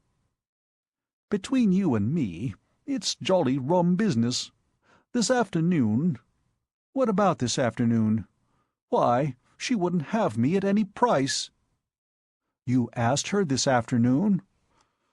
"Yes, and it was all right then. She refused me like a bird. Wouldn't hear of it. Came damn near laughing in my face. And then tonight," he went on, his voice squeaky at the thought of his wrongs, "my uncle sends for me and says she's changed her mind and is waiting for me in the morning-room. I go there, and she tells me in about 3 words that she's been thinking it over and that the whole fearful thing is on again. I call it jolly rough on a chap. I felt such a frightful ass, you know. I didn't know what to do, whether to kiss her, I mean." Jimmy snorted violently. "Eh?" said his lordship blankly. "Go on," said Jimmy between his teeth. "I felt a fearful fool, you know. I just said, 'Right-ho,' or something, dash it if I know what I did say, and legged it. It's a jolly rum business, the whole thing. It isn't as if she wanted me. I could see that with half an eye. She doesn't care a hang for me. It's my belief, old man," he said solemnly, "that she's been badgered into it. I believe my uncle's been at her." Jimmy laughed shortly. "My dear man, you seem to think your uncle's persuasive influence is universal. I guess it's confined to you." "Well, anyhow, I believe that's what's happened. What do you say?" "Why say anything? There doesn't seem to be much need." He poured some brandy into a glass and added a little soda. "You take it pretty stiff," observed his lordship, with a touch of envy.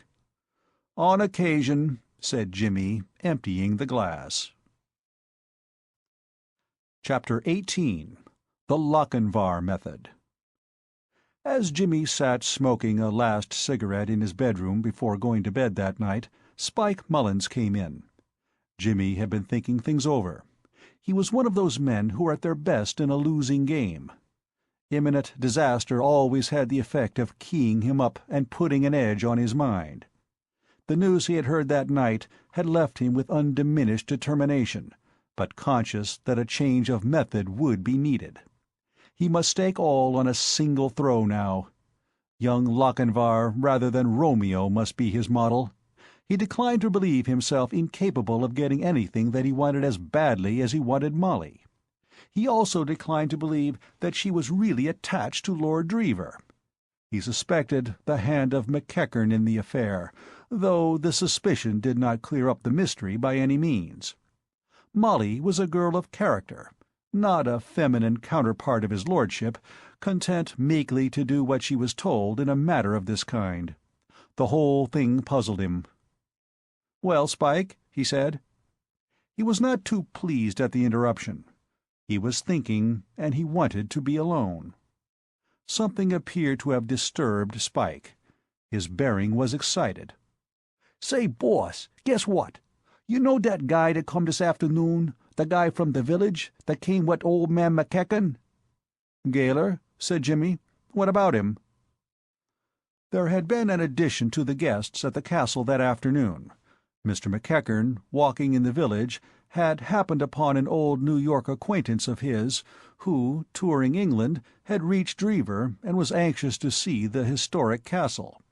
Mr. McEachern had brought him thither, introduced him to Sir Thomas, and now Mr. Samuel Gaoler was occupying a room on the same floor as Jimmy's.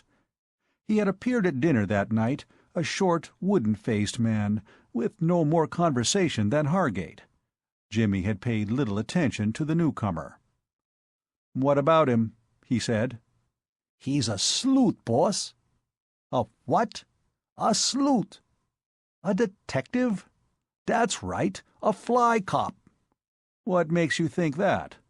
"Tink? Why, I can tell them by their eyes and their feet, and the whole of them. I could pick out a fly cop from a bunch of 1,000. He's sure enough sleuth, all right, all right. I seen him rubber in at youse, boss." "At me? Why at me?" "Why, of course. I see now. Our friend McEachern has got him in to spy on us." "That's right, boss." "Of course, you may be mistaken." "Not me, boss. And say, he ain't the only one." "What? More detectives? They'll have to put up house-full boards at this rate. Who's the other?" "A mug what's down in the servants' hall. I wasn't so sure of him at first, but now I'm on to his curves. He's a sleuth, all right. He's valet to Sir Thomas, this second mug is. But he ain't no valet. He's come to see no one don't get busy with the jewels. Say, what do you think of them jewels, boss?" "Finest I ever saw." "Yes, that's right. 100,000 plunks they set him back. They're the limit, ain't they? Say, won't yous really—" "Spike, I'm surprised at you. Do you know you're getting a regular Mephistopheles, Spike? Suppose I hadn't an iron will. What would happen? You really must select your subjects of conversation more carefully. You're bad company for the likes of me." Spike shuffled despondently. "But, boss—" Jimmy shook his head. "It can't be done, my lad." "But it can, boss," protested Spike. "It's dead easy. I been up to the room, and I seen the box with the jewels is kept in. Why, it's the softest ever. We could get them as easy as pulling the plug out of a bottle. Why, say, there's never been such a peach of a place for getting hold of the stuff as this house. That's right, boss. Why, look what I got this afternoon, just snooping around and not really trying to get busy at all. It was just lying about." He plunged his hand into his pocket and drew it out again. As he unclosed his fingers, Jimmy caught the gleam of precious stones. "What the—" he gasped. Spike was looking at his treasure trove with an air of affectionate proprietorship. "Where on earth did you get those?" asked Jimmy. "Out of one of the rooms. They belonged to one of the loidies. It was the easiest old thing ever, boss. I just went in when there was nobody around, and there they was on the table. I never butted into anything so soft." "Spike!" "Yes, boss?" "Do you remember the room you took them from?" "Sure. It was the first on the—" "Then listen to me for a moment, my bright boy. When we're at breakfast tomorrow, you want to go to that room and put those things back. All of them, mind you, just where you found them. Do you understand?" Spike's jaw had fallen. "Put them back, boss," he faltered. "Every single one of them." "Boss," said Spike plaintively. "Remember, every single one of them, just where it belongs, see?" "Very well, boss." The dejection in his voice would have moved the sternest to pity. Gloom had enveloped Spike's spirit. The sunlight had gone out of his life. It had also gone out of the lives of a good many other people at the castle. This was mainly due to the growing shadow of the day of the theatricals. For pure discomfort, there are few things in the world that can compete with the final rehearsals of an amateur theatrical performance at a country house. Every day the atmosphere becomes more heavily charged with restlessness and depression. The producer of the piece, especially if he be also the author of it, develops a sort of intermittent insanity. He plucks at his mustache, if he has one, at his hair if he has not. He mutters to himself. He gives vent to occasional despairing cries. The soothing suavity that marked his demeanor in the earlier rehearsals disappears.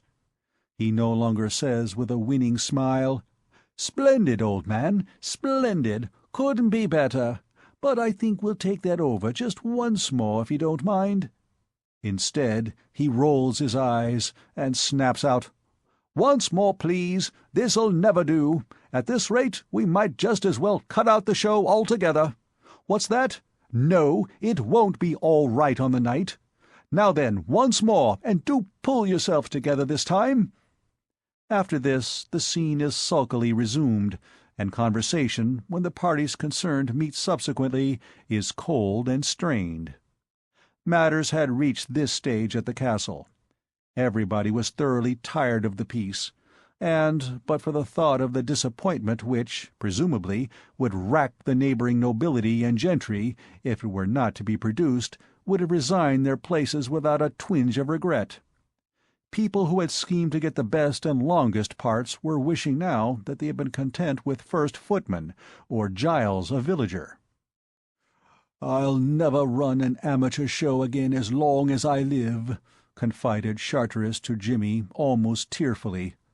"It's not good enough. Most of them aren't word perfect yet." "It'll be all right." "Oh, don't say it'll be all right on the night." "I wasn't going to," said Jimmy. "I was going to say it'll be all right after the night. People will soon forget how badly the thing went." "You're a nice, comforting sort of man, aren't you?" said Charteris. "Why worry?" said Jimmy. "If you go on like this, it'll be Westminster Abbey for you in your prime. You'll be getting brain fever." Jimmy himself was one of the few who were feeling reasonably cheerful. He was deriving a keen amusement at present from the maneuvers of Mr. Samuel Gaylor of New York. This lynx-eyed man, having been instructed by Mr. McEachern to watch Jimmy, was doing so with a thoroughness that would have roused the suspicions of a babe. If Jimmy went to the billiard-room after dinner, Mr. Gaylor was there to keep him company. If during the course of the day he had occasion to fetch a handkerchief or a cigarette-case from his room, he was sure, on emerging, to stumble upon Mr. Gaylor in the corridor. The employees of Dodson's private inquiry agency believed in earning their salaries. Occasionally, after these encounters, Jimmy would come upon Sir Thomas Blunt's valet, the other man in whom Spike's trained eye had discerned the distinguishing marks of the sleuth. He was usually somewhere round the corner at these moments, and, when collided with, apologized with great politeness. Jimmy decided that he must have come under suspicion in this case vicariously, through Spike. Spike, in the servants' hall, would, of course, stand out conspicuously enough to catch the eye of a detective on the lookout for sin among the servants, and he himself, as Spike's employer, had been marked down as a possible confederate. It tickled him to think that both these giant brains should be so greatly exercised on his account. He had been watching Molly closely during these days. So far, no announcement of the engagement had been made. It struck him that possibly it was being reserved for public mention on the night of the theatricals. The whole county would be at the castle then. There could be no more fitting moment. He sounded Lord Dreever, and the latter said moodily that he was probably right. "There's going to be a dance of sorts after the show," he said, "and it'll be done then, I suppose. No getting out of it after that. It'll be all over the county. Trust my uncle for that. He'll get on a table and shout it, shouldn't wonder. And it'll be in the Morning Post next day, and Katie'll see it. Only 2 days more. Oh, Lord." Jimmy deduced that Katie was the Savoy girl, concerning whom his lordship had vouchsafed no particulars save that she was a ripper and hadn't a penny. Only 2 days. Like the Battle of Waterloo, it was going to be a close-run affair. More than ever now, he realized how much Molly meant to him, and there were moments when it seemed to him that she, too, had begun to understand. That night on the terrace seemed somehow to have changed their relationship. He thought he had got closer to her. They were in touch. Before, she had been frank, cheerful, unembarrassed. Now he noticed a constraint in her manner, a curious shyness. There was a barrier between them, but it was not the old barrier. He had ceased to be one of a crowd. But it was a race against time. The first day slipped by, a blank, and the second, till now it was but a matter of hours. The last afternoon had come. Not even Mr. Samuel Gaylor, of Dodson's Private Inquiry Agency, could have kept a more unflagging watch than did Jimmy during those hours. There was no rehearsal that afternoon, and the members of the company, in various stages of nervous collapse, strayed distractedly about the grounds. First one, then another, would seize upon Molly, while Jimmy, watching from afar, cursed their pertinacity. At last she wandered off alone, and Jimmy, quitting his ambush, followed. She walked in the direction of the lake. It had been a terribly hot, oppressive afternoon. There was thunder in the air. Through the trees the lake glittered invitingly. She was standing at the water's edge when Jimmy came up. Her back was turned. She was rocking with her foot a Canadian canoe that lay alongside the bank. She started as he spoke. His feet on the soft turf had made no sound.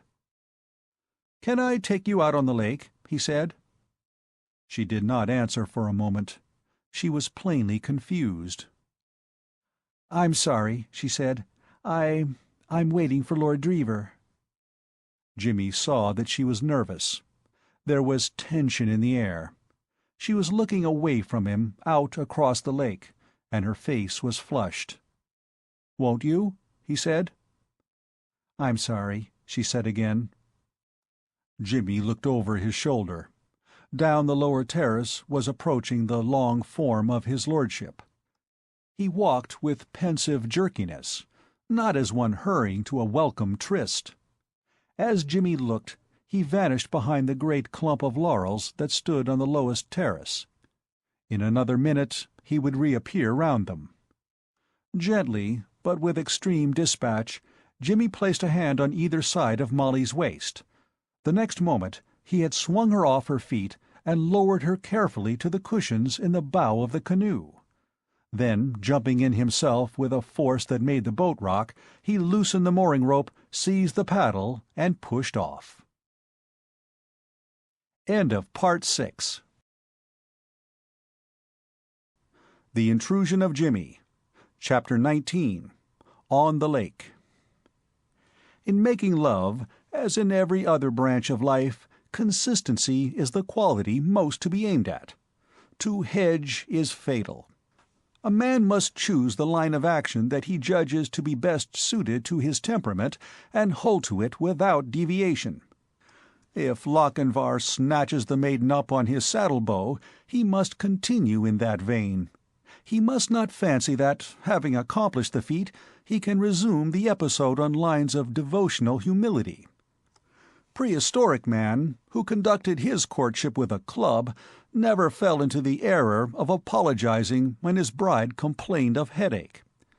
Jimmy did not apologize. The idea did not enter his mind. He was feeling prehistoric.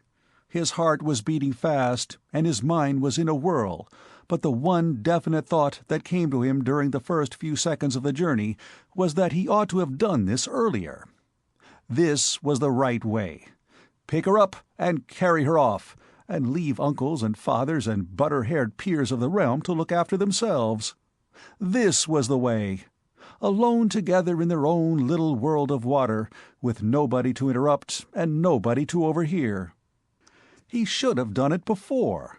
He had wasted precious, golden time, hanging about while futile men chattered to her of things that could not possibly be of interest. But he had done the right thing at last. He had got her. She must listen to him now. She could not help listening. They were the only inhabitants of this new world. He looked back over his shoulder at the world they had left. The last of the Dreevers had rounded the clump of laurels and was standing at the edge of the water, gazing perplexedly after the retreating canoe. "These poets put a thing very neatly sometimes," said Jimmy reflectively as he dug the paddle into the water. "The man who said, 'Distance lends enchantment to the view,' for instance. Dreever looks quite nice when you see him as far away as this, with a good strip of water in between."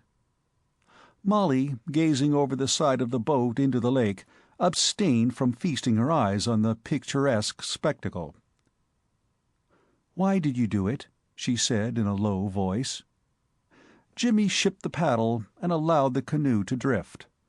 The ripple of the water against the prow sounded clear and thin in the stillness. The world seemed asleep. The sun blazed down, turning the water to flame. The air was hot, with the damp electrical heat that heralds a thunderstorm. Molly's face looked small and cool in the shade of her big hat. Jimmy, as he watched her, felt that he had done well. This was indeed the way. "Why did you do it?" she said again. "I had to." "Take me back." "No." He took up the paddle and placed a broader strip of water between the two worlds, then paused once more. "I have something to say to you first," he said. She did not answer. He looked over his shoulder again. His lordship had disappeared. "Do you mind if I smoke?" She nodded. He filled his pipe carefully and lighted it. The smoke moved sluggishly up through the still air. There was a long silence. A fish jumped close by, falling back in a shower of silver drops. Molly started at the sound and half turned. "That was a fish," she said, as a child might have done. Jimmy knocked the ashes out of his pipe. "What made you do it?" he asked abruptly, echoing her own question. She drew her fingers slowly through the water without speaking. "You know what I mean. Dreever told me." She looked up with a flash of spirit, which died away as she spoke. "What right?" She stopped and looked away again. "None," said Jimmy, "but I wish you would tell me." She hung her head. Jimmy bent forward and touched her hand. "Don't," he said. "For God's sake, don't. You mustn't." "I must," she said miserably. "You shan't. It's wicked." "I must. It's no good talking about it. It's too late." "It's not. You must break it off today." She shook her head. Her fingers still dabbled mechanically in the water. The sun was hidden now behind a gray veil, which deepened into a sullen black over the hill behind the castle. The heat had grown more oppressive, with a threat of coming storm. "What made you do it?" he asked again. "Don't let's talk about it, please." He had a momentary glimpse of her face. There were tears in her eyes. At the sight, his self-control snapped. "You shan't!" he cried. "It's ghastly. I won't let you. You must understand now. You must know what you are to me. Do you think I shall let you?"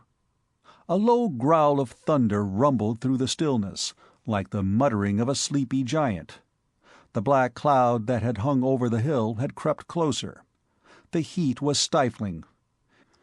In the middle of the lake, some 50 yards distant, lay the island, cool and mysterious in the gathering darkness. Jimmy broke off and seized the paddle.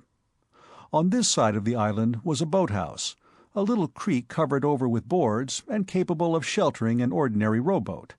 He ran the canoe in just as the storm began and turned her broadside on so that they could watch the rain, which was sweeping over the lake in sheets.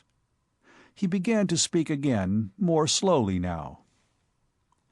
"I think I loved you from the first day I saw you on the ship. And then I lost you.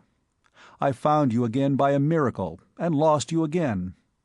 I found you here by another miracle, but this time I am not going to lose you. Do you think I'm going to stand by and see you taken from me by... He took her hand. "Molly, you can't love him. It isn't possible. If I thought you did, I wouldn't try to spoil your happiness. I'd go away. But you don't. You can't. He's nothing. Molly—" The canoe rocked as he leaned toward her. "Molly!" She said nothing, but for the first time her eyes met his, clear and unwavering. He could read fear in them, fear, not of himself, of something vague, something he could not guess at. But they shone with a light that conquered the fear as the sun conquers fire, and he drew her to him and kissed her again and again, murmuring incoherently. Suddenly she wrenched herself away, struggling like some wild thing. The boat plunged. "I can't," she cried in a choking voice. "I mustn't. Oh, I can't." He stretched out a hand and clutched at the rail that ran along the wall. The plunging ceased. He turned.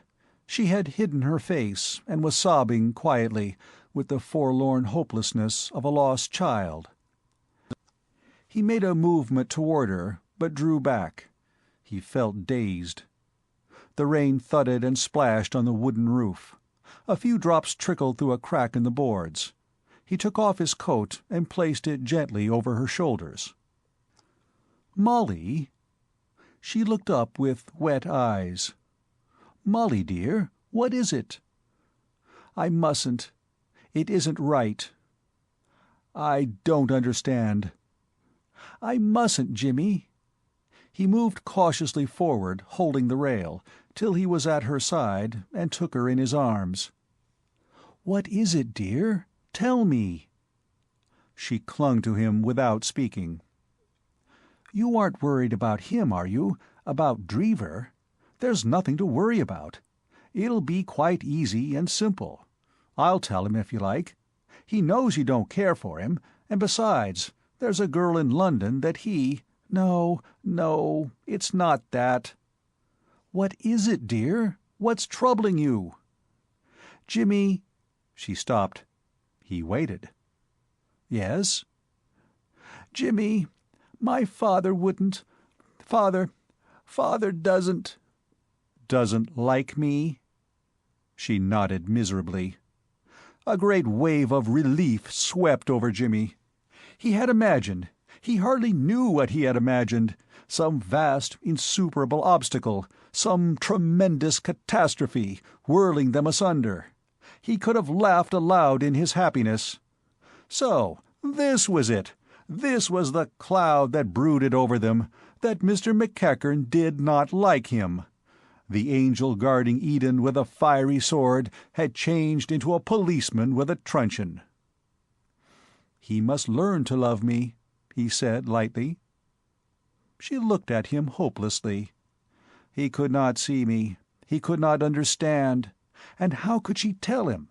Her father's words rang in her brain. He was crooked. He was here on some game. He was being watched. But she loved him. She loved him. Oh, how could she make him understand? She clung tighter to him, trembling. He became serious again. "Dear, you mustn't worry," he said. "It can't be helped. He'll come round. Once we're married. No, no. Oh, can't you understand? I couldn't. Jimmy's face whitened. He looked at her anxiously. "But, dear," he said, "you can't. Do you mean to say, will that—" He searched for a word. "Stop you?" he concluded. "It must," she whispered. A cold hand clutched at his heart. His world was falling to pieces, crumbling under his eyes. But you love me," he said slowly. It was as if he were trying to find the key to a puzzle. "I don't see." "You couldn't. You can't. You're a man. You don't know. It's so different for a man. He's brought up all his life with the idea of leaving home. He goes away naturally." "But, dear, you couldn't live at home all your life. Whoever you married—" "But this would be different. Father would never speak to me again. I should never see him again. He would go right out of my life. Jimmy, I couldn't. A girl can't cut away 20 years of her life and start fresh like that. I should be haunted. I should make you miserable. Every day 100 little things would remind me of him, and I shouldn't be strong enough to resist them. You don't know how fond he is of me, how good he has always been. Ever since I can remember, we've been such friends. You've only seen the outside of him, and I know how different that is from what he really is. All his life he has thought only of me. He has told me things about himself which nobody else dreams of, and I know that all these years he has been working just for me. Jimmy, you don't hate me for saying this, do you?" "Go on," he said, drawing her closer to him. "I can't remember my mother. She died when I was quite little. So he and I have been the only ones, till you came." Memories of those early days crowded her mind as she spoke, making her voice tremble, half-forgotten trifles many of them, fraught with the glamour and fragrance of past happiness. "We have always been together. He trusted me, and I trusted him, and we saw things through together. When I was ill, he used to sit up all night with me, night after night. Once, I'd only gotten a little fever, really, but I thought I was terribly bad. I heard him come in late, and called out to him, and he came straight in and sat and held my hand all through the night. And it was only by accident I found out later that it had been raining and that he was soaked through. It might have killed him. We were partners, Jimmy dear. I couldn't do anything to hurt him now, could I? It wouldn't be square." Jimmy had turned away his head, for fear his face might betray what he was feeling. He was in a hell of unreasoning jealousy. He wanted her, body and soul, and every word she said bit like a raw wound. A moment before, he had felt that she belonged to him. Now, in the first shock of reaction, he saw himself a stranger, an intruder, a trespasser on holy ground. She saw the movement, and her intuition put her in touch with his thoughts. "No, no," she cried. "No, Jimmy, not that." Their eyes met, and he was satisfied. They sat there, silent. The rain had lessened in its force, and was falling now in a gentle shower. A strip of blue sky, pale and watery, showed through the grey over the hills. On the island close behind them, a thrush had begun to sing. "What are we to do?" she said at last. "What can we do?" "We must wait," he said. "It will all come right. It must. Nothing can stop us now." The rain had ceased. The blue had routed the grey and driven it from the sky. The sun, low down in the west, shone out bravely over the lake. The air was cool and fresh. Jimmy's spirits rose with a bound. He accepted the omen. This was the world as it really was, smiling and friendly, not grey as he had fancied it. He had won. Nothing could alter that. What remained to be done was trivial. He wondered how he could ever have allowed it to weigh upon him. After a while he pushed the boat out of its shelter onto the glittering water and seized the paddle. "We must be getting back," he said. "I wonder what time it is. I wish we could stay out forever. But it must be late. Molly." "Yes?" "Whatever happens, you'll break off this engagement with Dreever. Shall I tell him? I will if you like." "No, I will. I'll write him a note if I don't see him before dinner." Jimmy paddled on a few strokes. "It's no good," he said suddenly. "I can't keep it in. Molly, do you mind if I sing a bar or two? I've got a beastly voice, but I'm feeling rather happy. I'll stop as soon as I can." He raised his voice discordantly. Covertly, from beneath the shade of her big hat, Molly watched him with troubled eyes. The sun had gone down behind the hills, and the water had ceased to glitter. There was a suggestion of chill in the air. The great mass of the castle frowned down upon them, dark and forbidding in the dim light. She shivered. Chapter 20. A Lesson in Piquet. Lord Dreever, meanwhile, having left the waterside, lighted a cigarette and proceeded to make a reflective tour of the grounds. He felt aggrieved with the world. Molly's desertion in the canoe with Jimmy did not trouble him. He had other sorrows. One is never at one's best and sunniest when one has been forced by a ruthless uncle into abandoning the girl one loves and becoming engaged to another to whom one is indifferent. Something of a jaundiced tinge stains one's outlook on life in such circumstances. Moreover, Lord Dreever was not by nature an introspective young man, but examining his position as he walked along, he found himself wondering whether it was not a little unheroic. He came to the conclusion that perhaps it was. Of course, Uncle Thomas could make it deucedly unpleasant for him if he kicked. That was the trouble. If only he had even, say, a couple of thousands a year of his own, he might make a fight for it. But, dash it, Uncle Tom could cut off supplies to such a frightful extent, if there was any trouble, that he would have to go on living at Dreever indefinitely, without so much as a fearful quid to call his own. Imagination boggled at the prospect. In the summer and autumn, when there was shooting, his lordship was not indisposed to a stay at the home of his fathers, but all the year round, better a broken heart inside the radius than a sound one in the country in the winter.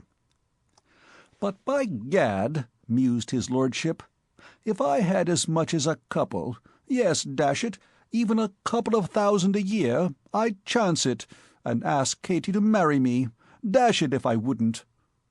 He walked on, drawing thoughtfully at his cigarette. The more he reviewed the situation, the less he liked it. There was only one bright spot in it, and this was the feeling that now money must surely get a shade less tight.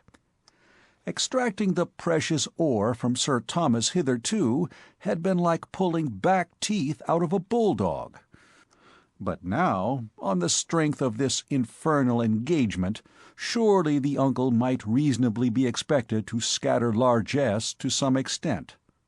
His lordship was just wondering whether, if approached in a softened mood, the other might not disgorge something quite big, when a large, warm raindrop fell on his hand. From the bushes round about came an ever-increasing patter. The sky was leaden. He looked round him for shelter. He had reached the rose garden in the course of his perambulations. At the far end was a summer-house. He turned up his coat-collar and ran. As he drew near, he heard a slow and dirge-like whistling proceeding from the interior.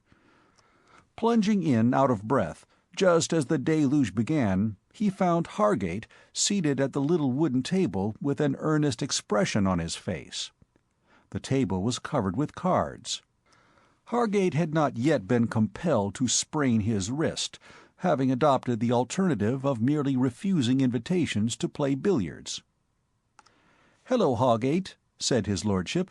"Isn't it coming down, by Jove?" Hargate glanced up, nodded without speaking, and turned his attention to the cards once more. He took one from the pack in his left hand, looked at it, hesitated for a moment, as if doubtful whereabouts on the table it would produce the most artistic effect, and finally put it face upward.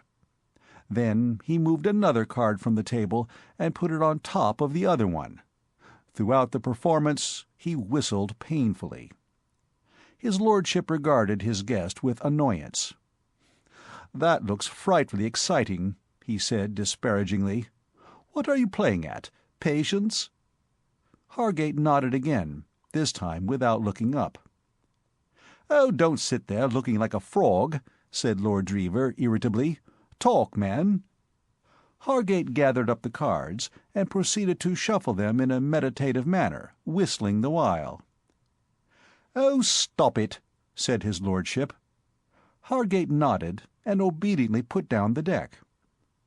"Look here," said Lord Dreever, "this is boring me stiff. Let's have a game of something. Anything to pass away the time. Curse this rain. We shall be cooped up here till dinner at this rate. Ever played piquet? I could teach it you in 5 minutes." A look almost of awe came into Hargate's face, the look of one who sees a miracle performed before his eyes.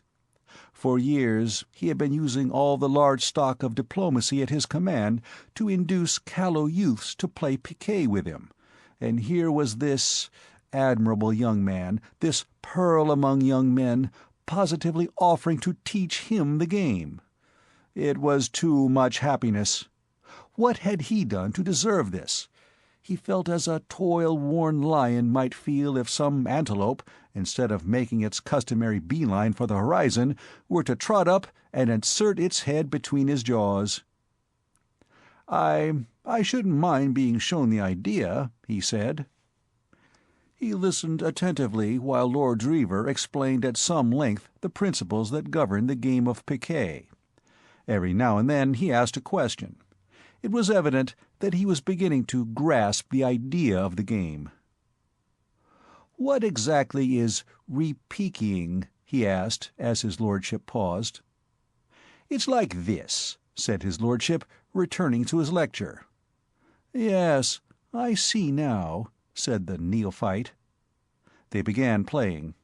Lord Dreever, as was only to be expected in a contest between teacher and student, won the first 2 hands. Hargate won the next. "I've got the hang of it all right now," he said, complacently. "It's a simple sort of game. Make it more exciting, don't you think, if we played for something?" "All right," said Lord Dreever slowly, "if you like." He would not have suggested it himself, but after all, dash it, if the man really asked for it, it was not his fault if the winning of a hand should have given the fellow the impression that he knew all there was to be known about piquet. Of course, piquet was a game where skill was practically bound to win. But, after all, Hargate probably had plenty of money. He could afford it. "All right," said his lordship again. "How much?" "Something fairly moderate. 10 bob 100. There is no doubt that his lordship ought, at this suggestion, to have corrected the novice's notion that 10 shillings 100 was fairly moderate. He knew that it was possible for a poor player to lose 400 points in a 20 minutes game, and usually for him to lose 200, but he let the thing go. "Very well," he said. 20 minutes later, Hargate was looking somewhat ruefully at the score-sheet. "I owe you 18 shillings," he said. "Shall I pay you now, or shall we settle up in a lump after we've finished?" "What about stopping now?" said Lord Dreever. "It's quite fine out." "No, let's go on. I've nothing to do till dinner, and I don't suppose you have." His lordship's conscience made one last effort. "You'd much better stop, you know, Hargate, really," he said. "You can lose a frightful lot at this game." "My dear Dreever," said Hargate stiffly, "I can look after myself, thanks. Of course, if you think you are risking too much, by all means—" "Oh, if you don't mind," said his lordship, outraged. "I'm only too frightfully pleased. Only, remember, I warned you." "I'll bear it in mind. By the way, before we start, care to make it a sovereign 100? Lord Dreever could not afford to play piquet for a sovereign 100, or indeed to play piquet for money at all, but after his adversary's innuendo it was impossible for a young gentleman of spirit to admit the humiliating fact. He nodded. "About time, I fancy," said Hargate, looking at his watch an hour later, "that we were going in to dress for dinner." His lordship made no reply.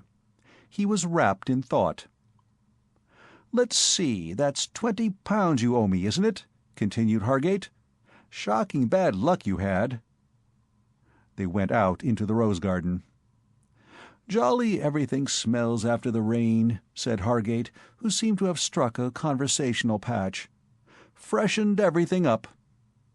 His lordship did not appear to have noticed it. He seemed to be thinking of something else. His air was pensive and abstracted. "There's just time," said Hargate, looking at his watch again, "for a short stroll. I want to have a talk with you." "Oh," said Lord Dreever. His air did not belie his feelings. He looked pensive, and was pensive. It was deuced awkward, this £20 business. Hargate was watching him covertly. It was his business to know other people's business, and he knew that Lord Dreever was impecunious, and depended for supplies entirely on a prehensile uncle. For the success of the proposal he was about to make, he depended on this fact. "Who's this man Pitt?" asked Hargate. "Oh, pal of mine," said Lordship. "Why?" "I can't stand the fellow." "I think he's a good chap," said his lordship.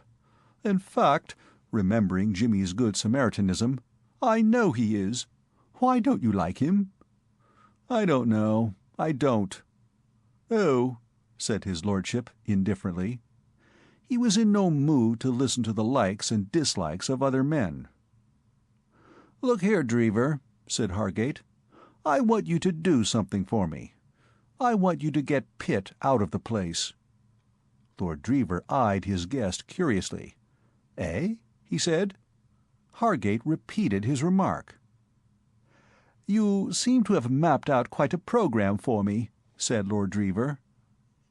"Get him out of it," continued Hargate vehemently. Jimmy's prohibition against billiards had hit him hard. He was suffering the torments of Tantalus. The castle was full of young men of the kind to whom he most resorted, easy marks every one, and here he was, simply through Jimmy, careened like a disabled battleship. It was maddening. "Make him go. You invited him here. He doesn't expect to stop indefinitely, I suppose. If you left, he'd have to too. What you must do is to go back to London tomorrow. You can easily make some excuse. He'll have to go with you. Then you can drop him in London and come back. That's what you must do." A delicate pink flush might have been seen to spread itself over Lord Dreever's face. He began to look like an angry rabbit. He had not a great deal of pride in his composition, but the thought of the ignominious role that Hargate was sketching out for him stirred what he had to its shallow bottom. Talking on, Hargate managed to add the last straw. "Of course," he said, "that money you lost to me at piquet, what was it, £20 was it? Well, we would look on that as cancelled, of course. That would be all right." His lordship exploded. "Will it?" he cried, pink to the ears. "Will it?" he cried, pink to the ears. "Will it, by George? I'll pay you every frightful penny of it tomorrow, and then you can clear out instead of Pitt." What do you take me for, I should like to know?" "A fool, if you refuse my offer." "I've a jolly good mind to give you a most frightful kicking." "I shouldn't try if I were you. It's not the sort of game you'd shine at. Better stick to piquet." "If you think I can't pay your rotten money—" "I do. But if you can, so much the better. Money is always useful." "I may be a fool in some ways." "You understate it, my dear man. But I'm not a cad." "You're getting quite rosy, Dreever. Wrath is good for the complexion." "And if you think you can bribe me, you never made a bigger mistake in your life." "Yes, I did," said Hargate, "when I thought you had some glimmerings of intelligence. But if it gives you any pleasure to behave like the juvenile lead in a melodrama, by all means do. Personally, I shouldn't have thought the game would be worth the candle. But if your keen sense of honor compels you to pay the £20, all right. You mentioned tomorrow? That will suit me. So we'll let it go at that." He walked off, leaving Lord Dreever filled with the comfortable glow that comes to the weak man who for once has displayed determination. He felt that he must not go back from his dignified standpoint. That money would have to be paid, and on the morrow. Hargate was the sort of man who could, and would, make it exceedingly unpleasant for him if he failed. A debt of honor was not a thing to be trifled with. But he felt quite safe. He knew he could get the money when he pleased. It showed, he reflected philosophically, how out of evil cometh good.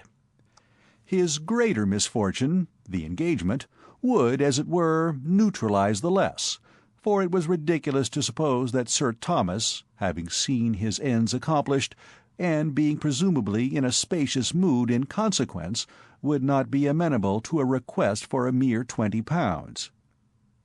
He went on into the hall. He felt strong and capable. He had shown Hargate the stuff there was in him. He was Spenny Dreever, the man of blood and iron, the man with whom it were best not to trifle. But it was really, come to think of it, uncommonly lucky that he was engaged to Molly. He recoiled from the idea of attempting, unfortified by that fact, to extract £20 from Sir Thomas for a card debt. In the hall he met Saunders. "I have been looking for your lordship," said the butler. "Eh? Well, here I am." "Just so, your lordship. Miss McKechnie entrusted me with this note to deliver to you in the event of her not being able to see you before dinner personally, your lordship." "Right-ho, thanks." He started to go upstairs, opening the envelope as he went. What could the girl be writing to him about?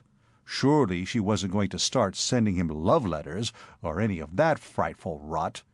Deuced difficult it would be to play up to that sort of thing. He stopped on the first landing to read the note, and at the opening line his jaw fell. The envelope fluttered to the ground. "Oh, my sainted aunt!" he moaned, clutching at the banisters. "Now I am in the soup." Chapter 21. Loathsome Gifts. There are, doubtless, men so constructed that they can find themselves accepted suitors without any particular whirl of emotion. King Solomon probably belonged to this class, and even Henry VIII must have been a trifle blasé in time. But to the average man the sensations are complex and overwhelming. A certain stunned feeling is perhaps predominant. Blended with this is relief, the relief of a general who has brought a difficult campaign to a successful end, or of a member of a forlorn hope who finds that the danger is over and that he is still alive. To this must be added a newly born sense of magnificence. Our suspicion that we were something rather out of the ordinary run of men is suddenly confirmed. Our bosom heaves with complacency, and the world has nothing more to offer. With some, there is an alloy of apprehension in the metal of their happiness, and the strain of an engagement sometimes brings with it even a faint shadow of regret. "She makes me buy things," one swain, in the third quarter of his engagement, was overheard to moan to a friend. "2 new ties only yesterday." He seemed to be debating with himself whether human nature could stand the strain. But whatever tragedies may cloud the end of the period, its beginning, at least, is bathed in sunshine. Jimmy, regarding his lathered face in the glass as he dressed for dinner that night, marveled at the excellence of this best of all possible worlds. No doubts disturbed him. That the relations between Mr. McEachern and himself offered a permanent bar to his prospects he did not believe. For the moment he declined to consider the existence of the ex-constable at all. In a world that contained Molly there was no room for other people. They were not in the picture. They did not exist. To him, musing contentedly over the goodness of life, there entered, in the furtive manner habitual to that unreclaimed buccaneer, Spike Mullins. It may have been that Jimmy read his own satisfaction and happiness into the faces of others, but it certainly seemed to him that there was a sort of restrained joyousness about Spike's demeanor. The Bowery boy's shuffles on the carpet were almost a dance. His face seemed to glow beneath his crimson hair. "Well," said Jimmy, "and how goes the world with young Lord Fitzmullins? Spike, have you ever been best man?" "What's dat, boss?" "Best man at a wedding. Chap who stands by the bridegroom with a hand on the scruff of his neck to see that he goes through with it.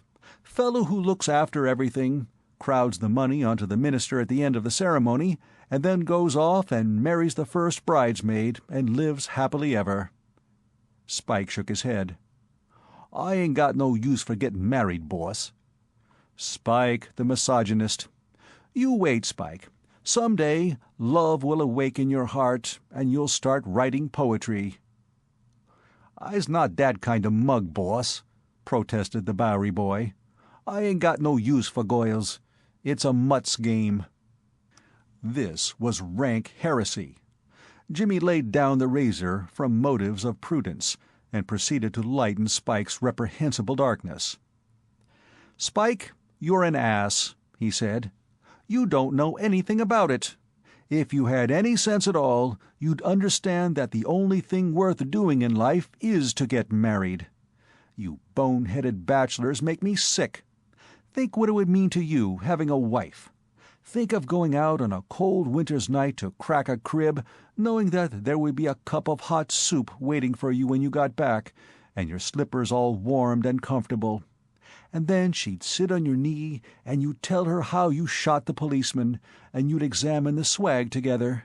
Why, I can't imagine anything cozier. Perhaps there would be little Spikes running about the house. Can't you see them jumping with joy as you slid in through the window and told the great news? 'Fazer's killed a policeman!' cried the tiny eager voices. Candy is served out all round in honor of the event. Golden-haired little Jimmy Mullins, my godson, gets a dime for having thrown a stone at a plainclothes detective that afternoon. All is joy and wholesome revelry. Take my word for it, Spike, there's nothing like domesticity." "There was a goil once," said Spike meditatively, "only I was never her steady. She married a cop." "She wasn't worthy of you, Spike," said Jimmy sympathetically. "A girl capable of going to the bad like that would never have done for you. You must pick some nice, sympathetic girl, with a romantic admiration for your line of business. Meanwhile, let me finish shaving, or I shall be late for dinner. Great doings on tonight, Spike." Spike became animated. "Sure, boss. That's just what—" "If you could collect all the blue blood that will be under this roof tonight, Spike, into one vat, you'd be able to start a dyeing works. Don't try it, though. They mightn't like it. By the way, have you seen anything more? Of course you have. What I mean is, have you talked at all with that valet man, the one you think is a detective?" "Why, boss, that's just—" I hope for his own sake he's a better performer than my old friend Gaylor. That man is getting on my nerves, Spike. He pursues me like a smell dog. I expect he's lurking out in the passage now. Did you see him?" "Did I? Boss, why—" Jimmy inspected Spike gravely. "Spike," he said, "there's something on your mind. You're trying to say something. What is it? Out with it." Spike's excitement vented itself in a rush of words. "Gee, boss, there's been doin's tonight for fair. Me coco's still buzzin'. Sure ting. Why, say, when I was Sir Thomas' dressin' room this afternoon—" "What?" "Surest ting you know. Just before the storm come on, when it was all as dark as could be. Well, I was—" Jimmy interrupted. "In Sir Thomas's dressing room. What the—" Spike looked somewhat embarrassed. He grinned apologetically and shuffled his feet. "I've got 'em, boss," he said with a smirk. "Got them? Got what?" "Dese." Spike plunged a hand in a pocket and drew forth in a glittering mass Lady Julia Blunt's rope of diamonds. End of Part 7. The Intrusion of Jimmy, Chapter 22. Two of a Trade Disagree. 100,000 plunks, murmured Spike, gazing lovingly at them. "I says to myself, the boss ain't got no time to be gettin' after them himself. He's too busy these days wid jollyin' along the swells. So it's up to me, I says, 'cause the boss'll be tickled to death all right, if we can get away with them. So I—" Jimmy gave tongue with an energy that amazed his faithful follower. The nightmare horror of the situation had affected him much as a sudden blow in the parts about the waistcoat might have done. But now, as Spike would have said, he caught up with his breath. The smirk faded slowly from the other's face as he listened. Not even in the Bowery, full as it was of candid friends, had he listened to such a trenchant summing up of his mental and moral deficiencies. "Boss," he protested. "That's just a sketchy outline," said Jimmy, pausing for breath.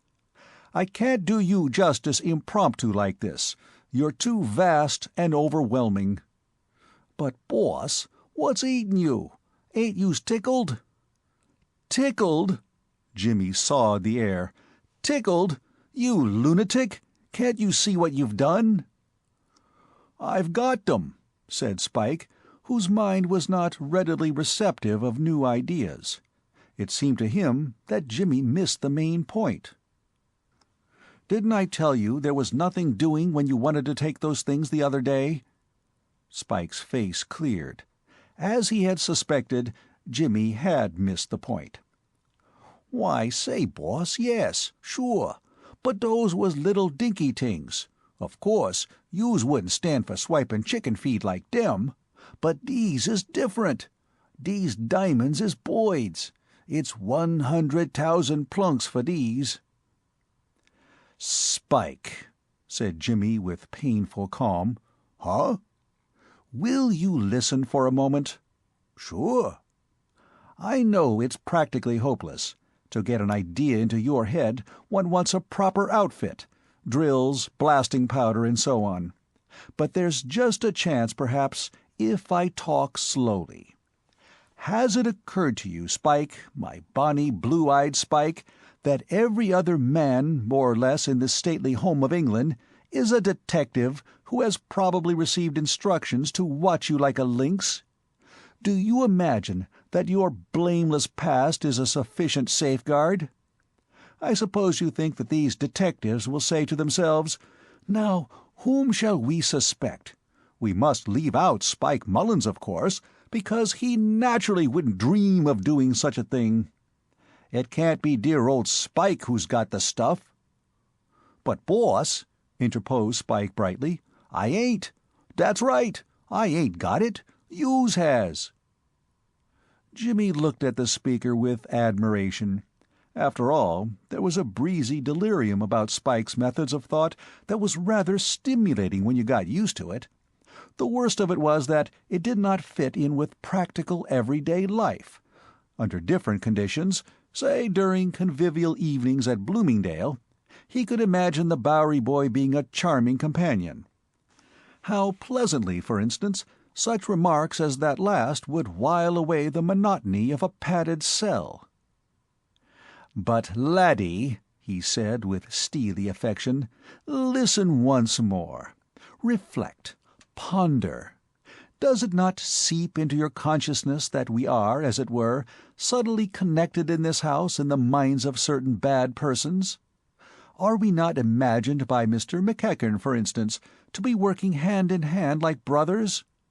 Do you fancy that Mr. McEachern, chatting with his tame sleuth-hound over their cigars, would have been reticent on this point? I think not. How do you propose to baffle that gentlemanly sleuth, Spike, who, I may mention once again, has rarely moved more than 2 yards away from me since his arrival?" An involuntary chuckle escaped Spike. "Sure, boss, that's all right." "All right, is it? Well, well, what makes you think it is all right?" "Why, say, boss, those sleuths is out of business." A merry grin split Spike's face. "It's funny, boss. Gee, it's got a circus skinned. Listen, they's been and arrest each other." Jimmy moodily revised his former view. Even in Bloomingdale, this sort of thing would be coldly received. Genius must ever walk alone.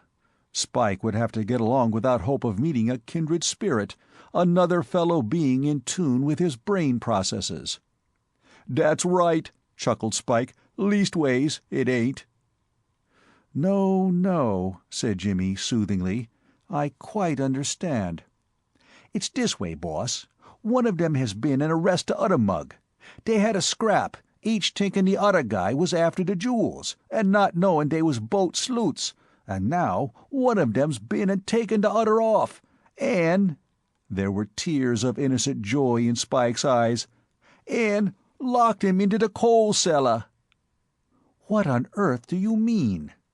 Spike giggled helplessly. "Listen, boss, it's this way. Gee, it beat the band. When it's all dark 'cause of the storm comin' on, I'm in the dressin' room chasin' round for the jewel box, and just as I gets a line on it, gee, I hears a footstep comin' down the passage, very soft, straight for the door. Was I to the bed? That's right. I says to myself, here's one of the sleuth guys who's been and got wise to me, and he's comin' in to put the grip on me. So I gets up quick, and I hides behind a curtain. There's a curtain at the side of the room. There's dude suits and things hanging behind it. I chases myself in there, and stands waitin' for the sleuth to come in. 'Cause then, you see, I'm going to try and get busy before he can see who I am. It's pretty dark 'cause of the storm, and jolt him one on the point of the jaw, and then, while he's down and out, chase myself for the servants' hall." "Yes?" said Jimmy. "Well, this guy, he gets to the door and opens it, and I'm just gettin' ready for one sudden burst of speed, when there jumps out from the room on the other side of the passage, you know the room, another guy, and gets the rapid stranglehold on the first mug. Say, would that make yous glad you hadn't gone to the circus? Honest, it was better than Coney Island." "Go on. What happened then?" "They falls to scrappin' good and hard. They couldn't see me, and I couldn't see them, but I could hear them bumpin' about and sluggin' each other to beat the band. And by, one of the mugs puts the other mug to the bed, so that he goes down and takes the count. And then I hears a click, and I know what that is. It's one of the gazebos has put the irons on the other gazebo." "Call them A and B," suggested Jimmy.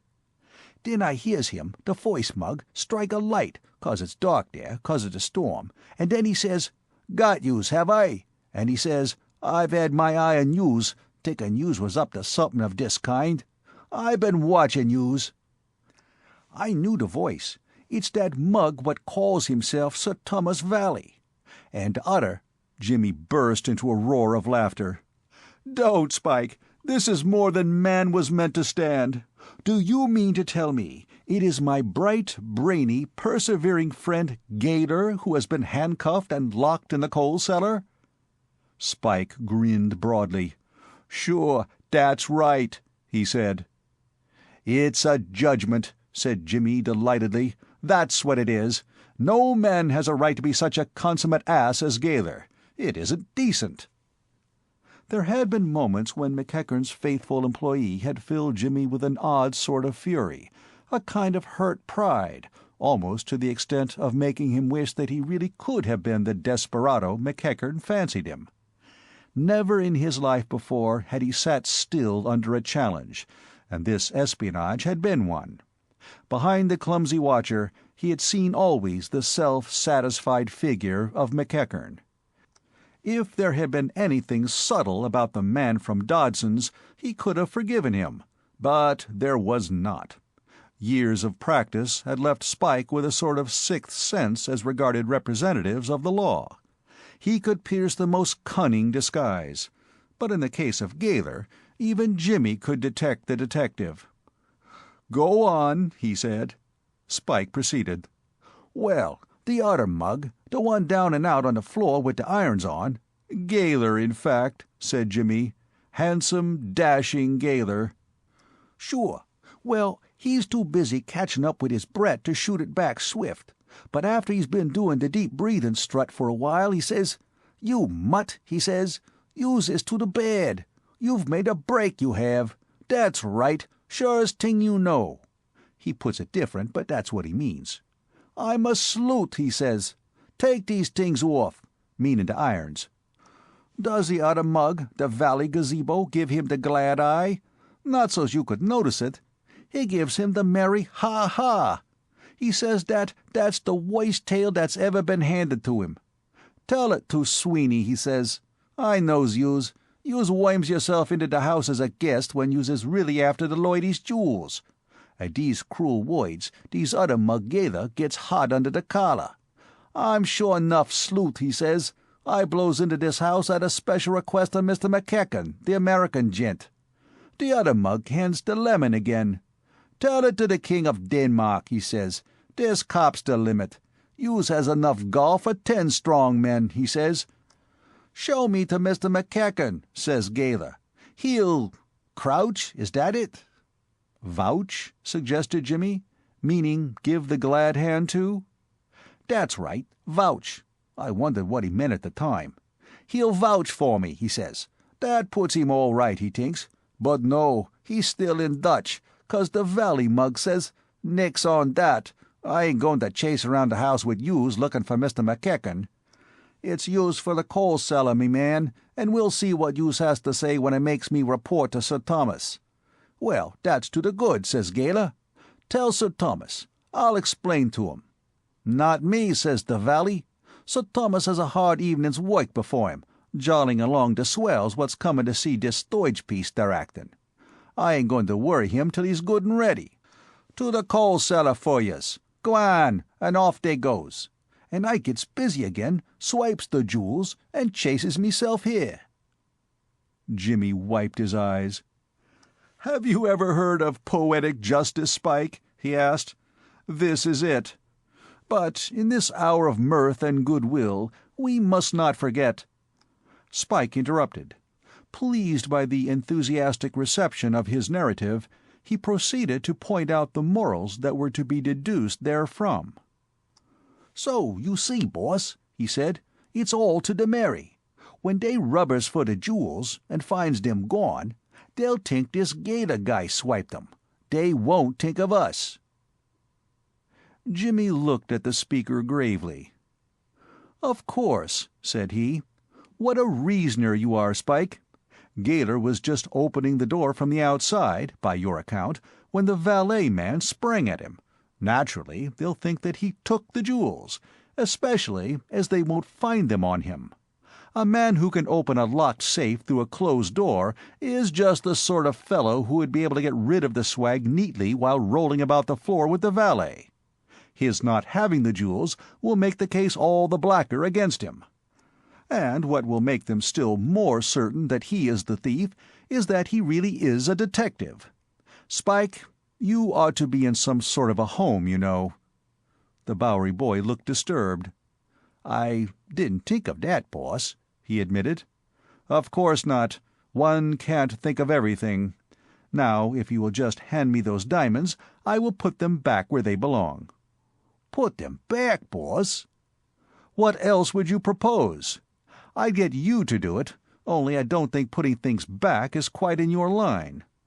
Spike handed over the jewels.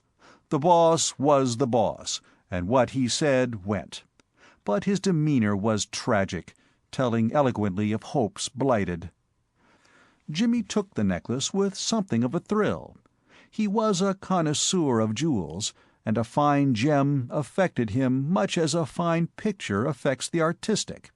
He ran the diamonds through his fingers, then scrutinized them again, more closely this time. Spike watched him with a slight return of hope. It seemed to him that the boss was wavering. Perhaps, now that he had actually handled the jewels, he would find it impossible to give them up. To Spike, a diamond necklace of cunning workmanship was merely the equivalent of so many plunks, but he knew that there were men, otherwise sane, who valued a jewel for its own sake. "It's a boyd of a necklace, boss," he murmured encouragingly. "It is," said Jimmy, "in its way. I've never seen anything much better. Sir Thomas will be glad to have it back." "Den you're going to put it back, boss?" "I am," said Jimmy.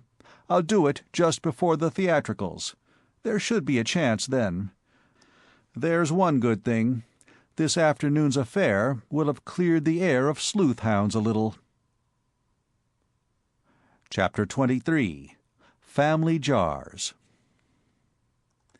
Hildebrand Spencer Point de Burgh John Hannasyde Combe Crumby, 12th Earl of Dreever, was feeling like a toad under the harrow. He read the letter again, but a second perusal made it no better. Very briefly and clearly, Molly had broken off the engagement. She thought it best. She was afraid it could make neither of us happy. All very true, thought his lordship miserably, his sentiments to a T. At the proper time he would have liked nothing better. But why seize for this declaration the precise moment when he was intending, on the strength of the engagement, to separate his uncle from £20? That was what rankled. That Molly could have no knowledge of his sad condition did not occur to him. He had a sort of feeling that she ought to have known by instinct. Nature, as has been pointed out, had equipped Hildebrand Spencer Point de Burgh with one of those cheap substitute minds.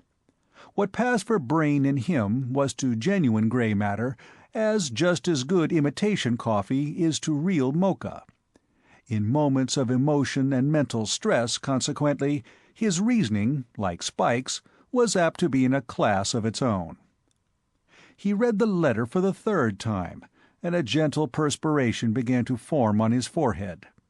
This was awful. The presumable jubilation of Katy, the penniless ripper of the Savoy, when he should present himself to her a free man, did not enter into the mental picture that was unfolding before him. She was too remote. Between him and her lay the fearsome figure of Sir Thomas, rampant, filling the entire horizon. Nor is this to be wondered at.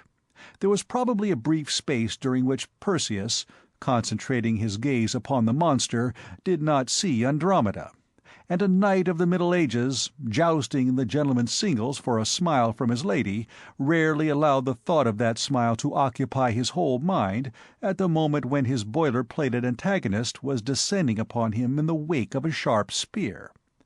So with Spenny Dreever. Bright eyes might shine for him when all was over, but in the meantime what seemed to him more important was that bulging eyes would glare. If only this had happened later, even a day later! The reckless impulsiveness of the modern girl had undone him. How was he to pay Hargate the money? Hargate must be paid. That was certain. No other course was possible. Lord Dreever's was not one of those natures that fret restlessly under debt. During his early career at college, he had endeared himself to the local tradesmen by the magnitude of the liabilities he had contracted with them. It was not the being in debt that he minded, it was the consequences. Hargate, he felt instinctively, was of a revengeful nature.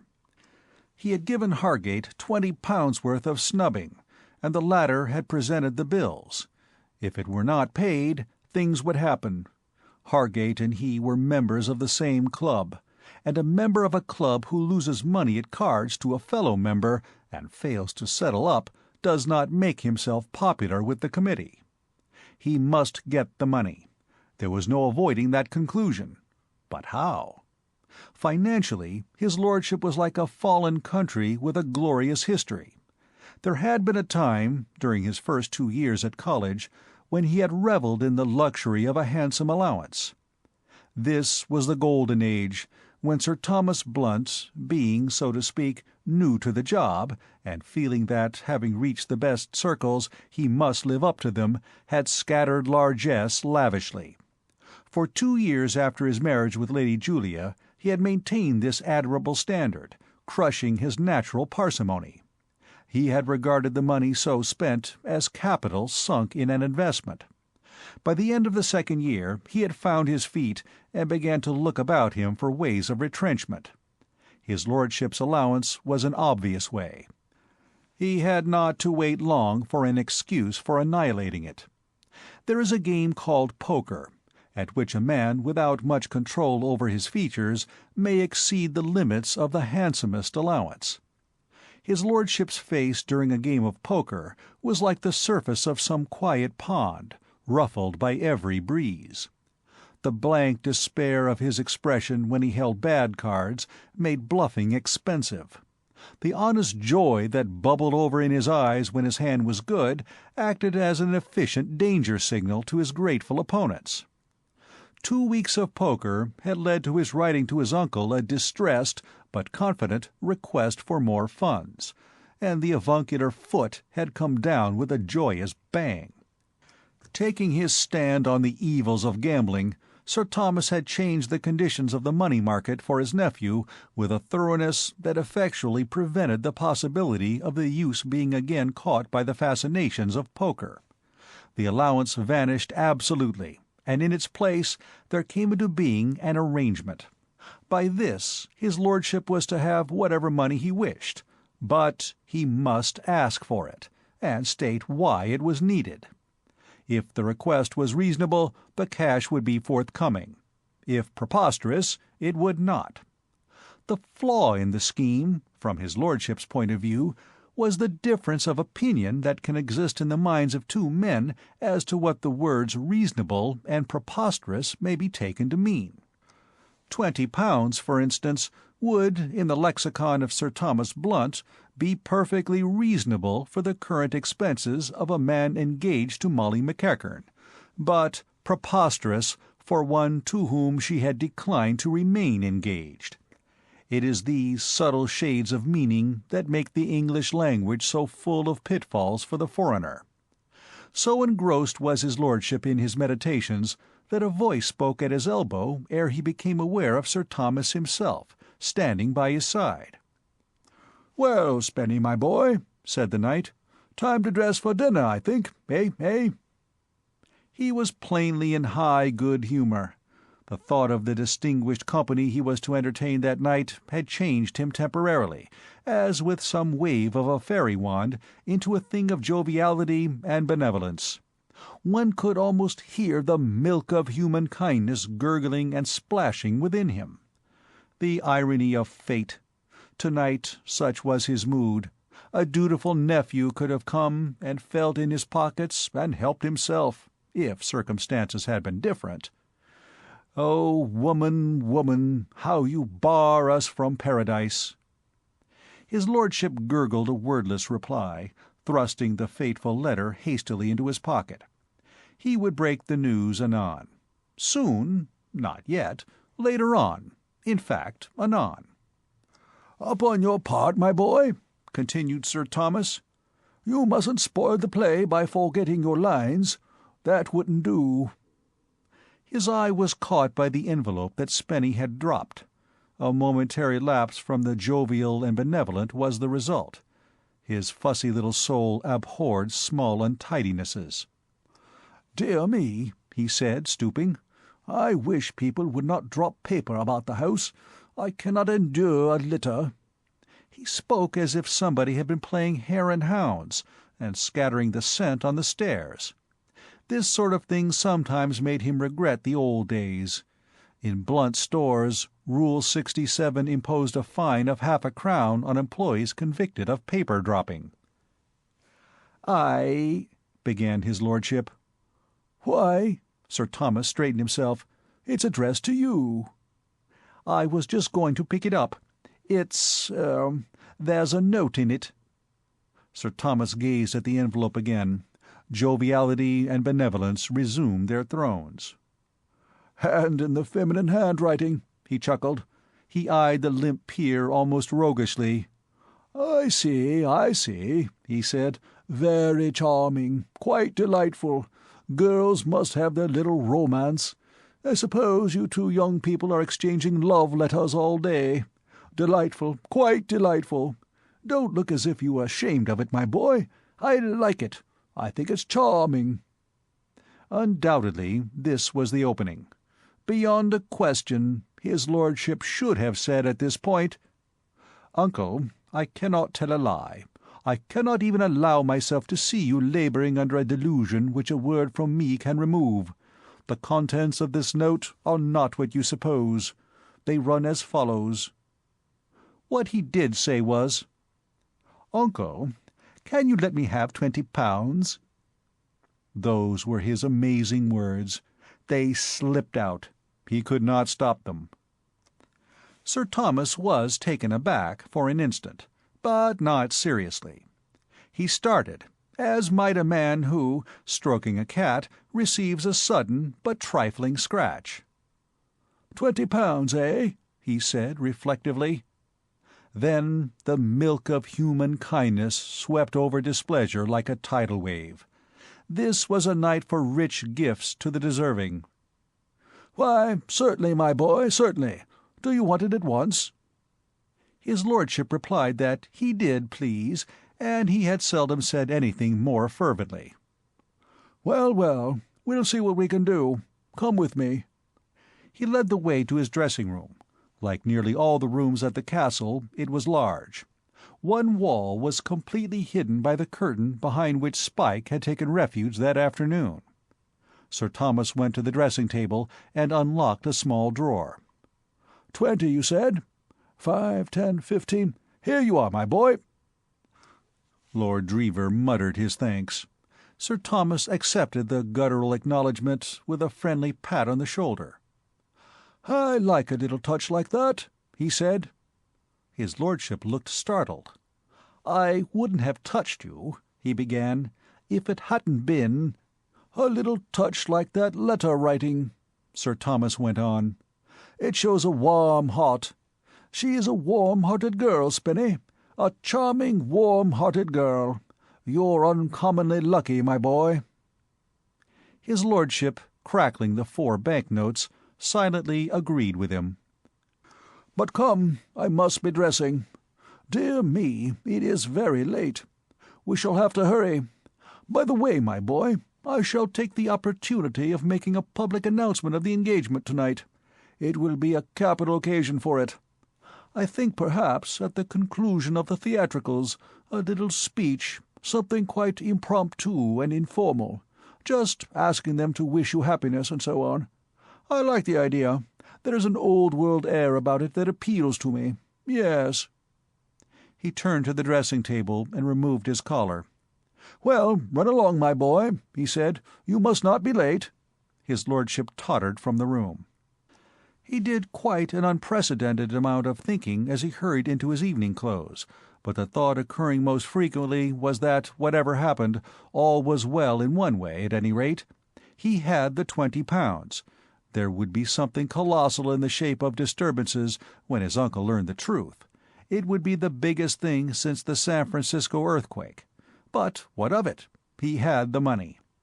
He slipped it into his waistcoat pocket. He would take it down with him and pay Hargate directly after dinner.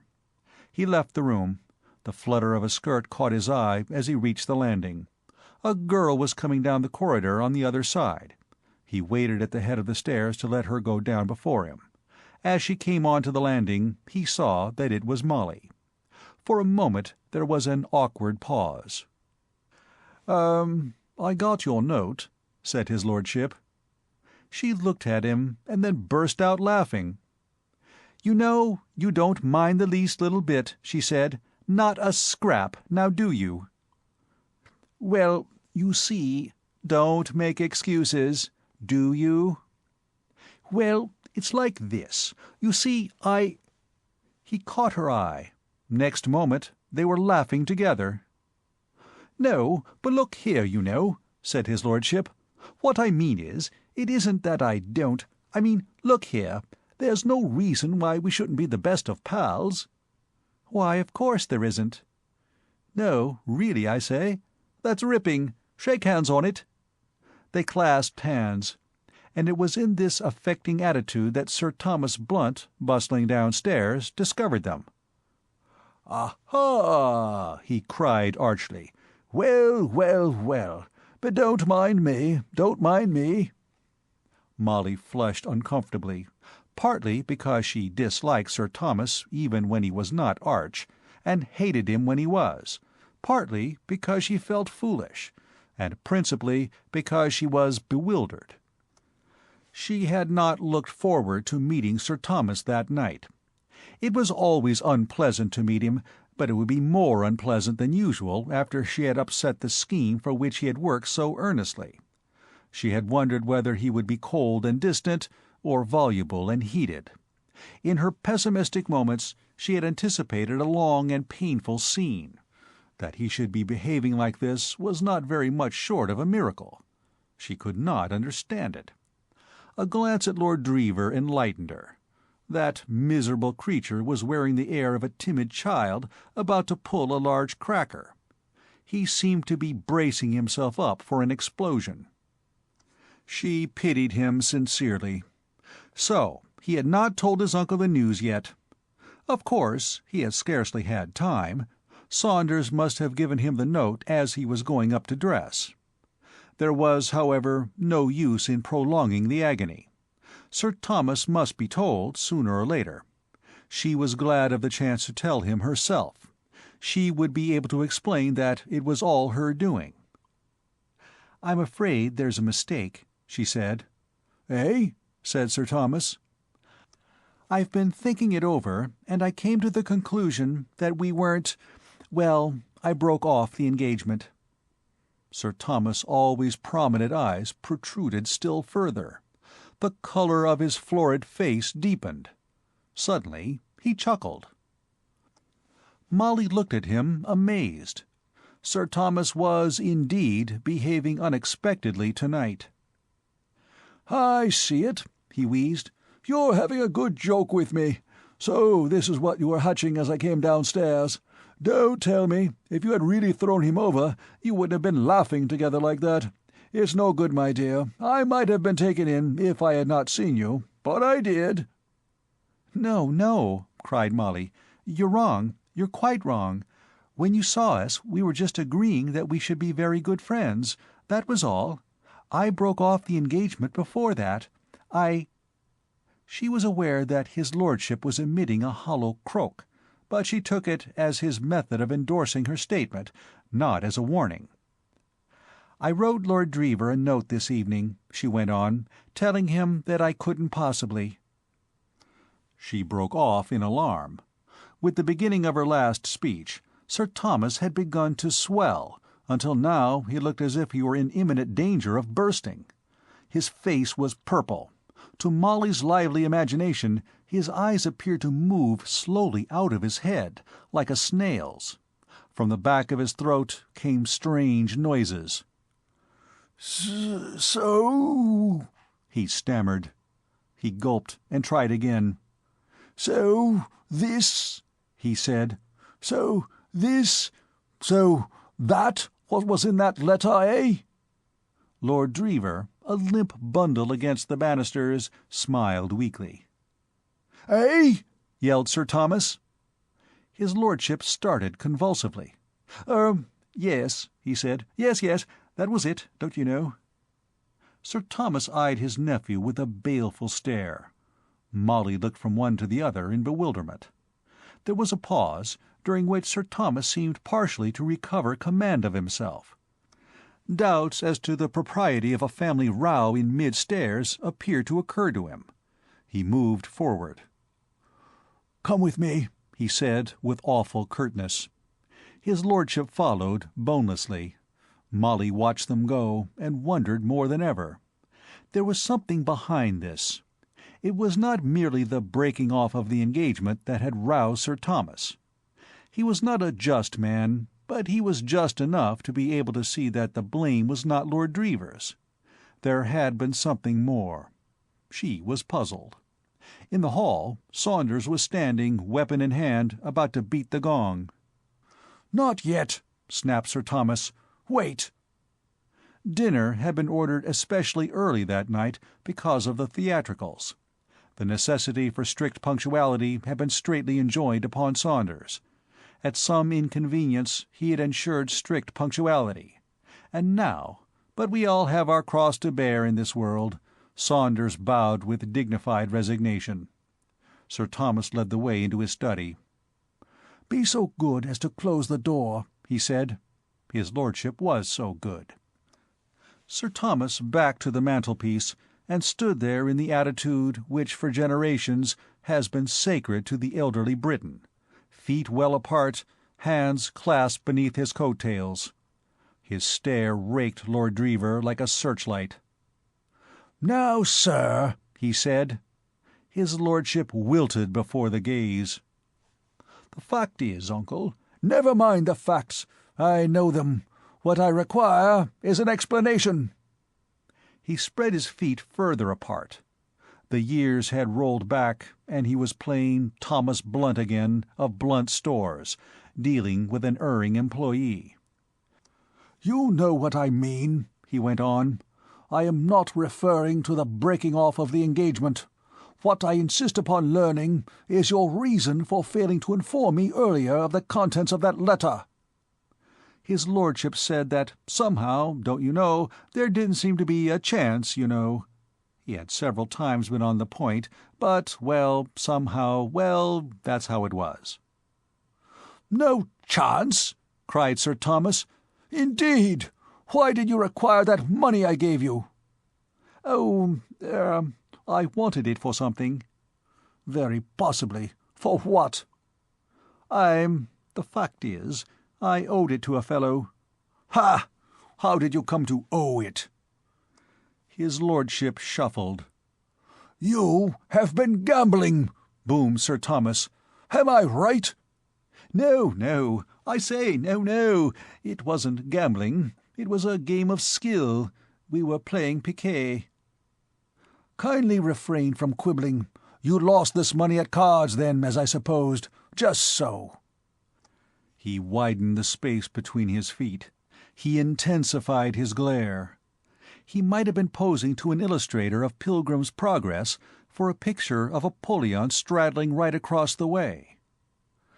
"So," he said, "you deliberately concealed from me the contents of that letter in order that you might extract money from me under false pretenses? Don't speak." His lordship had gurgled. "You did. Your behavior was that of a—" There was a very fair selection of evildoers in all branches of business from which to choose. He gave the preference to the racetrack. "Of a common Welsher," he concluded. "But I won't put up with it. No, not for an instant.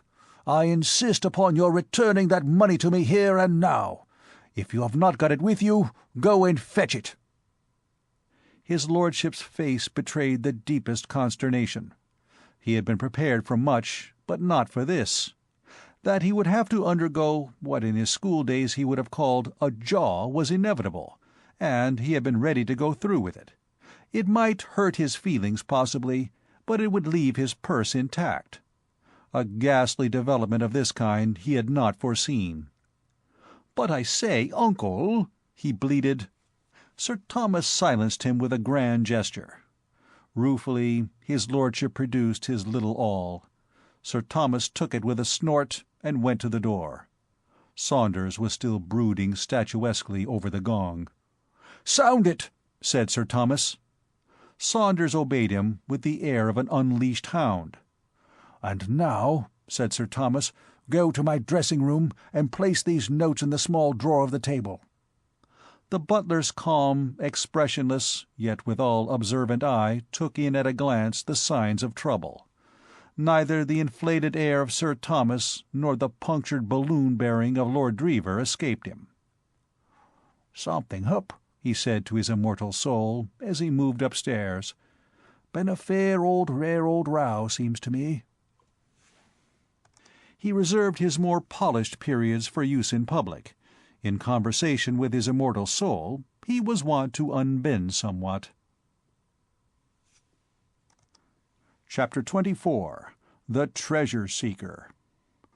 Gloom wrapped his lordship about, during dinner, as with a garment. He owed £20. His assets amounted to 7 shillings and 4 pence. He thought and thought again. Quite an intellectual pallor began to appear on his normally pink cheeks. Saunders, silently sympathetic, he hated Sir Thomas as an interloper, and entertained for his lordship, under whose father also he had served, a sort of paternal fondness, was ever at his elbow with the magic bottle, and to Spenny, emptying and re-emptying his glass almost mechanically, Wine, the healer, brought an idea. To obtain £20 from any one person of his acquaintance was impossible. To divide the 20 by 4, and persuade a generous quartet to contribute £5 apiece was more feasible. Hope began to stir within him again. Immediately after dinner he began to flit about the castle like a family spectre of active habits. The first person he met was Charteris. "Hullo, Spenny," said Charteris. "I wanted to see you. It is currently reported that you are in love. At dinner you looked as if you had influenza. What's your trouble? For goodness sake, bear up till the show's over. Don't go swooning on the stage or anything. Do you know your lines?" "The fact is," said his lordship eagerly, "it's this way. I happen to want— Can you lend me a £5?" "All I have in the world at this moment," said Charteris, "is 11 shillings and a postage stamp. If the stamp would be of any use to you as a start— No, you know, it's from small beginnings like that great fortunes are amassed. However—" 2 minutes later Lord Dreever had resumed his hunt. The path of the borrower is a thorny one, especially if, like Spenny, his reputation as a payer-back is not of the best. Spenny, in his time, had extracted small loans from most of his male acquaintances, rarely repaying the same. He had a tendency to forget that he had borrowed £0.5 here to pay a cab and 10 shillings there to settle up for a dinner, and his memory was not much more retentive of larger sums. This made his friend somewhat wary. The consequence was that the great treasure hunt was a failure from start to finish. He got friendly smiles. He got honeyed apologies. He got earnest assurances of goodwill. But he got no money, except from Jimmy Pitt. He had approached Jimmy in the early stages of the hunt, and Jimmy, being in the mood when he would have loaned anything to anybody, yielded the required £5 without a murmur. But what was £5? The garment of gloom and the intellectual pallor were once more prominent when his lordship repaired to his room to don the loud tweeds, which, as Lord Herbert, he was to wear in the first act.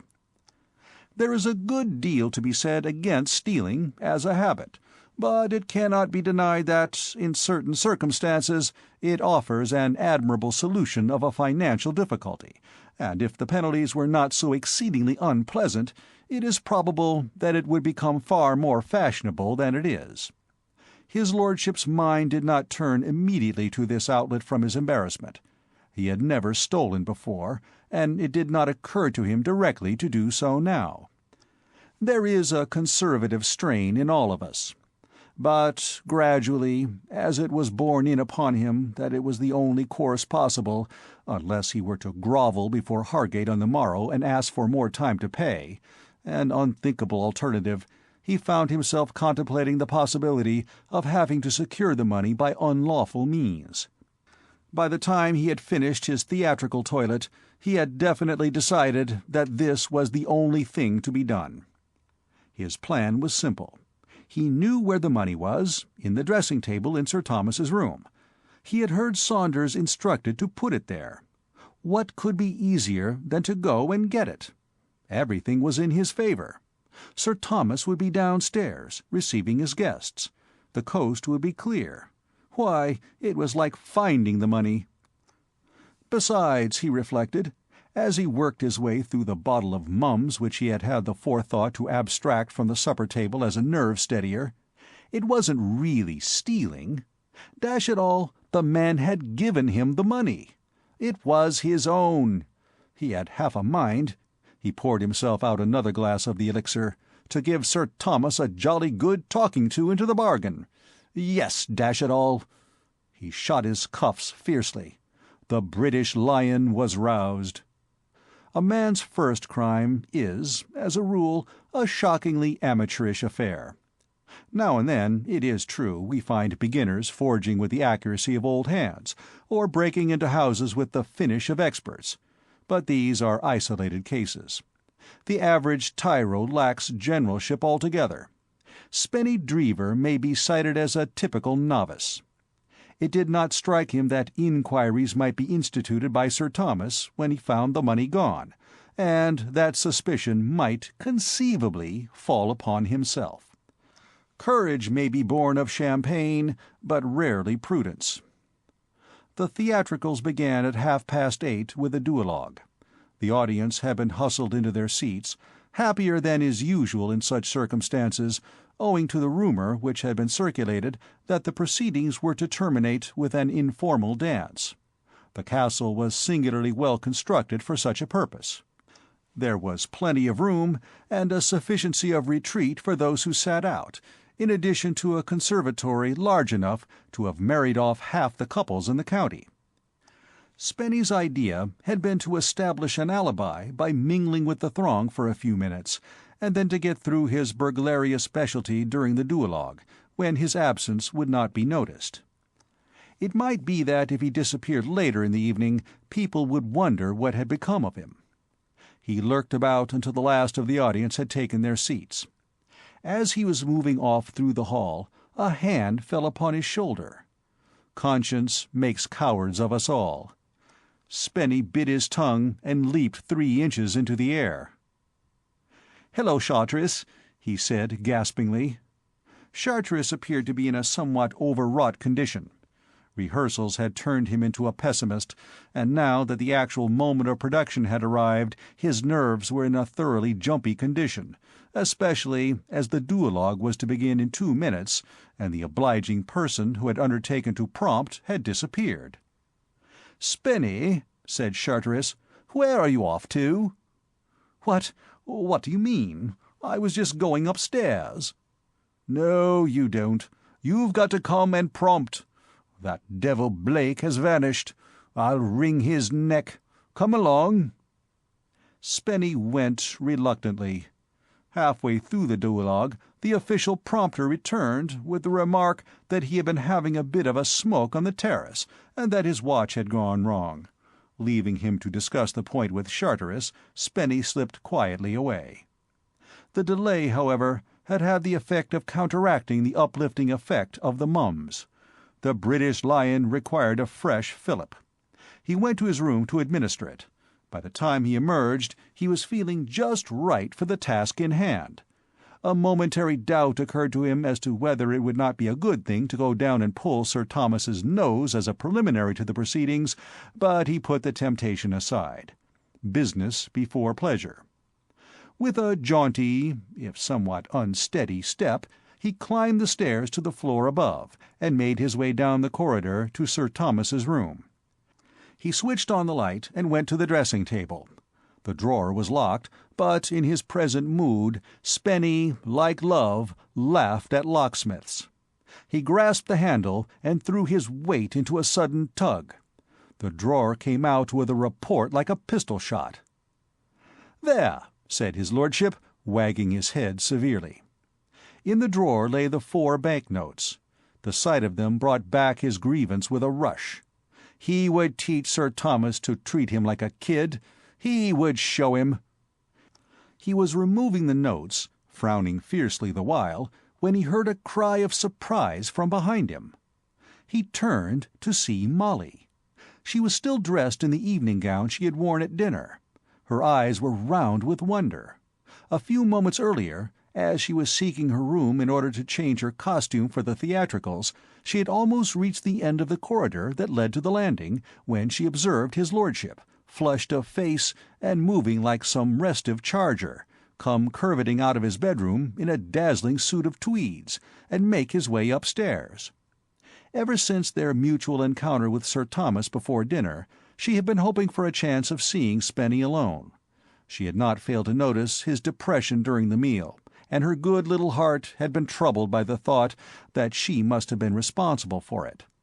She knew that, for some reason, what she had said about the letter had brought his lordship into his uncle's bad books, and she wanted to find him and say she was sorry. Accordingly, she had followed him. His lordship, still in the war-horse vein, had made the pace upstairs too hot, and had disappeared while she was still halfway up. She had arrived at the top just in time to see him turn down the passage into Sir Thomas's dressing-room. She could not think what his object might be. She knew that Sir Thomas was downstairs, so it could not be from the idea of a chat with him that Spenny was seeking the dressing-room. Faint, yet pursuing, she followed on his trail, and arrived in the doorway just as the pistol report of the burst lock rang out. She stood looking at him blankly. He was holding a drawer in one hand. Why, she could not imagine. "Lord Dreever!" she exclaimed. The sombre determination of his lordship's face melted into a twisted but kindly smile. "Good," he said, perhaps a trifle thickly. "Good. Glad you've come. We're pals. You said so, on stairs, for dinner. Very glad you've come. Won't you sit down?" He waved the drawer benevolently, by way of making her free of the room. The movement disturbed one of the banknotes, which fluttered in Molly's direction and fell at her feet. She stooped and picked it up. When she saw what it was, her bewilderment increased. But, she said. His lordship beamed, upon her with a pebble-beached smile of indescribable good-will. "Sit down," he urged. "We're pals. No quarrel with you. Your good friend. Quarrel, Uncle Thomas." "But, Lord Dreever, what are you doing?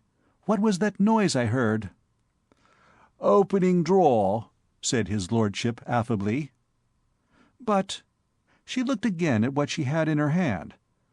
"But this is a £5 note." "£5 note," said his lordship.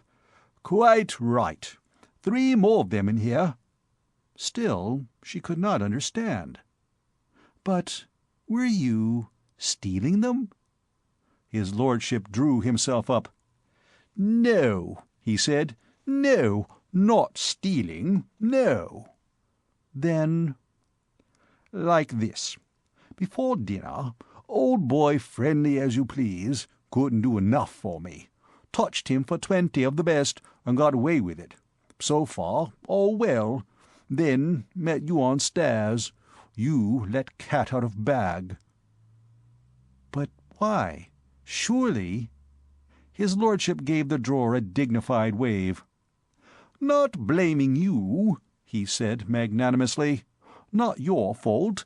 Misfortune. You didn't know. About letter." "About the letter?" said Molly. "Yes, what was the trouble about the letter? I knew something was wrong directly I had said that I wrote it."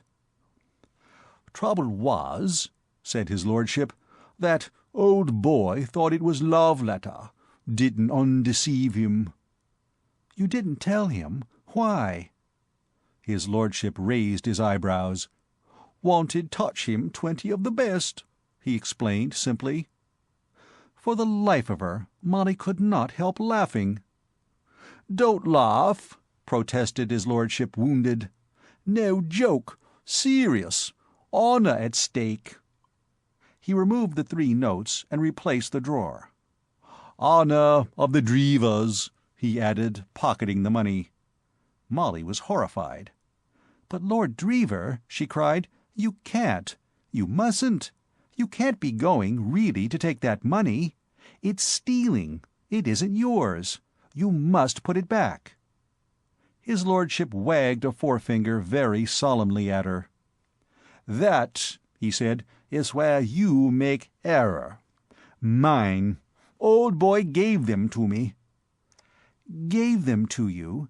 Then why did you break open the drawer?" "Old boy took them back again when he found out about letter." "Then they don't belong to you." "Yes. Error. They do. Moral right." Molly wrinkled her forehead in her agitation. Men of Lord Dreever's type appeal to the motherly instinct of women. As a man, his lordship was a negligible quantity. He did not count. But as a wilful child, to be kept out of trouble, he had a claim on Molly. She spoke soothingly. "But, Lord Dreever," she began. "Call me Spenny," he urged. "We're pals. You said so, on stairs. Everybody calls me Spenny, even Uncle Thomas. I'm going to pull his nose." He broke off suddenly, as one recollecting a forgotten appointment. "Spenny, then," said Molly. "You mustn't, Spenny. You mustn't, really. You—" "You look ripping in that dress," said his lordship irrelevantly. "Thank you, Spenny dear. But listen." Molly spoke as if she were humoring a rebellious infant. "You really mustn't take that money. You must put it back. See, I'm putting this note back. Give me the others, and I'll put them in the drawer, too. Then we'll shut the drawer, and nobody will know." She took the notes from him and replaced them in the drawer. He watched her thoughtfully, as if he were pondering the merits of her arguments. "No," he said suddenly. "No. Must have them. Moral right. Old boy—" She pushed him gently away. "Yes, yes, I know," she said. "I know. It's a shame that you can't have them, but you mustn't take them. Don't you see that he would suspect you the moment he found they were gone, and then you'd get into trouble?" "Something in that," admitted his lordship. "Of course there is, Spenny dear. I'm so glad you see. There they all are, safe again in the drawer. Now we can go downstairs again, and—" She stopped. She had closed the door earlier in the proceedings, but her quick ear caught the sound of a footstep in the passage outside. "Quick," she whispered, taking his hand and darting to the electric light switch. "Somebody's coming. We mustn't be caught here. They'd see the broken drawer, and you'd get into awful trouble. Quick!" She pushed him behind the curtain where the clothes hung, and switched off the light. From behind the curtain came the muffled voice of his lordship. "It's Uncle Thomas. I'm coming out. Pull his nose." "Be quiet!" She sprang to the curtain and slipped noiselessly behind it. "But I say—" began his lordship. "Hush!" She gripped his arm. He subsided. The footsteps had halted outside the door. Then the handle turned softly. The door opened and closed again with hardly a sound. The footsteps passed on into the room. End of Part 8. The Intrusion of Jimmy, Chapter 25, Explanations. Jimmy, like his lordship, had been trapped at the beginning of the duologue, and had not been able to get away till it was nearly over. He had been introduced by Lady Julia to an elderly and adhesive baronet who had recently spent 10 days in New York, and escape had not been won without a struggle. The baronet, on his return to England, had published a book entitled Modern America and Its People, and it was with regard to the opinions expressed in this volume that he invited Jimmy's views. He had no wish to see the duologue, and it was only after the loss of much precious time that Jimmy was enabled to tear himself away on the plea of having to dress. He cursed the authority on Modern America and Its People freely as he ran upstairs. While the duologue was in progress, there had been no chance of Sir Thomas taking it into his head to visit his dressing-room. He had been, as his valet detective had observed to Mr. Gaylor, too busy jollying along the swells. It would be the work of a few moments only to restore the necklace to its place. But for the tenacity of the elderly baronet, the thing would have been done by this time. Now, however, there was no knowing what might happen. Anybody might come along the passage and see him. He had one point in his favor. There was no likelihood of the jewels being required by their owner till the conclusion of the theatricals. The part that Lady Julia had been persuaded by Charteris to play mercifully contained no scope for the display of gems. Before going down to dinner, Jimmy had locked the necklace in a drawer. It was still there, Spike having been able, apparently, to resist the temptation of recapturing it. Jimmy took it and went into the corridor. He looked up and down. There was nobody about. He shut his door and walked quickly in the direction of the dressing-room. He had provided himself with an electric pocket-torch, equipped with a reflector, which he was in the habit of carrying when on his travels. Once inside, having closed the door, he set this aglow and looked about him. Spike had given him minute directions as to the position of the jewel-box. He found it without difficulty. To his untrained eye, it seemed tolerably massive and impregnable, but Spike had evidently known how to open it without much difficulty. The lid was shut, but it came up without an effort when he tried to raise it, and he saw that the lock had been broken. "Spike's coming on," he said. He was dangling the necklace over the box, preparatory to dropping it in, when there was a quick rustle at the other side of the room. The curtain was plucked aside, and Molly came out. "Jimmy!" she cried. Jimmy's nerves were always in pretty good order, but at the sight of this apparition he visibly jumped. "Great Scott!" he said. The curtain again became agitated by some unseen force, violently this time, and from its depths a plaintive voice made itself heard. "Dash it all," said the voice, "I've stuck." There was another upheaval, and his lordship emerged, his yellow locks ruffled and upstanding, his face crimson. "Caught my head in a coat or something," he explained at large. "Hello, Pitt." Pressed rigidly against the wall, Molly had listened with growing astonishment to the movements on the other side of the curtain. Her mystification deepened every moment. It seemed to her that the room was still in darkness. She could hear the sound of breathing, and then the light of the torch caught her eye. Who could this be, and why had he not switched on the regular room lights? She strained her ears to catch a sound. For a while she heard nothing except the soft breathing. Then came a voice that she knew well, and, abandoning her hiding-place, she came out into the room, and found Jimmy standing, with the torch in his hand, over some dark object in the corner of the room. It was a full minute after Jimmy's first exclamation of surprise before either of them spoke again. The light of the torch hurt Molly's eyes. She put up a hand to shade them. It seemed to her that they had been standing like this for years. Jimmy had not moved. There was something in his attitude that filled Molly with a vague fear. In the shadow behind the torch he looked shapeless and inhuman. "You're hurting my eyes," she said at last.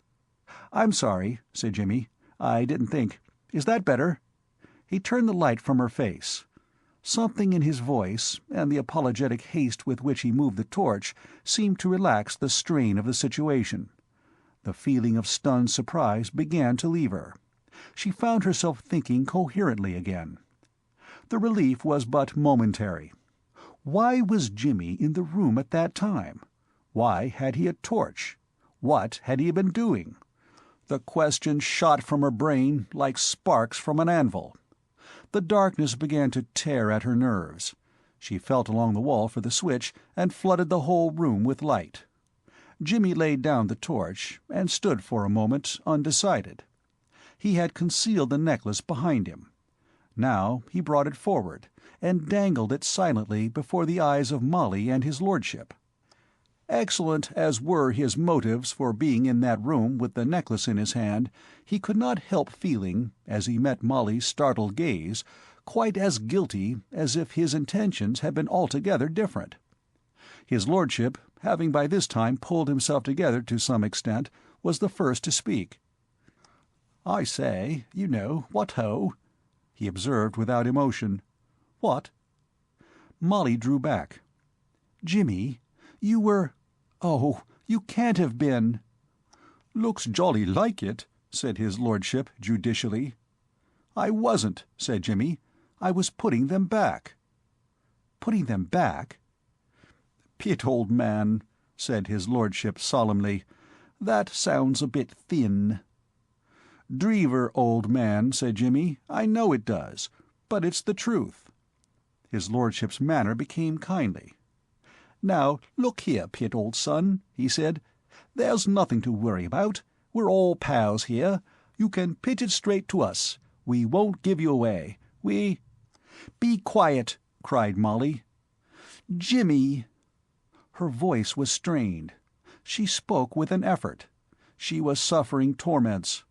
The words her father had said to her on the terrace were pouring back into her mind. She seemed to hear his voice now, cool and confident, warning her against Jimmy, saying that he was crooked. There was a curious whirring in her head. Everything in the room was growing large and misty. She heard Lord Dreever begin to say something that sounded as if someone were speaking at the end of a telephone, and then she was aware that Jimmy was holding her in his arms and calling to Lord Dreever to bring water. "When a girl goes like that," said his lordship with an insufferable air of omniscience, "you want to cut her." "Come along," said Jimmy. "Are you going to be a week getting that water?" His lordship proceeded to soak a sponge without further parley, but as he carried his dripping burden across the room, Molly recovered. She tried weakly to free herself. Jimmy helped her to a chair. He had dropped the necklace on the floor, and Lord Dreever nearly trod on it. "What ho!" observed his lordship, picking it up. "Go easy with the jewelry." Jimmy was bending over Molly. Neither of them seemed to be aware of his lordship's presence. Spenny was the sort of person whose existence is apt to be forgotten. Jimmy had a flash of intuition. For the first time it had occurred to him that Mr. McEachern might have hinted to Molly something of his own suspicions. "Molly, dear," he said, "it isn't what you think. I can explain everything. Do you feel better now? Can you listen? I can explain everything." "Pitt, old boy," protested his lordship, "you don't understand. We aren't going to give you away. We're all—" Jimmy ignored him. "Molly, listen." She sat up. "Go on, Jimmy," she said. "I wasn't stealing the necklace. I was putting it back. The man who came to the castle with me, Spike Mullins, took it this afternoon and brought it to me." Spike Mullins. Molly remembered the name. "He thinks I'm a crook, a sort of Raffles. It was my fault. I was a fool. It all began that night in New York, when we met at your house. I had been to the opening performance of a play called Love the Cracksman, one of those burglar plays." "Jolly good show," interpolated his lordship chattily. "It was at the Circle over here. I went twice. A friend of mine, a man named Mifflin, had been playing the hero in it, and after the show, at the club, he started in talking about the art of burglary. He'd been studying it, and I said that anybody could burgle a house. and in another minute it somehow happened that I had made a bet that I would do it that night. Heaven knows whether I really meant to, but that same night this man Mullins broke into my flat, and I caught him. We got into conversation, and I worked off on him a lot of technical stuff I'd heard from this actor friend of mine, and he jumped to the conclusion that I was an expert. And then it suddenly occurred to me that it would be a good joke on Mifflin if I went out with Mullins and did break into a house. I wasn't in the mood to think what a fool I was at the time. Well, anyway, we went out, and, well, that's how it all happened. And then I met Spike in London, down and out, and brought him here." He looked at her anxiously. It did not need his lordship's owlish expression of doubt to tell him how weak his story must sound. He had felt it even as he was telling it. He was bound to admit that, if ever a story rang false in every sentence, it was this one. "Pitt, old man," said his lordship, shaking his head, more in sorrow than in anger, "it won't do, old top. What's the point of putting up an old yarn like that? Don't you see what I mean is, it's not as if we minded. Don't I keep telling you we're all pals here? I've often thought what a jolly good fellow old Raffles was. Regular sportsman. I don't blame a chappie for doing the gentleman burglar touch. Seems to me it's a dashed sporting—" Molly turned on him suddenly, cutting short his views on the ethics of gentlemanly theft in a blaze of indignation. "What do you mean?" she cried. "Do you think I don't believe every word Jimmy has said?" His lordship jumped. "Well, don't you know, it seemed to me a bit thin.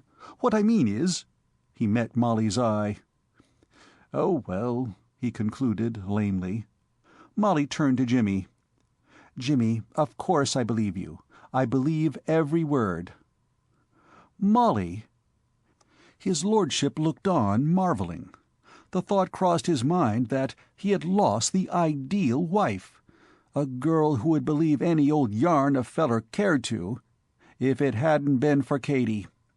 For a moment he felt almost sad. Jimmy and Molly were looking at each other in silence. From the expression on their faces, his lordship gathered that his existence had once more been forgotten. He saw her hold out her hands to Jimmy, and it seemed to him that the time had come to look away. It was embarrassing for a chap. He looked away. The next moment the door opened and closed again, and she had gone. He looked at Jimmy.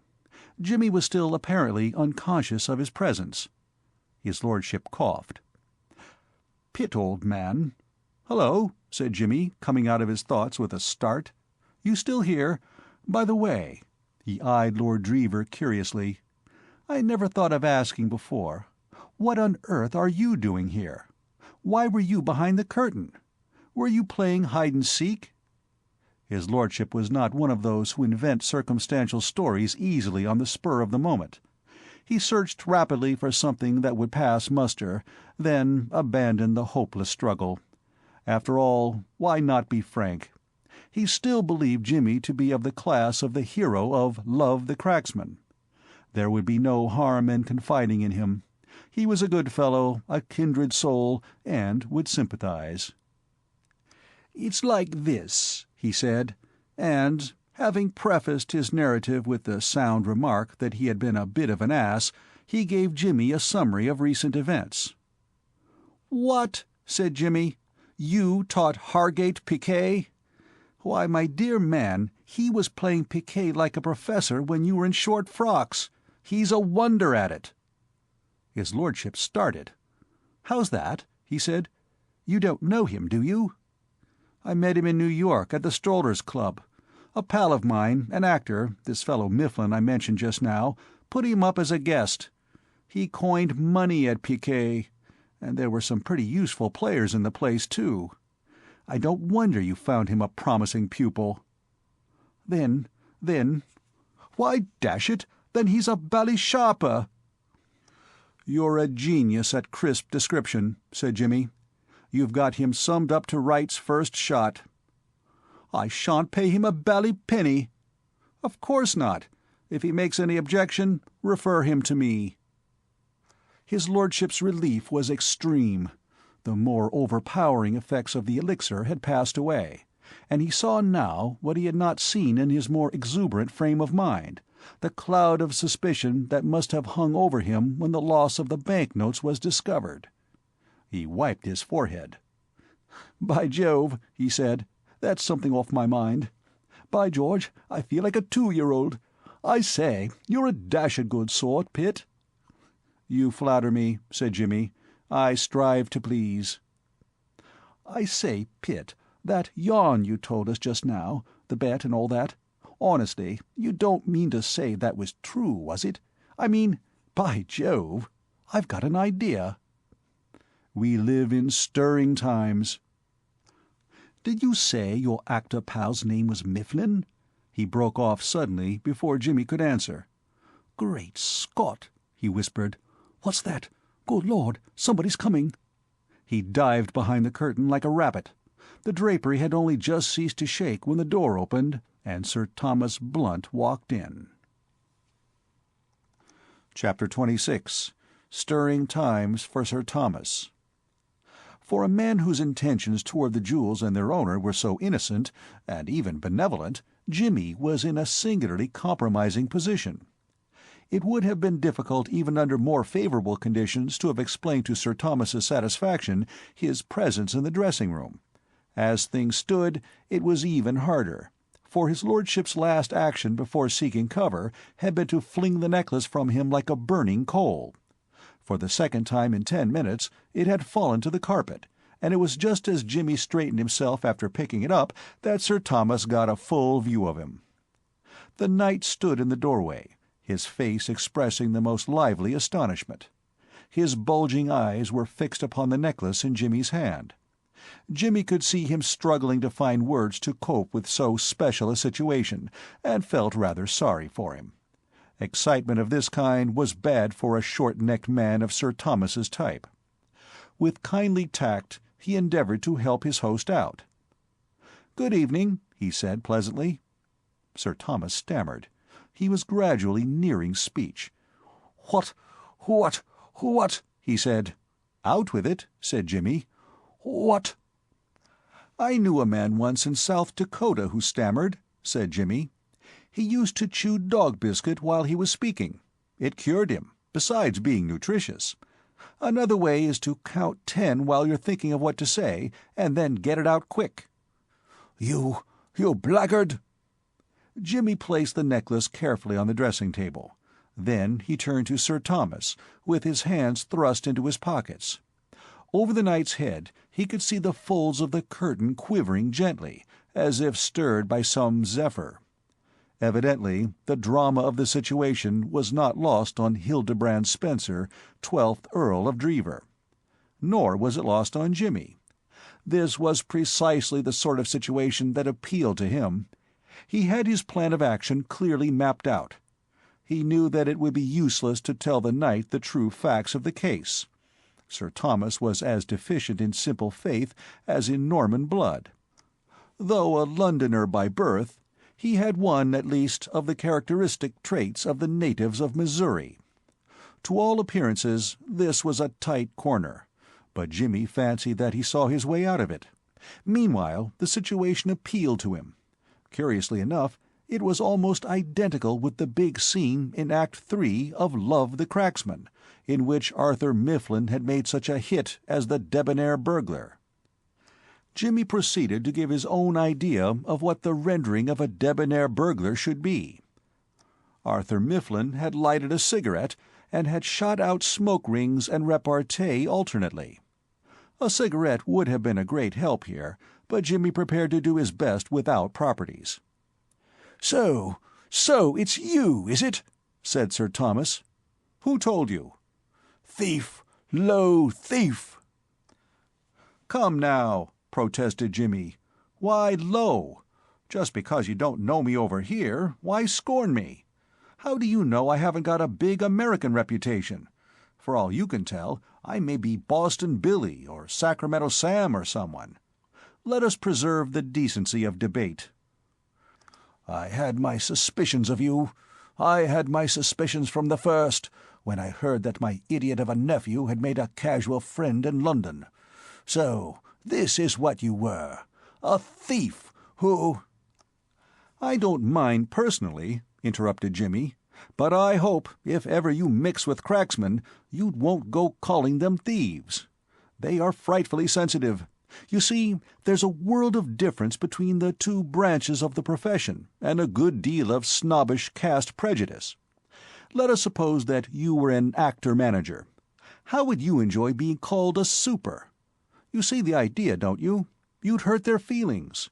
Now, an ordinary thief would probably use violence in a case like this, but violence, except in extreme cases, and I hope this won't be one of them, is contrary, I understand, to cracksman's etiquette.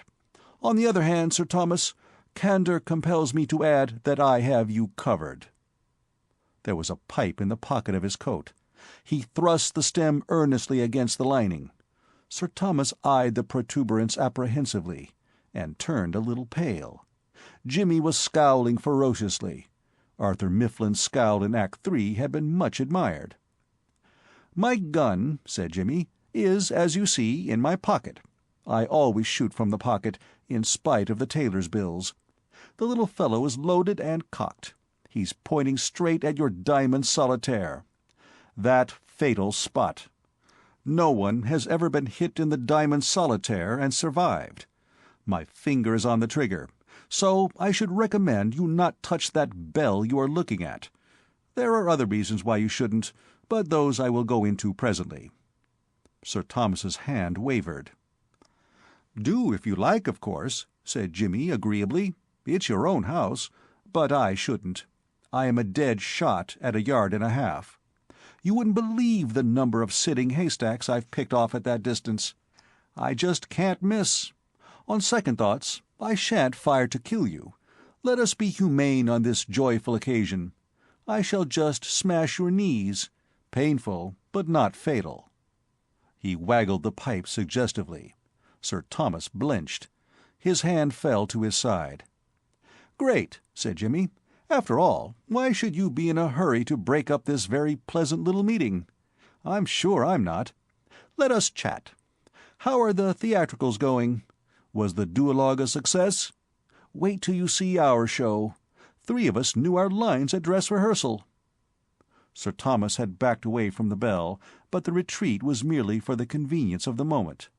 He understood that it might be injudicious to press the button just then, but he had recovered his composure by this time, and he saw that ultimately the game must be his. His face resumed its normal hue. Automatically, his hands began to move toward his coat-tails, his feet to spread themselves. Jimmy noted with a smile these signs of restored complacency. He hoped ere long to upset that complacency somewhat. Sir Thomas addressed himself to making Jimmy's position clear to him. "How, may I ask," he said, "do you propose to leave the castle?" "Won't you let me have the automobile?" said Jimmy. "But I guess I shan't be leaving just yet." Sir Thomas laughed shortly. "No," he said, "no, I fancy not. I am with you there." "Great minds," said Jimmy. "I shouldn't be surprised if we thought alike on all sorts of subjects. Just think how you came round to my views on ringing bells. But what made you fancy that I intended to leave the castle?" "I should hardly have supposed that you would be anxious to stay." "On the contrary, it's the one place I have been in the last 2 years, that I have felt really satisfied with. Usually I want to move on after a week, but I could stop here forever." "I am afraid, Mr. Pitt. By the way, an alias, of course?" Jimmy shook his head. "I fear not," he said. "If I had chosen an alias, it would have been Tressalian or Trevelyan or something. I call Pitt a poor thing in names. I once knew a man called Ronald Chalesmore. Lucky devil." Sir Thomas returned to the point on which he had been about to touch. "I am afraid, Mr. Pitt," he said, "that you hardly realize your position." "No?" said Jimmy, interested. "I find you in the act of stealing my wife's necklace." Would there be any use in telling you that I was not stealing it, but putting it back?" Sir Thomas raised his eyebrows in silence. "No," said Jimmy. "I was afraid not. You were saying?" "I find you in the act of stealing my wife's necklace," proceeded Sir Thomas, "and because for the moment you succeed in postponing arrest by threatening me with a revolver—" An agitated look came into Jimmy's face. "Great Scott!" he cried. He felt hastily in his pocket. "Yes," he said, "as I had begun to fear. I owe you an apology, Sir Thomas," he went on with manly dignity, preceding the briar. "I am entirely to blame. How the mistake arose I cannot imagine, but I find it isn't a revolver at all." Sir Thomas' cheeks took on a richer tint of purple. He glared dumbly at the pipe. "In the excitement of the moment, I guess—" began Jimmy. Sir Thomas interrupted. The recollection of his needless panic rankled within him. You... "Count 10. What you propose to gain by this buffoonery, I am at a loss." "How can you say such savage things?" protested Jimmy. "Not buffoonery. Wit, esprit, flow of soul, such as circulates daily in the best society." Sir Thomas almost leaped toward the bell. With his finger on it, he turned to deliver a final speech. "I believe you're insane," he cried, "but I'll have no more of it.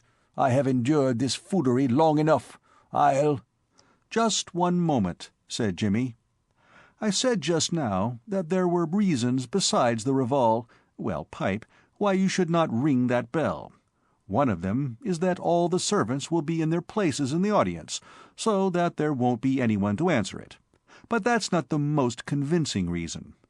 Will you listen to one more before getting busy?" "I see your game. Don't imagine for a moment that you can trick me."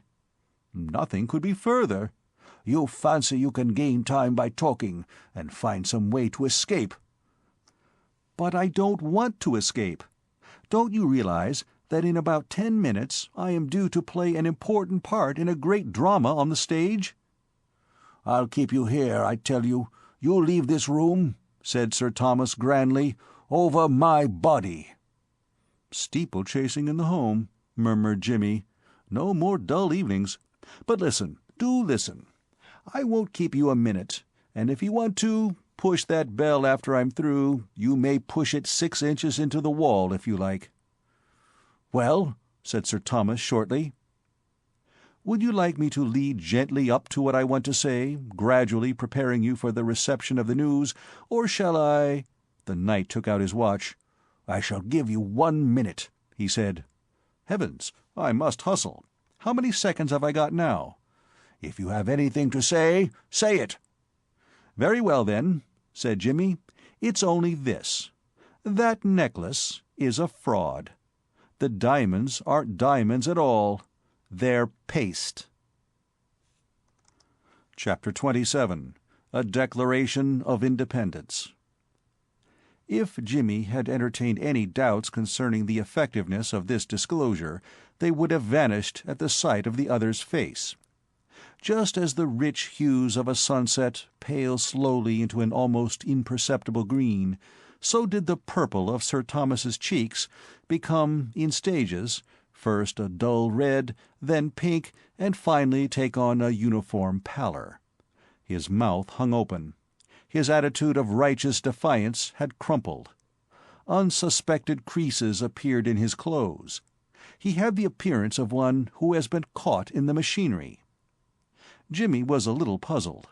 He had expected to check the enemy, to bring him to reason, but not to demolish him in this way. There was something in this which he did not understand. When Spike had handed him the stones, and his trained eye, after a moment's searching examination, had made him suspicious, and when, finally, a simple test had proved his suspicions correct, he was comfortably aware that, though found with the necklace on his person, he had knowledge which, communicated to Sir Thomas, would serve him well. He knew that Lady Julia was not the sort of lady who would bear calmly the announcement that her treasured rope of diamonds was a fraud. He knew enough of her to know that she would demand another necklace, and see that she got it, and that Sir Thomas was not one of those generous and expansive natures which think nothing of an expenditure of £20,000. This was the line of thought that had kept him cheerful during what might otherwise have been a trying interview. He was aware from the first that Sir Thomas would not believe in the purity of his motives, but he was convinced that the knight would be satisfied to secure his silence on the subject of the paste necklace at any price. He had looked forward to baffled rage, furious denunciation, and a dozen other expressions of emotion, but certainly not to collapse of this kind. The other had begun to make strange gurgling noises. "Mind you," said Jimmy, "it's a very good imitation. I'll say that for it. I didn't suspect it till I had the thing in my hands. Looking at it, even quite close, I was taken in for a moment." Sir Thomas swallowed nervously. "How did you know?" he muttered. Again Jimmy was surprised. He had expected indignant denials and demands for proof, excited reiteration of the statement that the stones had cost £20,000. "How did I know?" he repeated. "If you mean what first made me suspect, I couldn't tell you. It might have been one of a score of things. A jeweler can't say exactly how he gets on the track of fake stones. He can feel them. He can almost smell them. I worked with a jeweler once. That's how I got my knowledge of jewels. But if you mean, can I prove what I say about this necklace, that's easy. There's no deception. It's simple. See here. These stones are supposed to be diamonds. Well, the diamond is the hardest stone in existence. Nothing will scratch it. Now, I've got a little ruby out of a college pin, which I know is genuine. By rights, then, that ruby ought not to have scratched these stones. You follow that? But it did. It scratched 2 of them, the only 2 I tried. If you like, I can continue the experiment, but there's no need. I can tell you right now what these stones are. I said they were paste, but that wasn't quite accurate. They're a stuff called white jargoon. It's a stuff that's very easily faked. You work it with the flame of a blowpipe. You don't want a full description, I suppose? Anyway, what happens is that the blowpipe sets it up like a tonic, gives it increased specific gravity and a healthy complexion and all sorts of great things of that kind. 2 minutes in the flame of a blowpipe is like a week at the seashore to a bit of white jargoon. Are you satisfied? If it comes to that, I guess you can hardly be expected to be. Convinced is a better word. Are you convinced, or do you hanker after tests like polarized light and refracting liquids? Sir Thomas had staggered to a chair. "So, that's how you knew," he said. "That was," began Jimmy, when a sudden suspicion flashed across his mind. He scrutinized Sir Thomas' pallid face keenly. "Did you know?" he asked. He wondered that the possibility had not occurred to him earlier. This would account for much that had puzzled him in the other's reception of the news. He had supposed, vaguely, without troubling to go far into the probabilities of such a thing, that the necklace which Spike had brought to him had been substituted for the genuine diamonds by a thief. Such things happened frequently, he knew. But, remembering what Molly had told him of the care which Sir Thomas took of this particular necklace, and the frequency with which Lady Julia wore it, he did not see how such a substitution could have been effected. There had been no chance of anybody's obtaining access to these stones for the necessary length of time. "By George, I believe you did!" he cried. "You must have! So that's how it happened, is it? I don't wonder it was a shock when I said I knew about the necklace." "Mr. Pitt." "Well?" "I have something to say to you." "I'm listening." Sir Thomas tried to rally. There was a touch of the old pomposity in his manner when he spoke. "Mr. Pitt, I find you in an unpleasant position." Jimmy interrupted. "Don't you worry about my unpleasant position," he said. Fix your attention exclusively upon your own. Let us be frank with one another. You're in the cart. What do you propose to do about it?" Sir Thomas rallied again, with the desperation of one fighting a lost cause. "I do not understand you," he began. "No?" said Jimmy. "I'll try and make my meaning clear. Correct me from time to time if I am wrong. The way I size the thing up is as follows. When you married Lady Julia, I gather that it was, so to speak, up to you to some extent. People knew you were a millionaire, and they expect something special in the way of gifts from the bridegroom to the bride. Now you, being of a prudent and economical nature, began to wonder if there wasn't some way of getting a reputation for lavishness without actually unbelting to any great extent. Am I right?" Sir Thomas did not answer. "I am," said Jimmy. "Well, it occurred to you, naturally enough, that a properly selected gift of jewelry might work the trick. It only needed a little nerve. When you give a present of diamonds to a lady, she is not likely to call for polarized light or refracting liquids and the rest of the circus. In 99 cases out of 100, she will take the things on trust. Very well. You trot it off to a jeweler, and put the thing to him confidentially. I guess you suggested paste, but, being a wily person, he pointed out that paste has a habit of not wearing well. It is pretty enough when it's new, but quite a small amount of ordinary wear and tear destroys the polish of the surface and the sharpness of the cutting. It gets scratched easily. Having heard this, and reflecting that Lady Julia was not likely to keep the necklace under a glass case, you rejected paste as too risky. The genial jeweler then suggested white jargoon, mentioning, as I have done, that, after an application or so of the blowpipe, its own mother wouldn't know it. If he was a bit of an antiquary, he probably added that, in the 18th century, jargoon stones were supposed to be actually an inferior sort of diamond. What could be more suitable? "Make it jargoon, dear heart," you cried joyfully, and all was well. Am I right? I notice that you have not corrected me so far. Whether or not Sir Thomas would have replied in the affirmative is uncertain. He was opening his mouth to speak when the curtain at the end of the room heaved, and Lord Dreever burst out like a cannon-ball in tweeds. The apparition effectually checked any speech that Sir Thomas might have been intending to make. Lying back in his chair, he goggled silently at the new arrival. Even Jimmy, though knowing that his lordship had been in hiding, was taken aback. His attention had become so concentrated on his duel with the knight that he had almost forgotten that they had an audience. His lordship broke the silence. "Great Scott!" he cried. Neither Jimmy nor Sir Thomas seemed to consider the observation unsound or inadequate. They permitted it to pass without comment. "You old scoundrel!" added his lordship, addressing Sir Thomas. "And you're the man who called me a Welsher." There were signs of a flicker of spirit in the knight's prominent eyes, but they died away. He made no reply. "Great Scott!"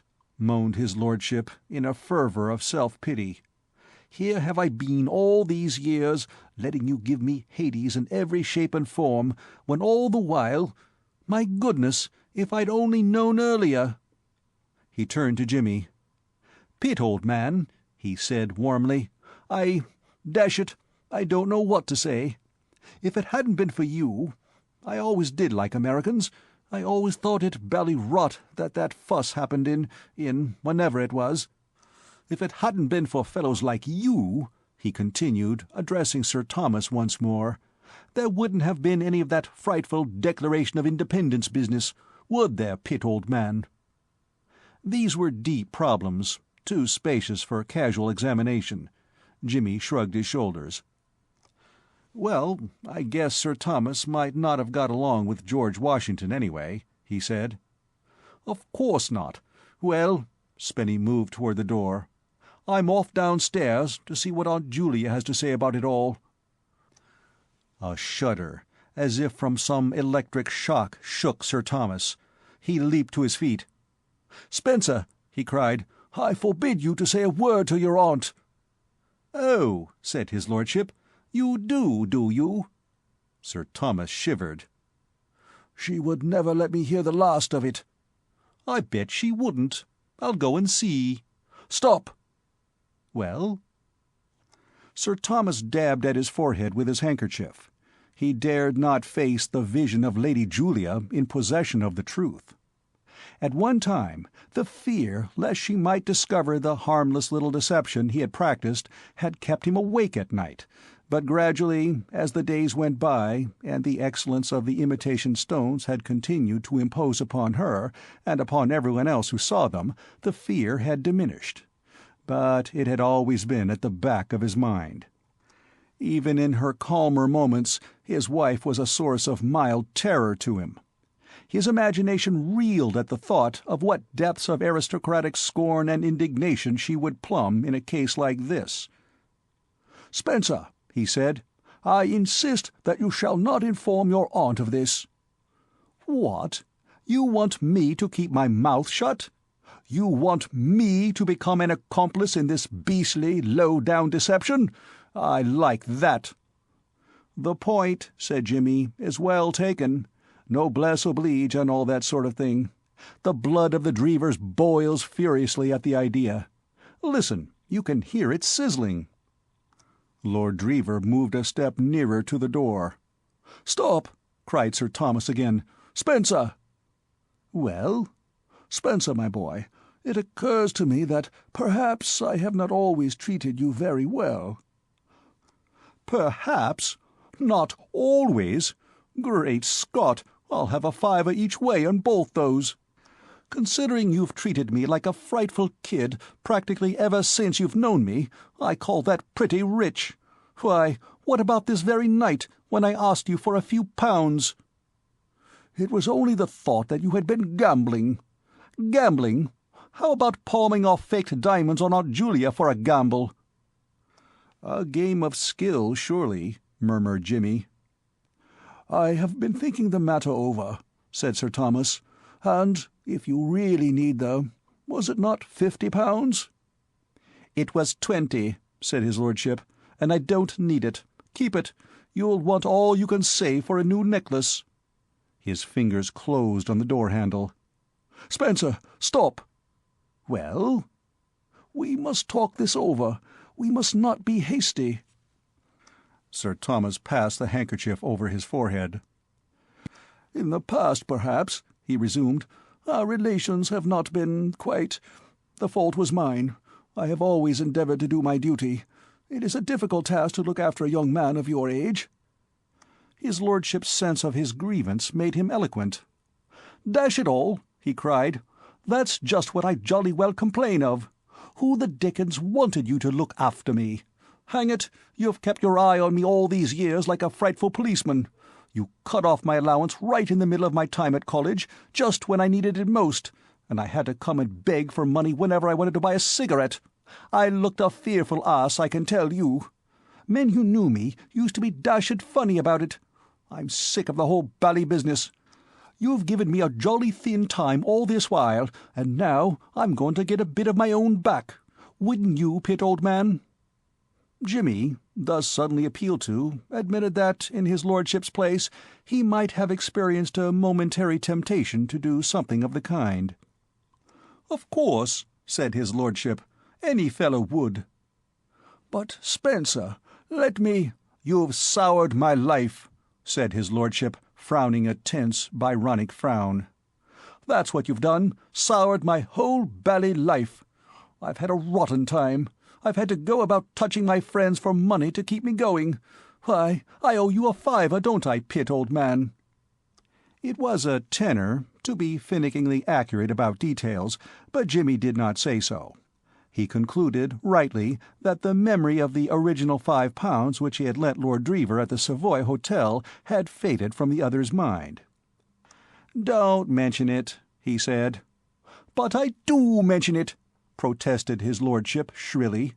"It just proves what I say. If I had had a decent allowance, it wouldn't have happened. And you wouldn't give me enough to set me going in the diplomatic service.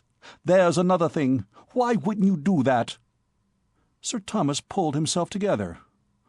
"I hardly thought you qualified, my dear boy."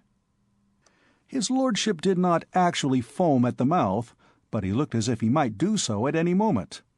Excitement and the memory of his wrongs, lubricated as it were by the champagne he had consumed both at and after dinner, had produced in him a frame of mind far removed from the normal.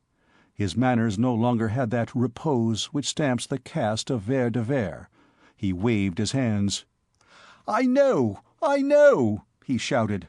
"I know you didn't! You thought me a fearful fool! I tell you, I'm sick of it! And always trying to make me marry money! Dashed humiliating! If she hadn't been a jolly sensible girl, you'd have spoiled Miss McEachern's life as well as mine. You came very near it. I tell you, I've had enough of it. I'm in love. I'm in love with the rippingest girl in England. You've seen her, Pitt, old top. Isn't she a ripper?" Jimmy stamped the absent lady with the seal of his approval. "I tell you, if she'll have me, I'm going to marry her." The dismay written on every inch of Sir Thomas's countenance became intensified at these terrific words. Great as had been his contempt for the actual holder of the title, considered simply as a young man, he had always been filled with a supreme respect for the Dreever name. "But, Spencer," he almost howled, "consider your position! You cannot—" "Can't I, by Jove? If she'll have me, and damn my position! What's my position got to do with it? Katie's the daughter of a general, if it comes to that. Her brother was at college with me. If I'd had a penny to call my own, I'd have asked her to marry me ages ago. Don't you worry about my position." Sir Thomas croaked feebly. "Now look here," said his lordship with determination. "Here's the whole thing in a jolly old nutshell. If you want me to forget about this little flutter and the fake diamonds of yours, you've got to pull up your socks and start in to do things. You've got to get me attached to some embassy for a beginning. It won't be difficult. There's dozens of old boys in London who knew the governor when he was alive who will jump at the chance of doing me a good turn. I know I'm a bit of an ass in some ways, but that's expected of you in the diplomatic service. They only want you to wear evening clothes as if you were used to them, and be a bit of a flyer at dancing, and I can fill the bill all right as far as that goes. And you've got to give your jolly old blessing to Katie and me, if she'll have me. That's about all I can think of for the moment. How do we go? Are you on?" "It's preposterous," began Sir Thomas. Lord Dreever gave the door-handle a rattle. "It's a hold-up, all right," said Jimmy soothingly. "I don't want to butt in on a family conclave, but my advice, if asked, would be to unbelt before the shooting begins. You've got something worse than a pipe pointing at you now. As regards my position in the business, don't worry. My silence is presented gratis. Give me a loving smile, and my lips are sealed." Sir Thomas turned on the speaker. "As for you," he cried. "Never mind about Pitt," said his lordship. "He's a dashed good fellow, Pitt. I wish there were more like him. And he wasn't pinching the stuff either. If you had only listened when he tried to tell you, you mightn't be in such a frightful hole. He was putting the things back as he said. I know all about it. Well, what's the answer?" For a moment Sir Thomas seemed on the point of refusal, but just as he was about to speak, his lordship opened the door, and at the movement he collapsed again. "I will," he cried. "I will." "Good," said his lordship with satisfaction. "That's a bargain. Coming downstairs, Pitt, old man? We shall be wanted on the stage in about half a minute." "As an antidote to stage fright," said Jimmy as they went along the corridor, "little discussions of that kind may be highly recommended. I shouldn't mind betting that you feel fit for anything."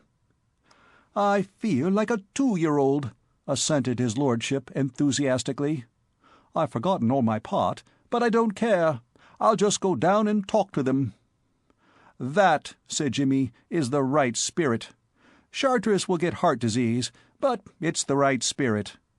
A little more of that sort of thing, and amateur theatricals would be worth listening to. Step lively, Roscius. The stage waits." End of Part 9. The Intrusion of Jimmy. Chapter 28. Spenny's Hour of Clear Vision. Mr. McEachern sat in the billiard room, smoking. He was alone. From where he sat, he could hear distant strains of music. The more rigorous portion of the evening's entertainment, the theatricals, was over, and the nobility and gentry, having done their duty by sitting through the performance, were now enjoying themselves in the ballroom. Everybody was happy. The play had been quite as successful as the usual amateur performance. The prompter had made himself a great favorite from the start, his series of duets with Spenny having been especially admired, and Jimmy, as became an old professional, had played his part with great finish and certainty of touch, though, like the bloodhounds in Uncle Tom's Cabin on the road, he had had poor support. But the audience bore no malice. No collection of individuals is less vindictive than an audience at amateur theatricals. It was all over now. Charteris had literally gibbered in the presence of eyewitnesses at one point in the second act, when Spenny, by giving a wrong cue, had jerked the play abruptly into Act 3, where his colleagues, dimly suspecting something wrong but not knowing what it was, had kept it for 2 minutes, to the mystification of the audience. But now Charteris had begun to forget. As he two-stepped down the room, the lines of agony on his face were softened. He even smiled. As for Spenny, the brilliance of his happy grin dazzled all beholders. He was still wearing it when he invaded the solitude of Mr. McEachern. In every dance, however greatly he may be enjoying it, there comes a time when a man needs a meditative cigarette apart from the throng. It came to Spenny after the 7th item on the program. The billiard-room struck him as admirably suitable in every way. It was not likely to be used as a sitting-out place, and it was near enough to the ballroom to enable him to hear when the music of item number 9 should begin. Mr. McEachern welcomed his visitor. In the turmoil following the theatricals, he had been unable to get a word with any of the persons with whom he most wished to speak. He had been surprised that no announcement of the engagement had been made at the end of the performance. Spenny would be able to supply him with information as to when the announcement might be expected. Spenny hesitated for an instant when he saw who was in the room. He was not over-anxious for a tete-a-tete with Molly's father just then. But, refleeting that, after all, he was not to blame for any disappointment that might be troubling the other, he switched on his grin again and walked in. "Came for a smoke," he explained, by way of opening the conversation. "Not dancing the next." "Come in, my boy, come in," said Mr. McEachern. "I was waiting to see you." Spenny regretted his entrance. He had supposed that the other had heard the news of the breaking off of the engagement. Evidently, however, McEachern had not. This was a nuisance. The idea of flight came to Spenny, but he dismissed it. As nominal host that night, he had to dance many duty dances. This would be his only chance of a smoke for hours, and the billiard-room was the best place for it. He sat down and lighted a cigarette, casting about the while for an innocuous topic of conversation. "Like the show?" he inquired. "Fine," said Mr. McEachern. "By the way—" Spenny groaned inwardly. He had forgotten that a determined man can change the conversation to any subject he pleases by means of those 3 words. "By the way," said Mr. McEachern, "I thought Sir Thomas—wasn't your uncle intending to announce—" "Well, yes, he was," said Spenny. "Going to do it during the dancing, maybe?" "Well, no. The fact is, he's not going to do it at all, don't you know." Spenny inspected the red end of his cigarette closely. "As a matter of fact, it's kind of broken off." The other's exclamation jarred on him. Rotten having to talk about this sort of thing. "Broken off?" Spenny nodded. "Miss McEachern thought it over, don't you know," he said, "and came to the conclusion that it wasn't good enough." Now that it was said, he felt easier. It had merely been the awkwardness of having to touch on the thing that had troubled him. That his news might be a blow to McEachern did not cross his mind. He was a singularly modest youth, and, though he realized vaguely that his title had a certain value in some persons' eyes, he could not understand anyone mourning over the loss of him as a son-in-law. Katie's father, the old general, thought him a fool, and once during an attack of gout had said so. Spenny was wont to accept this as the view which a prospective father-in-law might be expected to entertain regarding himself. Oblivious, therefore, to the storm raging a yard away from him, he smoked on with great contentment, till suddenly it struck him that, for a presumably devout lover, jilted that very night, he was displaying too little emotion. He debated swiftly within himself whether or not he should have a dash at manly grief, but came to the conclusion that it could not be done. Melancholy on this maddest, merriest day of all the glad New Year, the day on which he had utterly routed the powers of evil, as represented by Sir Thomas, was impossible. He decided, rather, on a let-us-be-reasonable attitude. "It wouldn't have done, don't you know," he said. "We weren't suited. What I mean to say is, I'm a bit of a dashed sort of silly ass in some ways, if you know what I mean. A girl like Miss McEachern couldn't have been happy with me. She wants one of these capable, energetic fellers." This struck him as a good beginning, modest, but not grovelling. He continued, tapping quite a respectably deep vein of philosophy as he spoke. "You see, dear old top, sir, you see, it's like this. As far as women are concerned, fellers are divided into two classes. There's the masterful, capable Johnnies, and the other sort. Well, I'm the other sort. My idea of the happy married life is to be, well, not exactly downtrodden, but you know what I mean, kind of second fiddle. I want a wife," his voice grew soft and dreamy, "who'll pet me a good deal, don't you know, stroke my hair a lot, and all that. I haven't in me to do the master-in-my-own-house business. For me, the silent devotion touch. Sleeping on the mat outside her door, don't you know, when she wasn't feeling well, and being found there in the morning, and being rather cosseted for my thoughtfulness. That's the sort of idea. Hard to put it quite okay, but you know the sort of thing I mean. A feller's got to realize his jolly old limitations if he wants to be happy though married, what? Now, suppose Miss McEachern was to marry me. Great Scott, she'd be bored to death in a week. Honest, she couldn't help herself. She wants a chap with the same amount of go in him that she's got." He lighted another cigarette. He was feeling pleased with himself. Never before had ideas marshalled themselves in his mind in such long and well-ordered ranks.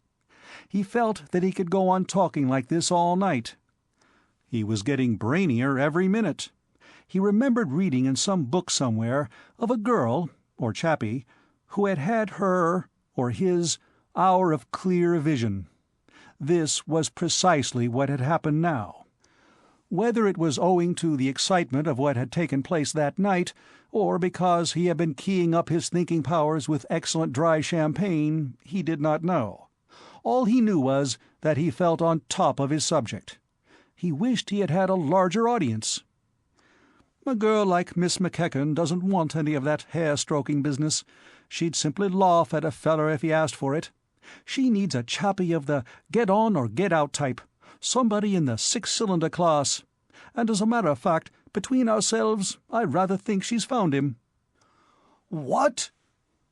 Mr. McEachern half rose from his chair. All his old fears had come surging back. "What do you mean?" "Fact," said his lordship, nodding. "Mind you, I don't know for certain. As the girl says in the song, I don't know, but I guess. What I mean to say is, they seem jolly friendly and all that, calling each other by their first names and so on." "Who?" "Pitt," said his lordship.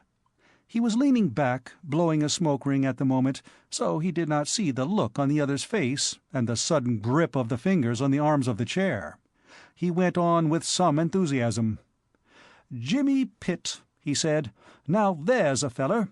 Full of oats to the brim, and fairly bursting with go and energy. A girl wouldn't have a dull moment with a chap like that. You know," he proceeded confidently, There's a lot in this idea of affinities. Take my word for it, dear old sir.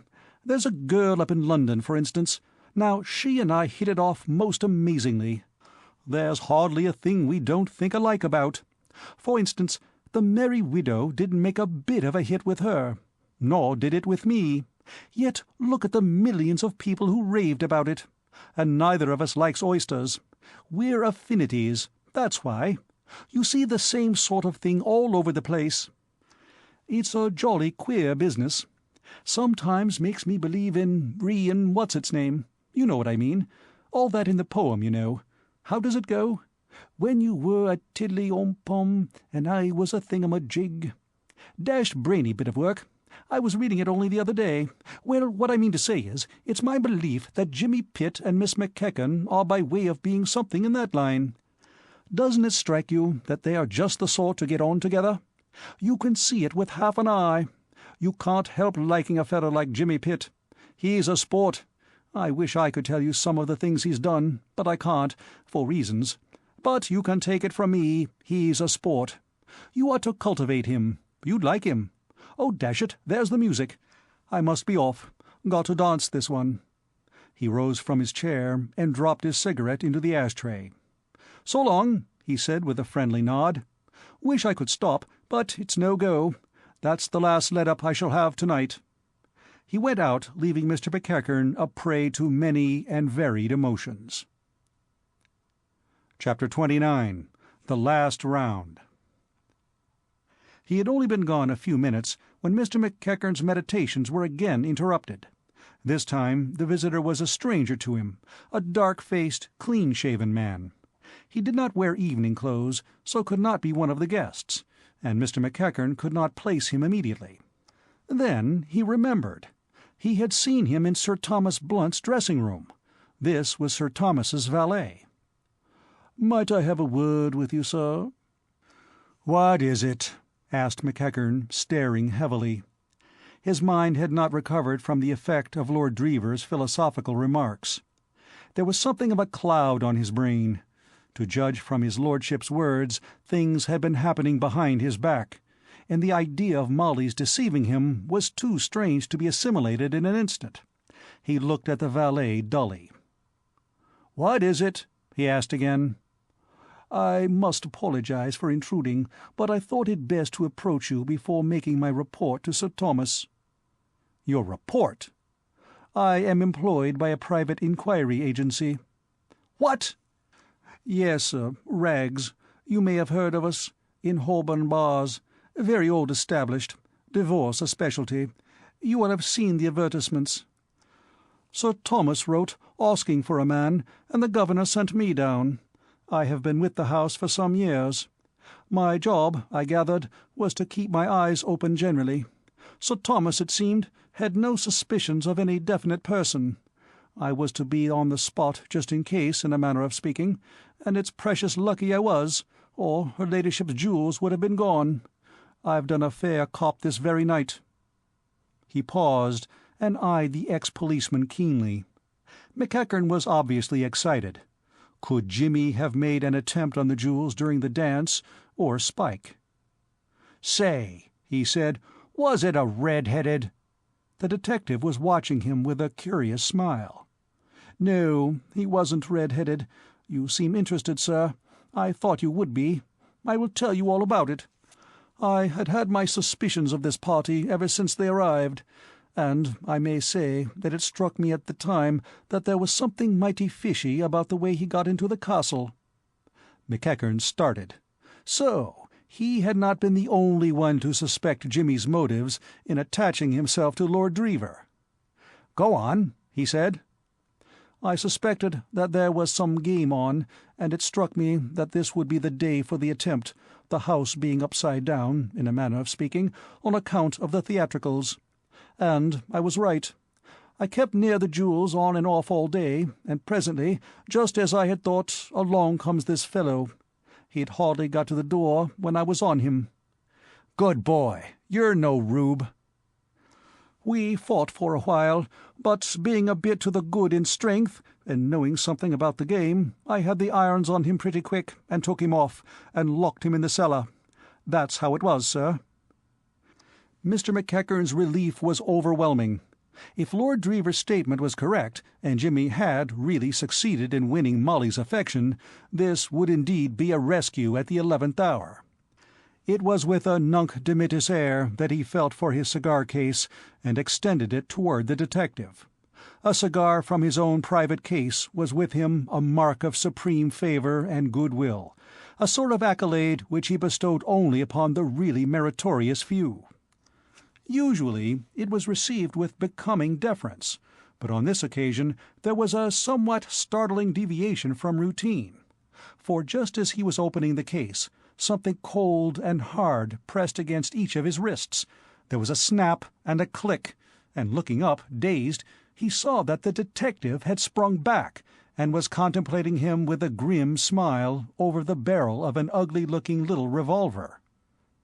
Guilty or innocent, the first thing a man does when he finds handcuffs on his wrists is to try to get them off. The action is automatic. Mr. McEachern strained at the steel chain till the veins stood out on his forehead. His great body shook with rage. The detective eyed these efforts with some satisfaction. The picture presented by the other as he heaved and tugged was that of a guilty man trapped. "It's no good, my friend," he said. The voice brought McEachern back to his senses. In the first shock of the thing, the primitive man in him had led him beyond the confines of his self-restraint. He had simply struggled unthinkingly. Now he came back to himself again. He shook his manacled hands furiously. "What does this mean?" he shouted. "What the—" "Less noise," said the detective sharply. "Get back," he snapped, as the other took a step forward. "Do you know who I am?" thundered McEachern. "No," said the detective, "and that's just why you're wearing those bracelets. Come now, don't be a fool. The game's up. Can't you see that?" McEachern leaned helplessly against the billiard table. He felt weak. Everything was unreal. Had he gone mad? He wondered. "That's right," said the detective. "Stay there. You can't do any harm there. It was a pretty little game, I'll admit. You worked it well, meeting your old friend from New York and all, and having him invited to the castle. Very pretty. New York, indeed. Seen about as much of New York as I have of Timbuktu. I saw through him." Some inkling of the truth began to penetrate McEachern's consciousness. He had become obsessed with the idea that, as the captive was not Spike, it must be Jimmy. The possibility of Mr. Gaylor's being the subject of discussion only dawned upon him now. "What do you mean?" he cried. "Who is it that you have arrested?" "Blessed if I know. You can tell me that, I should think, seeing he's an old Timbuktu friend of yours. Gaylor's the name he goes by here." "Gaylor?" "That's the man. And do you know what he had the impudence, the gall to tell me? That he was in my own line of business. A detective. He said you had sent for him to come here." The detective laughed amusedly at the recollection. "And so he is, you fool. So I did." "Oh, you did you? And what business had you bringing detectives into other people's houses?" Mr. McEachern started to answer, but checked himself. Never before had he appreciated to the full the depth and truth of the proverb relating to the frying-pan and the fire. To clear himself, he must mention his suspicions of Jimmy, and also his reasons for those suspicions. And to do that would mean revealing his past. It was Scylla and Charybdis. A drop of perspiration trickled down his temple. "What's the good?" said the detective. "Mighty ingenious idea, that, only you hadn't allowed for there being a real detective in the house. It was that chap pitching me that yarn that made me suspicious of you. I put two and two together. Partners, I said to myself. I'd heard all about you, scraping acquaintance with Sir Thomas and all. Mighty ingenious. You become the old family friend, and then you let in your pal. He gets the stuff and hands it over to you. Nobody dreams of suspecting you, and there you are. Honestly, now, wasn't that the game?" "It's all a mistake," McEachern was beginning when the door handle turned. The detective looked over his shoulder. McEachern glared dumbly. This was the crowning blow, that there should be spectators of his predicament. Jimmy strolled into the room. "Dreever told me you were in here," he said to McEachern. "Can you spare me a—" "Hello?" The detective had pocketed his revolver at the first sound of the handle.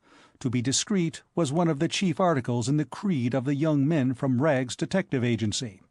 But handcuffs are not easily concealed. Jimmy stood staring in amazement at McEachern's wrists. "Some sort of a round game?" he inquired with interest. The detective became confidential. "It's this way, Mr. Pitt. There's been some pretty deep work going on here. There's a regular gang of burglars in the place. This chap here's one of them." "What? Mr. McEachern?" "That's what he calls himself." It was all Jimmy could do to keep himself from asking Mr. McEachern whether he attributed his downfall to drink. He contented himself with a sorrowful shake of the head at the fermenting captive. Then he took up the part of the prisoner's attorney. "I don't believe it," he said. "What makes you think so?" "Why, this afternoon I caught this man's pal, the fellow that calls himself Gala." "I know the man," said Jimmy. "He's a detective, really. Mr. McEachern brought him down here." The sleuth's jaw dropped limply as if he had received a blow. "What?" he said in a feeble voice. "Didn't I tell you—" began Mr. McEachern, but the sleuth was occupied with Jimmy. That sickening premonition of disaster was beginning to steal over him. Dimly he began to perceive that he had blundered. "Yes," said Jimmy. "Why, I can't say. But Mr. McEachern was afraid someone might try to steal Lady Julia Blunt's rope of diamonds. So he wrote to London for this man Gaylor. It was officious, perhaps, but not criminal. I doubt if, legally, you could handcuff a man for a thing like that. What have you done with good Mr. Gaylor?" "I've locked him in the coal cellar," said the detective dismally. The thought of the interview in prospect with the human bloodhound he had so mishandled was not exhilarating. "Locked him in the cellar, did you?" said Jimmy. "Well, well, I dare say he's very happy there. He's probably busy detecting black beetles. Still, perhaps you had better go and let him out. Possibly, if you were to apologize to him— just as you think. I only suggest. If you want somebody to vouch for Mr. McEachern's non-burglariousness, I can do it. He is a gentleman of private means, and we knew each other out in New York. We are old acquaintances." "I never thought—" "That," said Jimmy, with sympathetic friendliness, "if you will allow me to say so, is the cardinal mistake you detectives make. You never do think." "It never occurred to me." The detective looked uneasily at Mr. McEachern. There were indications in the policeman's demeanor that the moment following release would be devoted exclusively to a carnival of violence, with a certain sleuth-hound playing a prominent role. He took the key of the handcuffs from his pocket and toyed with it. Mr. McEachern emitted a low growl. It was enough. "If you wouldn't mind, Mr. Pitt," said the sleuth obsequiously. He thrust the key into Jimmy's hands and fled. Jimmy unlocked the handcuffs. Mr. McEachern rubbed his wrists. "Ingenious little things," said Jimmy.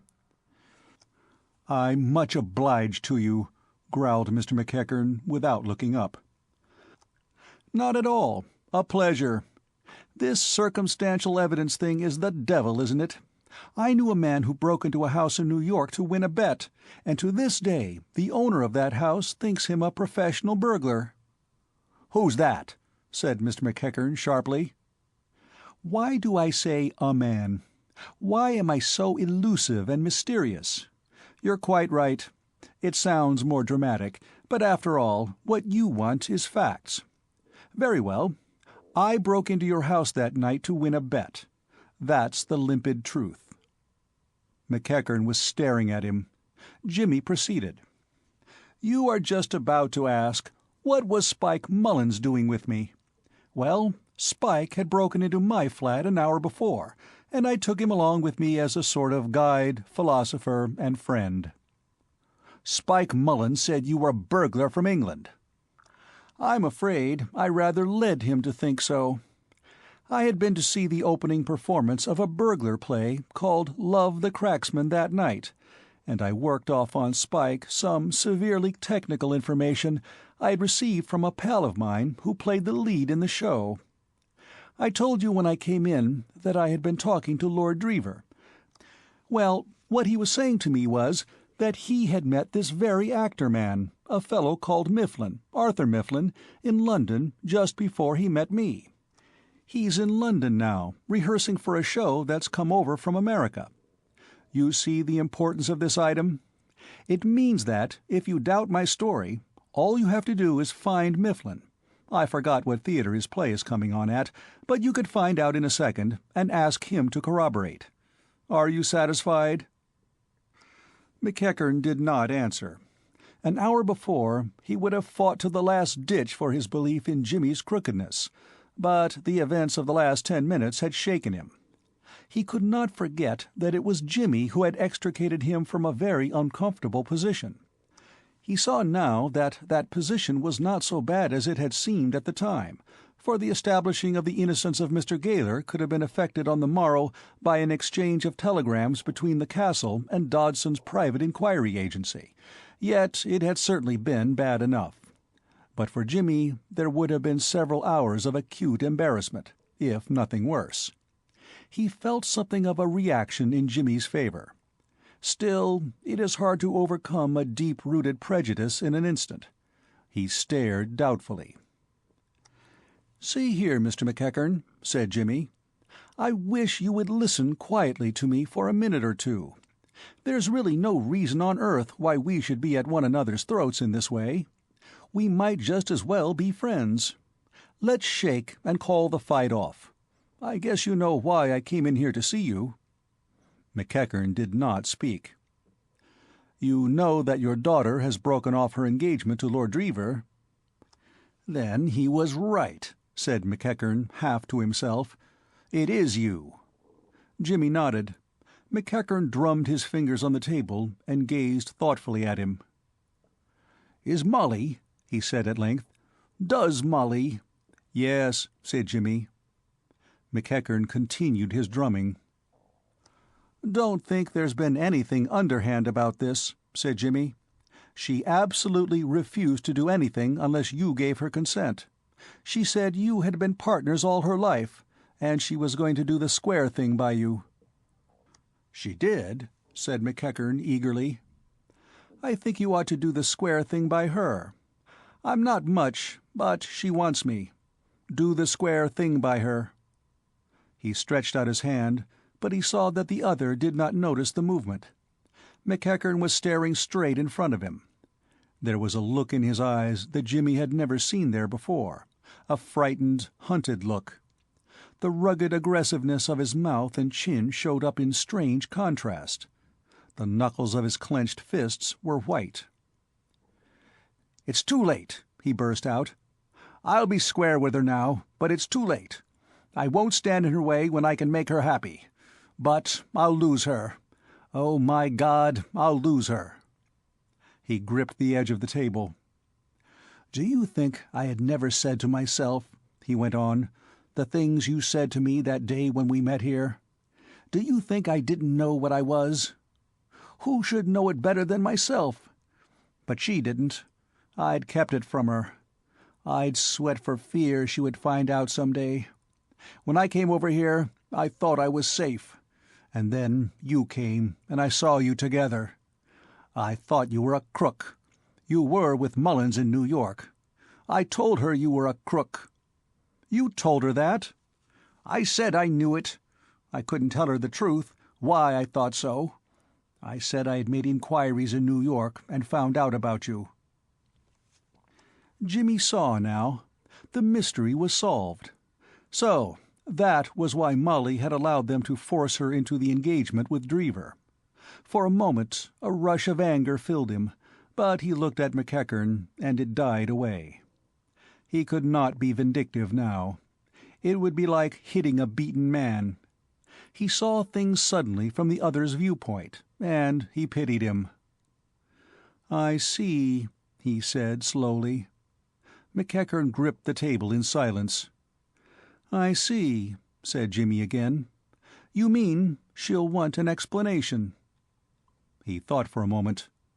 "You must tell her," he said quickly. "For your own sake, you must tell her. Go and do it now. Wake up, man." He shook him by the shoulder. "Go and do it now. She'll forgive you. Don't be afraid of that. Go and look for her, and tell her now." McEachern roused himself. "I will," he said. "It's the only way," said Jimmy. McEachern opened the door, then fell back a pace. Jimmy could hear voices in the passage outside. He recognized Lord Dreever's. McEachern continued to back away from the door. Lord Dreever entered, with Molly on his arm. "Hello," said his lordship, looking around. "Hullo, Pitt. Here we all are, what?" "Lord Dreever wanted to smoke," said Molly. She smiled, but there was anxiety in her eyes. She looked quickly at her father and at Jimmy. "Molly, my dear," said McEachern huskily, "I need to speak to you for a moment." Jimmy took his lordship by the arm. "Come along, Dreever," he said. "You can come and sit out with me. We'll go and smoke on the terrace." They left the room together. "What does the old boy want?" inquired his lordship. "Are you and Miss McEachern—" "We are," said Jimmy. "By Jove, I say, old chap, million congratulations and all that sort of rot, you know." "Thanks," said Jimmy. "Have a cigarette?" His lordship had to resume his duties in the ballroom after a while, but Jimmy sat on, smoking and thinking. The night was very still. Now and then a sparrow would rustle in the ivy on the castle wall, and somewhere in the distance a dog was barking. The music had begun again in the ballroom. It sounded faint and thin where he sat. In the general stillness, the opening of the door at the top of the steps came sharply to his ears. He looked up.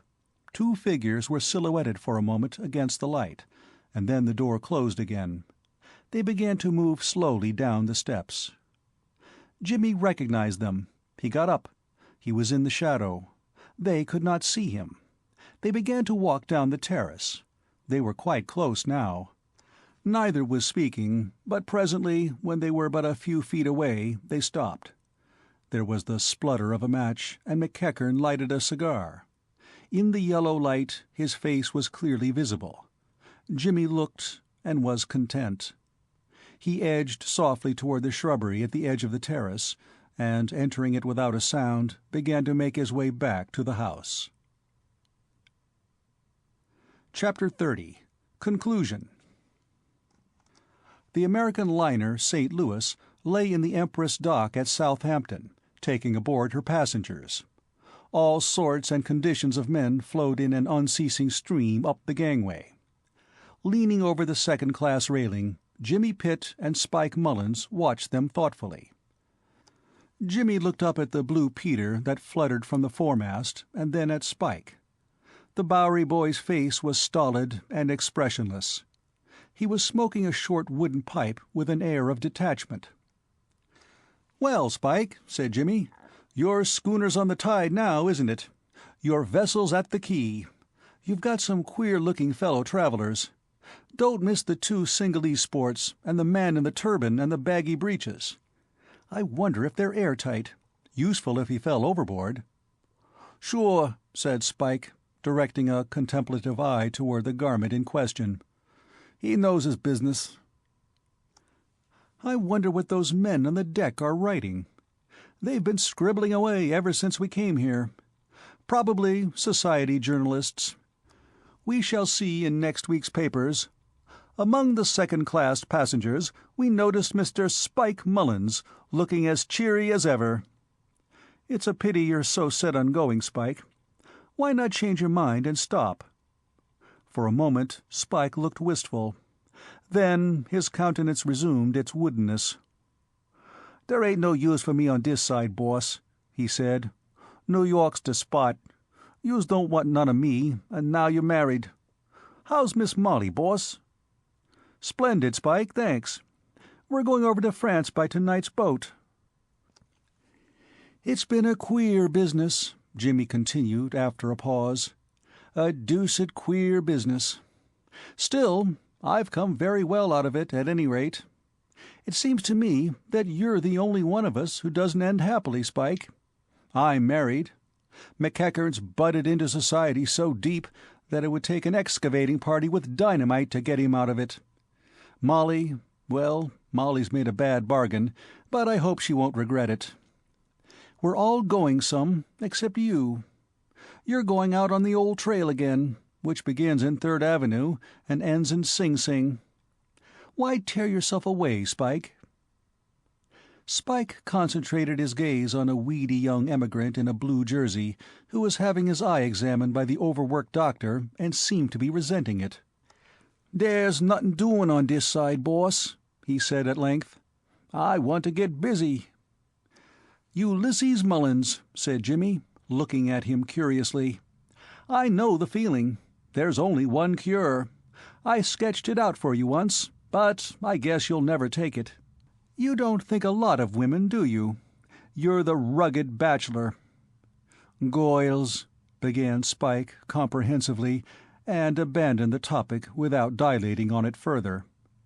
Jimmy lighted his pipe and threw the match overboard. The sun came out from behind a cloud, and the water sparkled. "Those were great jewels, boss," said Spike thoughtfully. "I believe you're still brooding over them, Spike." "We could have got away with 'em if yous would have stood for it. Dead easy." "You are brooding over them. Spike, I'll tell you something which will console you a little before you start out on your wanderings. It's in confidence, so keep it dark. That necklace was paste." "What's dat?" "Nothing but paste. I got next directly you handed them to me. They weren't worth $100. A light of understanding came into Spike's eyes. His face beamed with the smile of one to whom dark matters are made clear. "So that's why you wouldn't stand for getting away with 'em," he exclaimed. The End of The Intrusion of Jimmy by P.G. Wodehouse.